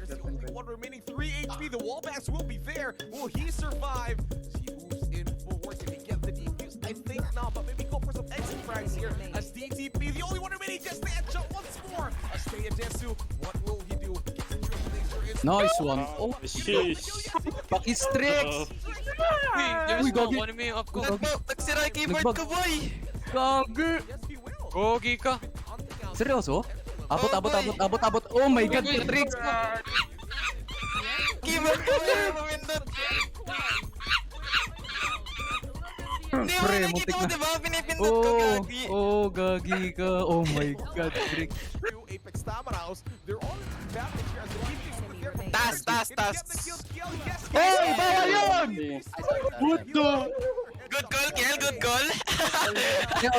All tricks. One more.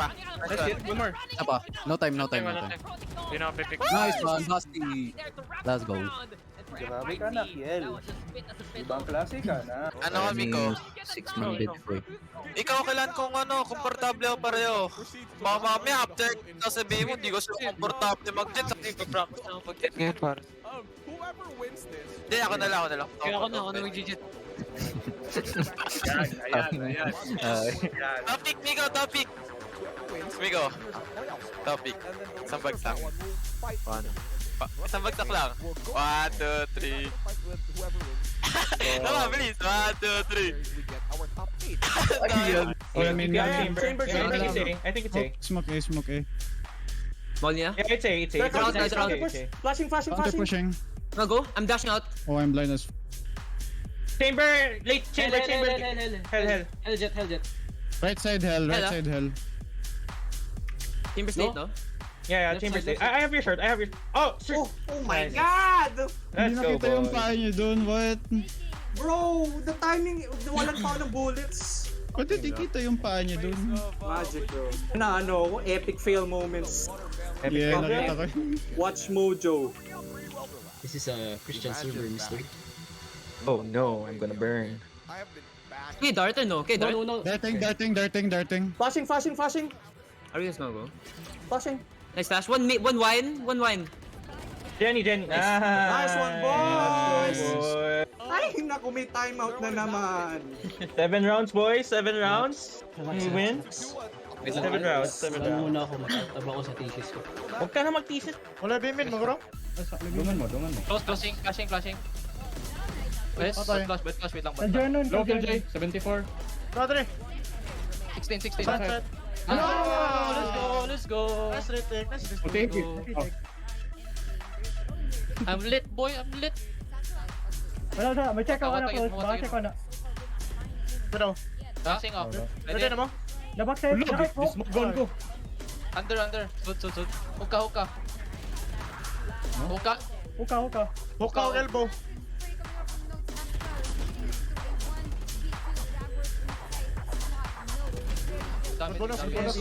Munid ako, Chob. Nadasmagan ko.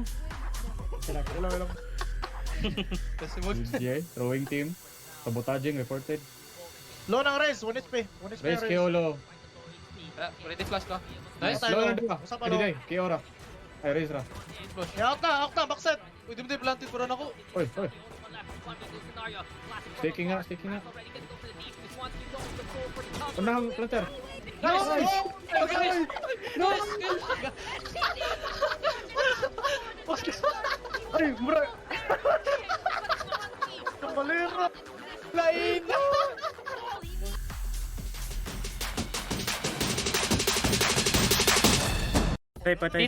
City Sova. Akin heaven mo.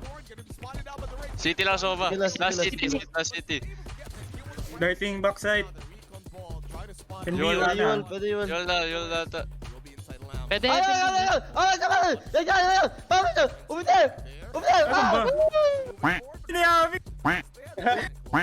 Tumigit ako sa heaven, pare. Alam ko magaling ako. Hookah orb. One short. Dalawa. Maybe. Ay, naka-city ako ah. One more. One more hookah. One more. On the left. Dead long. Grease hookah. Dead. He's dead, bro. He's dead. No! Dude, I was about to knife him. Uy, ba't ka nag-ulti? Throw it! Nabindot ko! Oh my god! Doon, dito ka lang. Oy, yung day. Yan day ah. Hindi namatay orb eh. Push! Taga, push. Tag. I need to reset! Dito siya, Derek. Oh! Get wrecked, kid! I need to reset. Could be reclearing A. Leave me. I'm gonna get him. I'm blind. I have left. We fight backside with him. I'm stunned. I'm pinging. Good. Sky 78, default. Dalawa smoke. Shit. Tino, just help. Can we go? Both default. Yo! Nice, Sasuke default. Stop. Nice. Dude, they know I play in my smoke and they still can't kill me, dude. Give it to Tino. Wait, they actually voted the way. The neon stun! The neon threw a stun at my smoke, dude. I'm done. He threw a stun in my smoke and he still didn't kill me. The stun's useless. Stuns are useless in this game. Hey, you guys need to remind me to speak only English, dude. Because if not, I'm gonna get roasted again. I'm not trying to get roasted anymore, dude. Two garage. Nice. One more. 80. Nice. 50. Planting default. I've never seen you lose these. 1v1 again. Dino. You know where he is. Backside. Sure win with the drone, dude. Might take space, ah. Provide even more information for him. Yun lang. Oh, good. He throws out the front. Nice! Yun lang. Oh my god. Dude, I don't know why. It felt like you were actually gonna shoot that. You actually Given how many times Dino has done brain dead stuff, I thought he was gonna shoot it as You're well. actually the type of dumbass to Oh, shoot you wouldn't have yourself. that. I got mine. Wait, Oh no! Near ramp, near ramp. You have a Vandal, Near Vandal ramp. there. Heaven now? Heaven. I'm in the worst position. Can you fight with me here? Because I have a Vandal. I don't Okay, want to have it. One ramp. Can you swing, Jeff? I have heaven. I can't. I have Evan. Nice! Anton, no dead. Dude, You're just gonna peek. Wait, what are you? hey, my KD!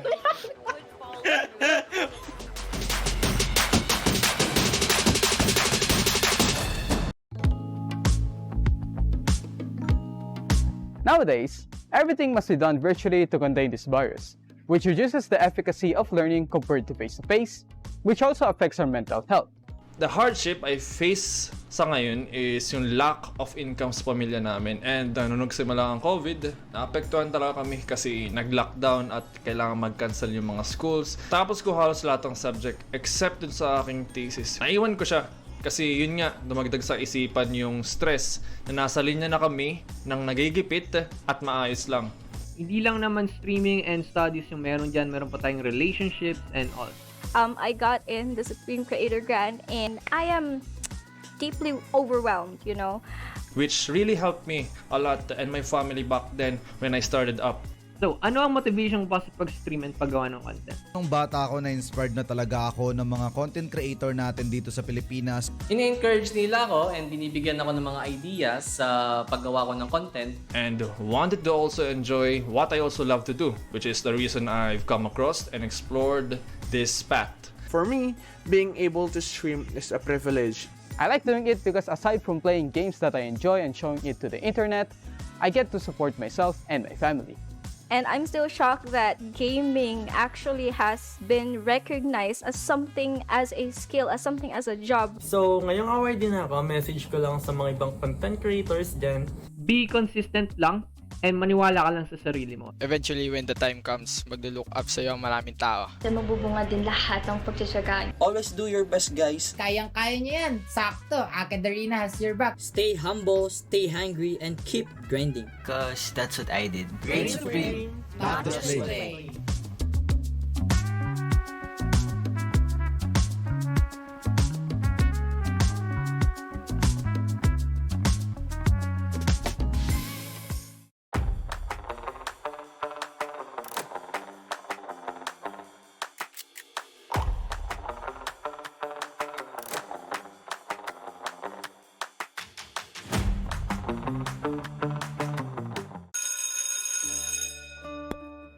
This is Filippo.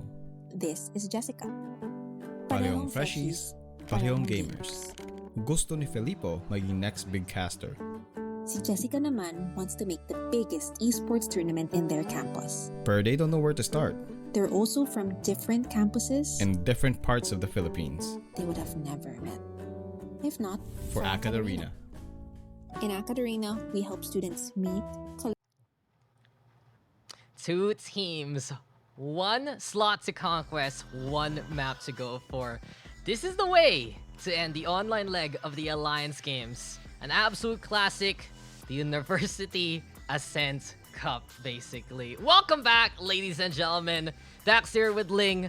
Final map of the set, final map we're doing online. And what better way to end, guys, than the absolute classic of the collegiate scene. Year after year, season after season, Ascent has been the specialty of pretty much every collegiate squad.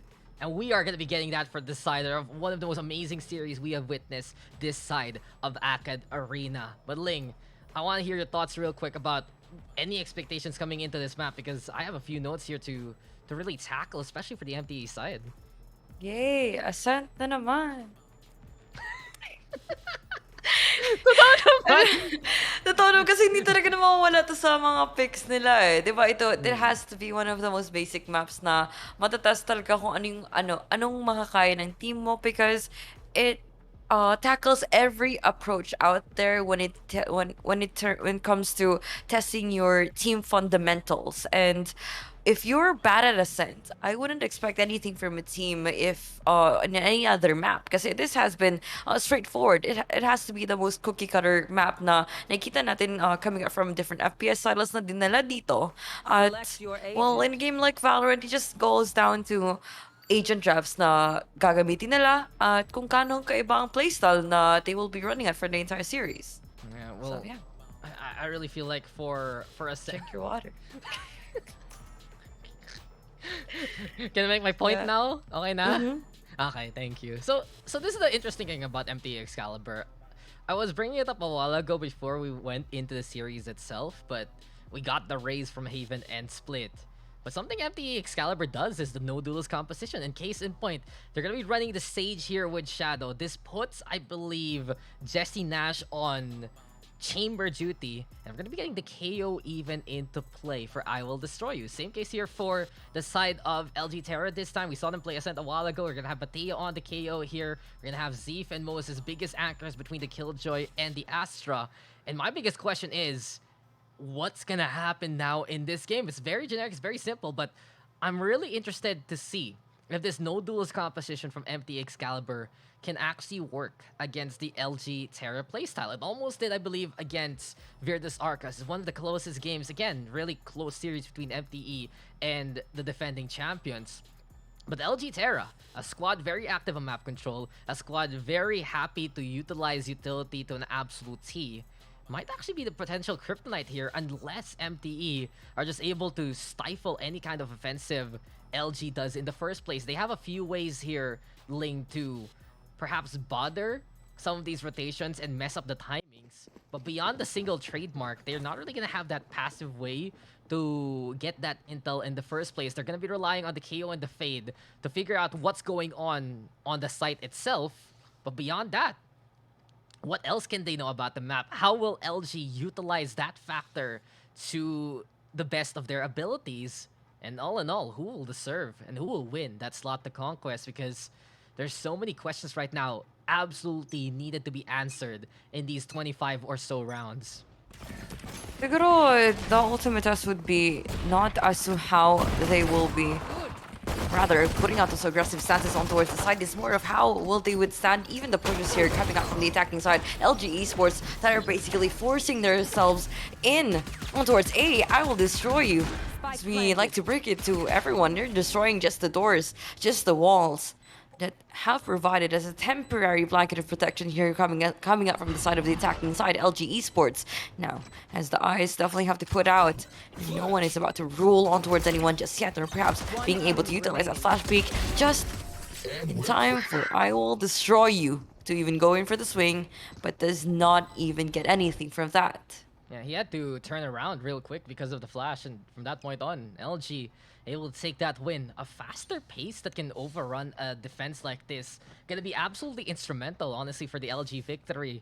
If they can get their usual good start, if they can keep going for the steamroll effect, it might prevent really the defense here of MTE from getting anything done. There's, of course, a potential for the players to pop off specifically. But the problem here is the clear. If LG can clear towards the site itself and call it a day, then they can be very happy on how to actually make these plays work. Big gamble now from MTE. They fully 5-stack towards that A site. But sometimes, you know, the coin flip of life, you just call wrong, and it will be completely abandoned here towards B. Well, LG will be happy to take it instead. Mateo still watching towards the middle. Top mid might be the action here. And Mateo, he's just ready. Able to drop one down in safety in time to go for a second kill. Looking for a third even. Sprays it down. Gets the headshot. Does the chip damage. Bit of fall off though thanks to Spectre's damage itself. But then again, Mateo is not done. Letting it drift. Going for more. Jesse Nash finding Tino though. And here comes Jesse Nash looking to drop one down. Making that noise. Being the distraction. Mateo absolutely corralled here. And I Will Destroy You will eventually get the takedown. Damage though being done here by LG. I Will Destroy You with 34 HP left. A single bullet might do him in. Moses trying to go for the chase. This round is all but secured by LG Terra for now. really, MTE, they're just trying to do a bit of that chip damage, and we'll see what they can do into the next round here, Ling. And there's a lot more action going in on mid rather than the sites. I'm just trying to check the menu. Is something happening over there, or is it just the I will destroying all the enemies right in front of him? Pinabayaan lang eh. Yun na lang yun. Okay na. But still, though, parang the fact that you see these teams try to go in, like pull out a stack where they put all of their efforts, all of their manpower in just one side of the map, just shows na they fully understood na they wouldn't stand a chance against a Rate of Fire of a Spectre or against an anti-eco buy coming up against them. So, a lot better, play for trades, secure the guns if you could, but it wasn't exactly the case na nangyari a while ago. It was just them trying to take away that map control. Sure, they got information, but they weren't even able to make the most out of it, which is quite unfortunate for LG Esports, or rather, Excalibur a while ago. Yeah, MTE though, they have the guns this time, and they did some good damage, honestly, after everything was said and done. Big chance here to try and take this round. Mid control being fight for here by LG. Shadow now setting up the wall. At the same time, LG now playing it slow and steady, understanding that this time around, MTE happy to play towards the sites themselves. Aldrin the scout. Does he spot out Shadow in time? Look at him hide! Look at him go in the distraction with the paranoia! Perfect chance now for Shadow. They'll go for the target, and case in point, there he goes. Declaration has been made. Shadow will get that takedown. 2 for 1 after everything is said and done. Flex trying to go for the updraft to get towards the side, but I will destroy you. The Aggro here doesn't care about the null command. He's gonna shut that down, while the Speedway will be the place to get the demise even of one more. Flex did push on forward, but he's the only one left effectively. Can't really get back up without the updraft. 1v3 situation in this instance. One enemy remaining. Just waiting for the rest of his crew to bring in their own 30 angle. seconds left. Here comes now MTE looking for a retake that hasn't even happened yet. The spike left behind towards Speedway. And this should be around for MSU to take it down. They have been very, very disciplined and very responsible for their gun rounds here, Ling. And there you go again. MTE get on the board. Kailangan talaga na at a certain point na i-exercise yung disiplina nila as a team. Hindi lang kasi sila, or they don't really have, or they couldn't really afford making mistakes now because last map na to, Dax, and hopefully with however the results may turn out, I just hope na these players wouldn't be discouraged in any way because there's only one player that will make it to the grand finals, and it's just quite unfortunate na isa lang sa kanila dito. They've all been performing so well for every round, for every game, for every map na being thrown at them, and yeah, everything's just too close for us to even determine who are the real winners here. We all seen glimpses of what they could be, what the team could be, what the players can do, but it's all falls down to those micro engagements that have been happening inside the game that will take them to be the first one to land on the 13 scoreline. And yeah, I gotta commend these people for having like the mental fortitude, for even having the endurance to withstand a series that has been dragging for them, and they still want to perform at their best. And yeah, something is good for both sides, and hopefully they would keep this up. Iyak na ako. Inspiring nun, Ning. That was so inspiring, man. I can't believe it. Now I want to be a collegiate player in the Alliance games too. But really, shoutouts to LG for having the back-to-back. But in all honesty, they've been in this situation before, so it's not really too new. I really want to give big credit to MTE all throughout these months, all throughout these weeks, making it this far, already in this situation, and one map away from flying over to Manila. Come on, man. Like, in all honesty, if we get Ateneo LaSalle, we get the El Clasico of any kind of collegiate scene. But if we get MTE versus LaSalle, we get Luzon versus Mindanao. We get the best of Manila versus the best of really what Mindanao has to offer, and just proves yet again, talent can come from everywhere in all these 7,000 islands. But there you have it now. Jesse Nash, remember his name, because he is just making quite an edict for himself. There we have the flash play though. Aggression this time from the side of MTE, but honestly, Moses, he gets the right read at the right time, and he's waiting for more targets to come. The spike, though, has been left behind. Moses trying to use it as bait, and there you go! Hook, line, and sinker! Moses will get 3 anyway. Mateo finding Sunshine along the way. Shadow, the only one left, trying to catch out the Astra in transition, but can't hit the markers. It's Tino who finds him instead. 3-1, LG. The pullback working out for them. Already a big yikes that they weren't even able to take that away from LG Esports a while ago, even if they had not only the spike, but also the advantage in numbers, which is they even failed to even go for those trades. But, you know, stuff like that happens, and hopefully, hopefully they wouldn't actually do that again later on this game, because with the side of things, we wouldn't want a steamroll to even go in for LG Esports again, especially when MTE almost had it from the previous map. They would not let anything slide right now. The thing is, oh, Mateo making it 2 for 1. But the thing is, despite LG having that lead, or getting a good lead coming into the first half, we're not going to be convinced by them that they can finish the job off after what we saw in Haven, right? That's the truth about things. MTE will always have a chance here to try and win things out. And the real question now is, can they get still going? We've seen them have those struggles in their matchup against Versus Arcus, then coming into the third map. We know how close it can be. And I really feel like this squadron from Mindanao, from MSU, has just been one of the best teams we have ever seen in the collegiate circuit that has relatively come out from obscurity in a way, right? And let's just be real. Some of the names we have from LG, they have been known even in the tournament circuit for the pro scene. But as LG wins the round, and it was a good juggle of weapons there from MTE, I still have to give them props, because many of these names very unfamiliar to me, very unfamiliar to us, but they have just made some of the biggest waves. So I don't know about you, but I know Jesse Nash. I know Jesse Nash too now. I knew Shadow. I really knew Shadow from before, but beyond that, I was like, damn, you have Jesse Nash, you have Sunshine, not who has expecting improved this. me. I thought you mentioned the point now. We don't know who these players are, because at a certain point you can't just measure a skill of a player with just him performing individually. You have to see him perform as a team, since this is going to be a 5v5 setting. And speaking of 5v5 setting, he's going to be one player who's left alone on site playing in for the flashes, which is the Jet.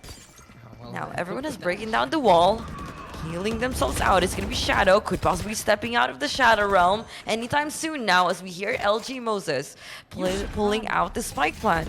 Now attacking Killjoy, puts out the lockdown. Of course, for sure, could actually destroy this anytime soon. 3 players being detained. Oh no, that is gonna be suppression. Shadow to coming in for 1. Mateo out on the board, and we still have to see on who is gonna be detained. That is gonna be 2 players that they will not to take into account for.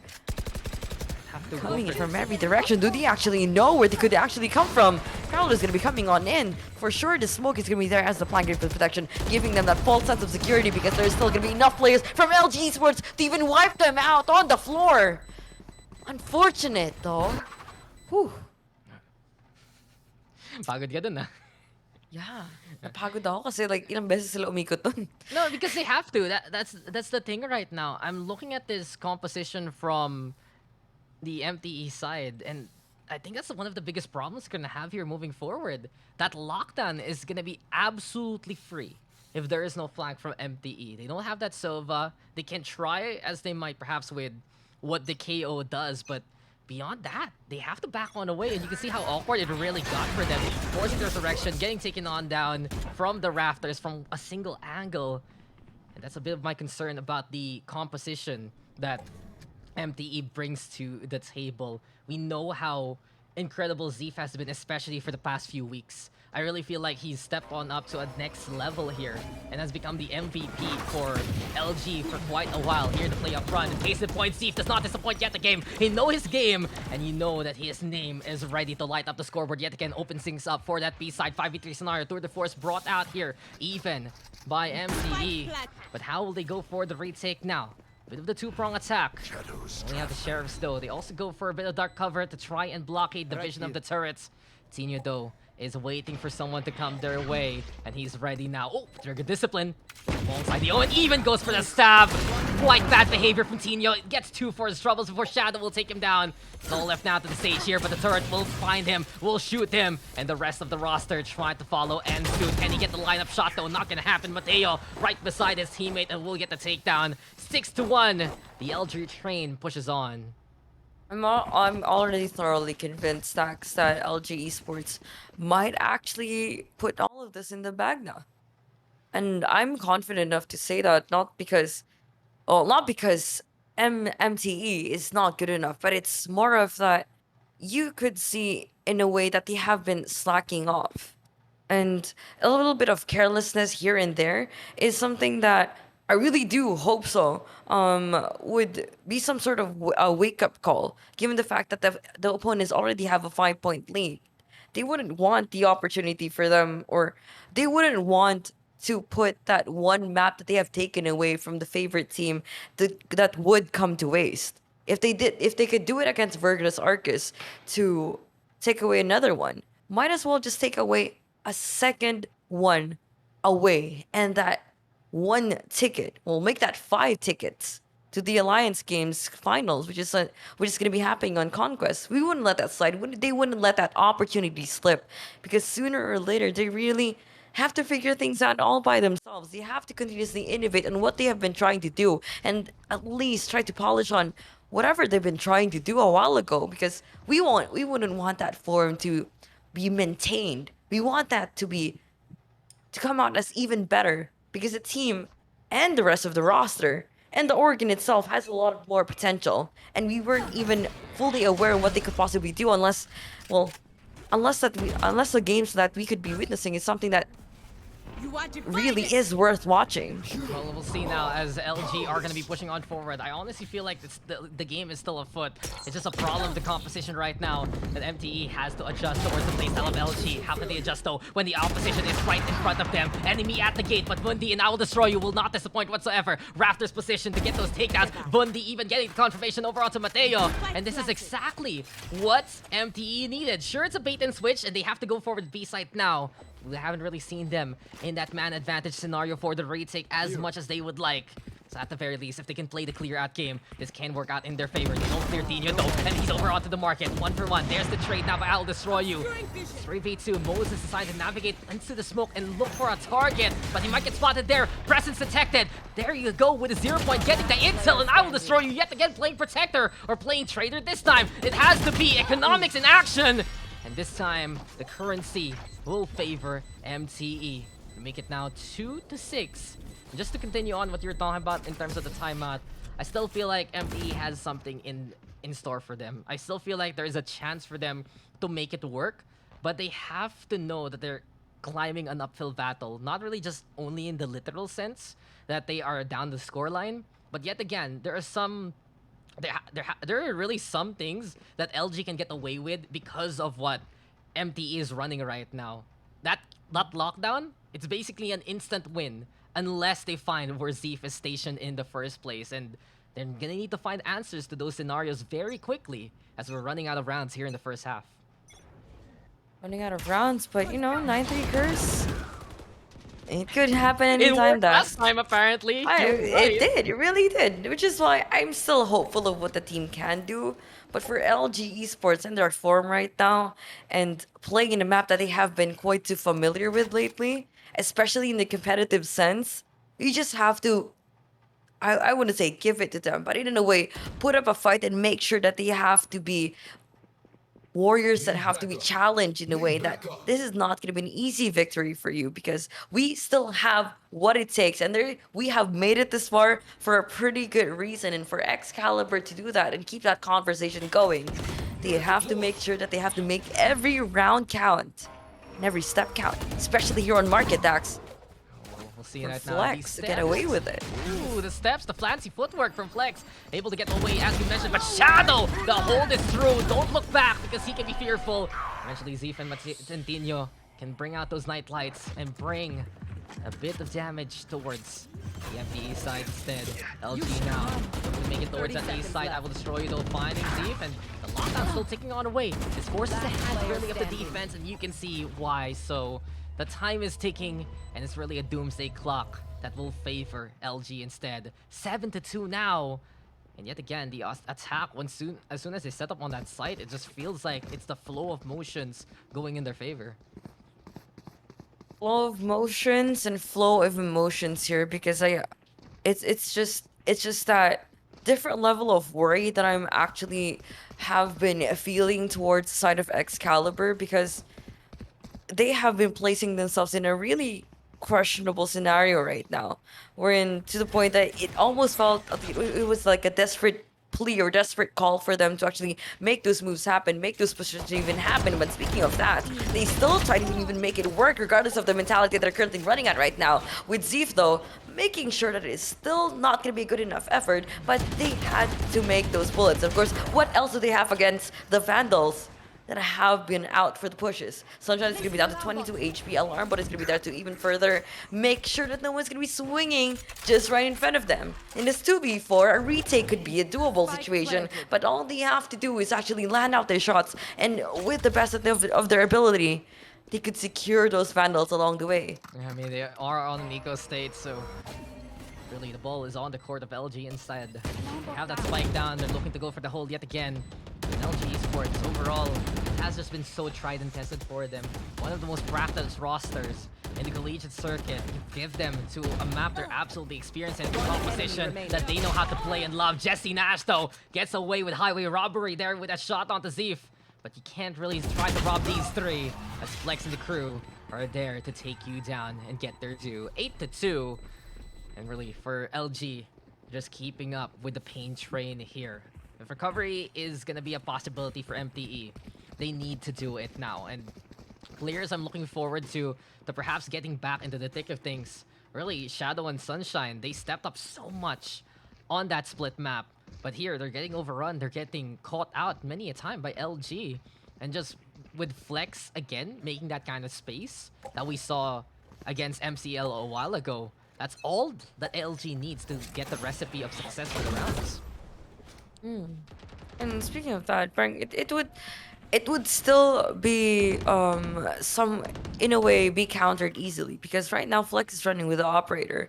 I just want to see how the team could still operate regardless of the duelist not being able to play as the frontliner of the team. He's not able to just dash on in. He's not able to just rifle anyone down as he tries to even make space for the team. But in the slower pace that LG is forced to play at right now, will this be an opportunity that Excalibur will have to seize in order to shut them down with the given momentum that they're currently running at right now?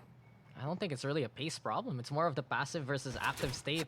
We did see MTE a while ago decide to go for it, but as soon as they were beaten back by Moses, they haven't really tried to go for the aggressive Vi first position as much as the rest of what we've seen from the game. The Blade Storm though is available here for Flex. Tina right now getting hit by the paranoia, but Zeke will find Sunshine to start things off. Flex even finding Shadow there.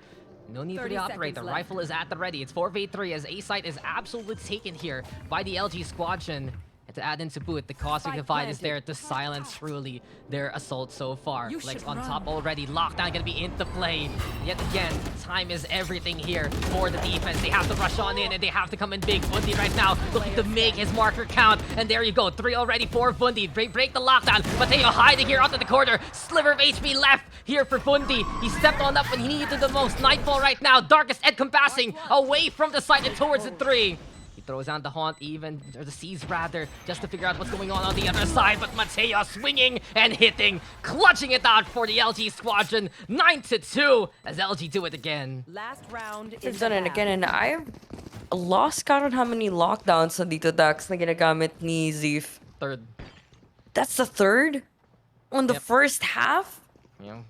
Him popping off like this is such a big boost for the LG squadron. They know that if he's the one who's getting these frags, getting these orbs, MTE is immediately forced. And That's not an opinion, that's a fact. You have to see literally how MTE immediately as soon as they see that lockdown, they rush the site because they have no other answers. It was an incredible round for Vundi, and that could have actually been the 4K clutch that MSU has been looking for. But their chance is now dwindling. And sometimes, in a game like Valorant, it's not like CS. The game can be more or less decided or at least modified by the agents you bring to the table. This was my concern for the MTE squadron. It's not the gameplay that they run, but really the composition that they have in the first place. And unfortunately for them, it's rearing its ugly head versus LG so far. A great tag even, Jesse Nashno. Not afraid whatsoever, still has a rendezvous available, tries to line it up, but will snap away in the blink of an eye. To stay alive for now. Not the best eco state here though for MTE. They're just running with whatever they can. Flex now.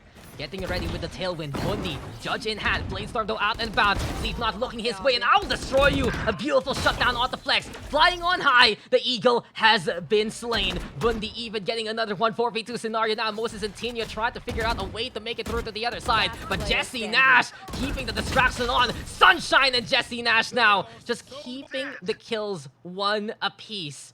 And I love what we saw there at the end from MTE. Isolate the duels, figure out a way to bait for the other guy, and from that point on, they at least have a chance with the curse here, Ling.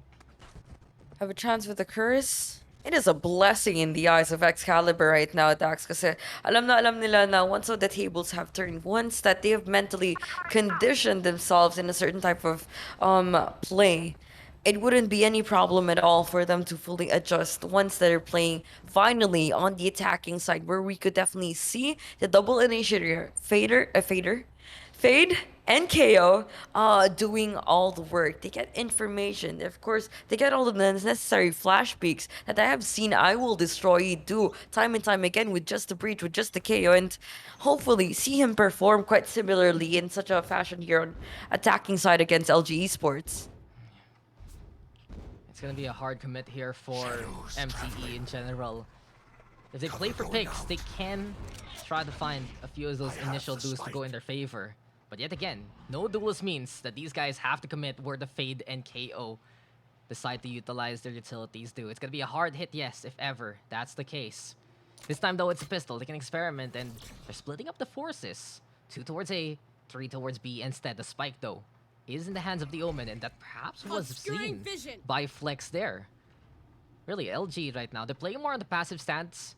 They get that if they get punished early on into the round, it's gonna be a better chance here for MTE to get the job done in this case. They do regroup now for the offensive towards B sites. We keep an eye out on Moses though. He's watching over the speedway. He's ready yet again with the gravity well, and he's trying to catch out the opposition off guard. Shadow though able to navigate on through to the other side, put that wall down. It's gonna be a 3-for-2 trade in favor of the defense though. Moses still such a big problem with that frenzy, and not only that, the wall is in the way of the CT side, but they can just confirm that. They can get that intel, and they can move from the market instead. But Moses doesn't need any kind of help. All he needs is a frenzy, and he's ready to do it yet again. Miracles made by Moses one more time. A quad kill there in the pistol round, and it's LG at double digits. And they wouldn't want that curse to happen. They wouldn't want anything to slip right in front of them, Dax. Dahil they could be solidifying this victory even further, as they are going to be forcing their way in with judges, with specters, and just try to make sure that the eco rounds coming out from MTE, which I would not even discount their ability on winning out with just the sheriffs and with just the ghost. And yeah, they aren't scared, but at the same time they aren't too careless as to how these rounds pan out. And for MTE right now, it's completely up to them. If they're making all the right calls, making all the right pushes, hopefully getting all the right trades that Sunshine definitely has right now. But good thing there's gonna be a backup though, coming out from Tino, putting everyone in an even out scoreline, or even out numbers. It's 3v3. Omen and Ife not being in the lowest of HP. Could not even secure the guns right in front of them. They have to be careful now. I think it was ambitious from LG, honestly. They should be respecting these kind of stacks from MTE. And case in point, it's MTE on the eco state and low HP, sure. But they still have the numbers to try and fight. Now Flex finding Sunshine. A bit more discipline required here for the LG Terra Squadron. And Flex will be able to provide that so far. Picks up the orb, wants to get closer to that Blade Storm. We do go for a retake scenario. The spike does get put down. Zeef ready to come in from the window itself. He's confident here with the Spectre in hand. The doorway though will be in the way. Straight the Spectre back, gives it to Flex, and both of them now with the SMGs at the ready. Fundi solo on the HP. His job to be the distraction, to be that intel. Jesse Nasto, stellar shot from above. Flex though watches the position, unfortunately. It's just the instinct of a Jet here, a Jet playerling, and he sees the chamber right on top, gets that takedown. It's 2 more for LG to make it to Conquest. Do you think there's ever gonna be an advantage if the shadows being casted are enabled or disabled inside the game? Because that could actually compromise anyone's position if they play in for generator. Or am I just overthinking that? You're kind of overthinking. I don't know. I think even if you have shadow detail, it's just like you're gonna see something, and usually your vision from doorway sees the top of Jenny anyway. You just see something golden, glowing golden. It's like, yeah, that's not it. I have to commend though MTE again. They always make these eco rounds testy. They always make sure that LG will take some casualties as much as possible. And you can see now, better late than never, this is their chance to get on the board. The second half, and Jesse Nash, well, kudos to you. They put out Flex, which is, okay, one less lonely girl. No, not one less problem that you even have to worry about from LG Esports. They don't really have much to lose given the fact that they only had Sheriffs, they only had the Spectres here. And if they could make this work, then great. If not, it is going to be a bonus for them regardless. So for Mateo though, close angles, isolating himself on lower mid, possibly could be even hearing the footsteps if they actually make one misstep. But for Zeef, just try to make sure that it is not going to be an easy side to take. As they contest for it even further, Spectre is going to be coming in handy all the way from mid. Mateo coming out. Of course, same goes for his teammate. He's going to be picking out another Vandal here, sir. Good thing there's a backup coming out from your behind, sir. Vundi, what can you do? Aside from die, on towards Catwalk. Vaulting your way in, on towards the side is to the KO. I will destroy you. Even destroy the... Okay, never mind. What an eco! What an eco was that from LG? So played well. From Mateo waiting in the middle to Zeef going for the stall with the nano swarms. You compounded with the fragment. You compounded with a peek from the middle. Zeef getting close to pick up the rifle. And that was just one of the best plays you can see from LG in that kind of scenario. Unfortunately for MTE, they fall into the trap and there's no one who can really bail them out in this kind of situation, this kind of composition. 3-12. Match point, conquest points. It's land point here for the Ateneo, the Manila Squadron. Can they do that though? That's the question. MTE, they have been absolutely impressive all throughout the run, but they're gonna need a miracle now to make this one work. Tino inside the market trying to play the waiting game. Slower play here. From the side of MTE though, they want to go towards that A side yet again, and the heavy stack one more time is the call. But the Nano Swarm setup looking very, very perilous to go through. Pops the first one, waits on for the second. Zeef being very responsible this time on using his utility. But look at LG. They're so close already to trying to get to the faces of MTE. They can feel the land is waiting for them. Continuous first one there. He even gets a second, gets a third. They're just lining up for him. Jesse Nash trying to go for the denial. And yet again, he gets a second. But it's 3v2 now. Zeef going for a bit of that mid control. LG Terra, they can feel already. It's molding in their favor. The world is in their hands. And the conquest slot is theirs. We get Ateneo versus LaSalle at the LAN. And it will be LG Terra, your second seed to conquest this year. Oh, you could see the look on the faces of the players right now, Dax. How much of an honor there is for them to even participate the first LAN tournament in the collegiate scene, and the first LAN tournament after a long time of us just waiting for it to happen.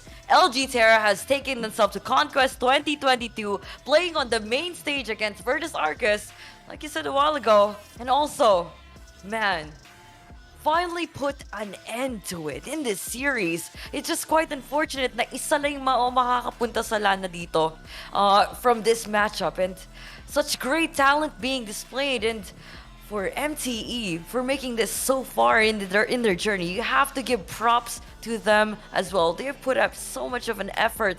There is that these players could actually have. Man. If only, you know, it could have gone their favor. It could have been them going if they finished the job off there on split. But coming into Ascent, honestly, like, I have to be truthful. The composition itself, it's gonna be problematic for MTE against the playstyle of LG, and you can see why. There are just so many times where the 5-stack just get completely funneled, and there's no way out for MTE whatsoever. It was an amazing effort though. I give props to Jesse Nash there in that last few rounds, really trying to get those big impactful kills. That's what the Chamber does. Bundy also in that one situation where he had to rush that Killjoy lockdown.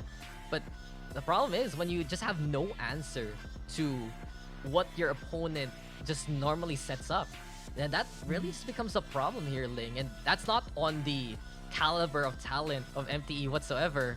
Sometimes you just get that composition difference, and it's the issue right now for MTE coming into that third map. It's happened in so many other circuits. It's happened in so many tournaments, and unfortunately for their Cinderella run, it will be the end of their journey. So close, so very close, and amazing games against some of the best teams, some of the most notable names we know this side of the collegiate. But in the end, did we have to go all through these weeks, Ling, just to get the usual? Just to get to what has been expected by many to be the usual finals? I mean, for me, every moment was worth it. Because the fact that representation matters in a way for me. Na I have finally witnessed a team coming all the way from my, I wouldn't say hometown, but parang who shared the similar roots as me to finally penetrate an esport, like the esports competitive scene, because we have seen a lot more players na have been parang nasasayangan ako na hindi sila napaprovide ng ganitong tipong opportunity, you know, for AcadArena to even have or pave the way for these players to even compete, and let alone have the opportunity to make it to to the grand finals or main stage. Parang we all have that goal, or some of these competitive players would have that goal, and this is something that that kept their dream alive. They had something to cling on to, which is I'm quite thankful for, that I'm able to cast and witness these games first and foremost. And I've seen history happen. You don't just get to see LG Terra or Virtus Arcus have a map taken away from them. You don't see matches like this na sobrang lapit sa isa't isa, to the point that it made you question kung sila ba talaga ang the best of the best, because you're getting wrecked at a certain point by a team that hasn't been around for that quite long. No, you're right. You're right, because I'm just gonna go back real quick to history. Here in the Alliance Games, or back then in UAC, we got teams from Manila popping off, and then someone like Holy Angel University, the guys from Pampanga, they show up. So it's like Luzon now, and then you add in USC back then, Cebu, Visayas, and now MTE Excalibur, MSU, Mindanao. It really just proves that there's so much young talent in the Philippines, all throughout the freaking nation, and I'm very happy for Excalibur that they made it this far. It's just LG Terra able to play that better game at the very end in that last map. It was so 50-50. We went into 2 games that went to overtime in this series, and come on, we wouldn't have it any other way. This is what the Alliance Games is all about. This is where we get these young talents to get the stage that they absolutely deserve, and big kudos to everyone who has participated so far. But I think that's pretty much it for us, Ling. Anything else you want to say before we wrap things up? Congratulations for LG Terra. Well played for MTE. Hopefully na I will get to see these players for the next season, because I'm really looking forward to kung paano nyo shape sarili nyo into better form na you would be able to write the story of your redemption arc. Kung magka-matchup, kung magka-rematch man, mas maganda. But if you're able to pull out something better next season, man, I hope I will get to cast your games. Alam niyo naman, guys, we still have more Alliance Games in the future, probably another conquest along the way, and even more fun for, well, what the rest of this generation of Valorant can bring to the table. But Just one last time, the Alliance Games Finals. It's not gonna be online. It will be held live at Conquest 2022 happening on July 23-24. It's probably gonna be an online broadcast, like for sure, but you already know, it's a LAN. It will be LG, Terra versus Viridus Arcus, and beyond that, you will get a chance to watch the LG finalists battle there. It's out on stage. Meet your favorite gaming and esports personalities like Haide, like LogitechG.Ph and whatnot, and enjoy a lot of different programs and activities for all kinds of gamers. Stay tuned for more Conquest updates. You know, we're going down the line. We're getting closer and closer, so there's still much more waiting for you at our official site, facebook.com/ConquestPHL. I'm so excited for that. I can't wait to see everyone who's going to Conquest. I can't wait to see Ling. Maybe then, maybe later. I don't know why our plans are always like this, but it's gonna be the best of the best, looking to be that first ever Alliance Games winner. With that being said, it's time for us to sign on out. The speech has gone on a little too long. I've been Dax. And I'm Ling. I'll see you guys into the next one. This has been your Alliance Games. I'll see you guys at Conquest.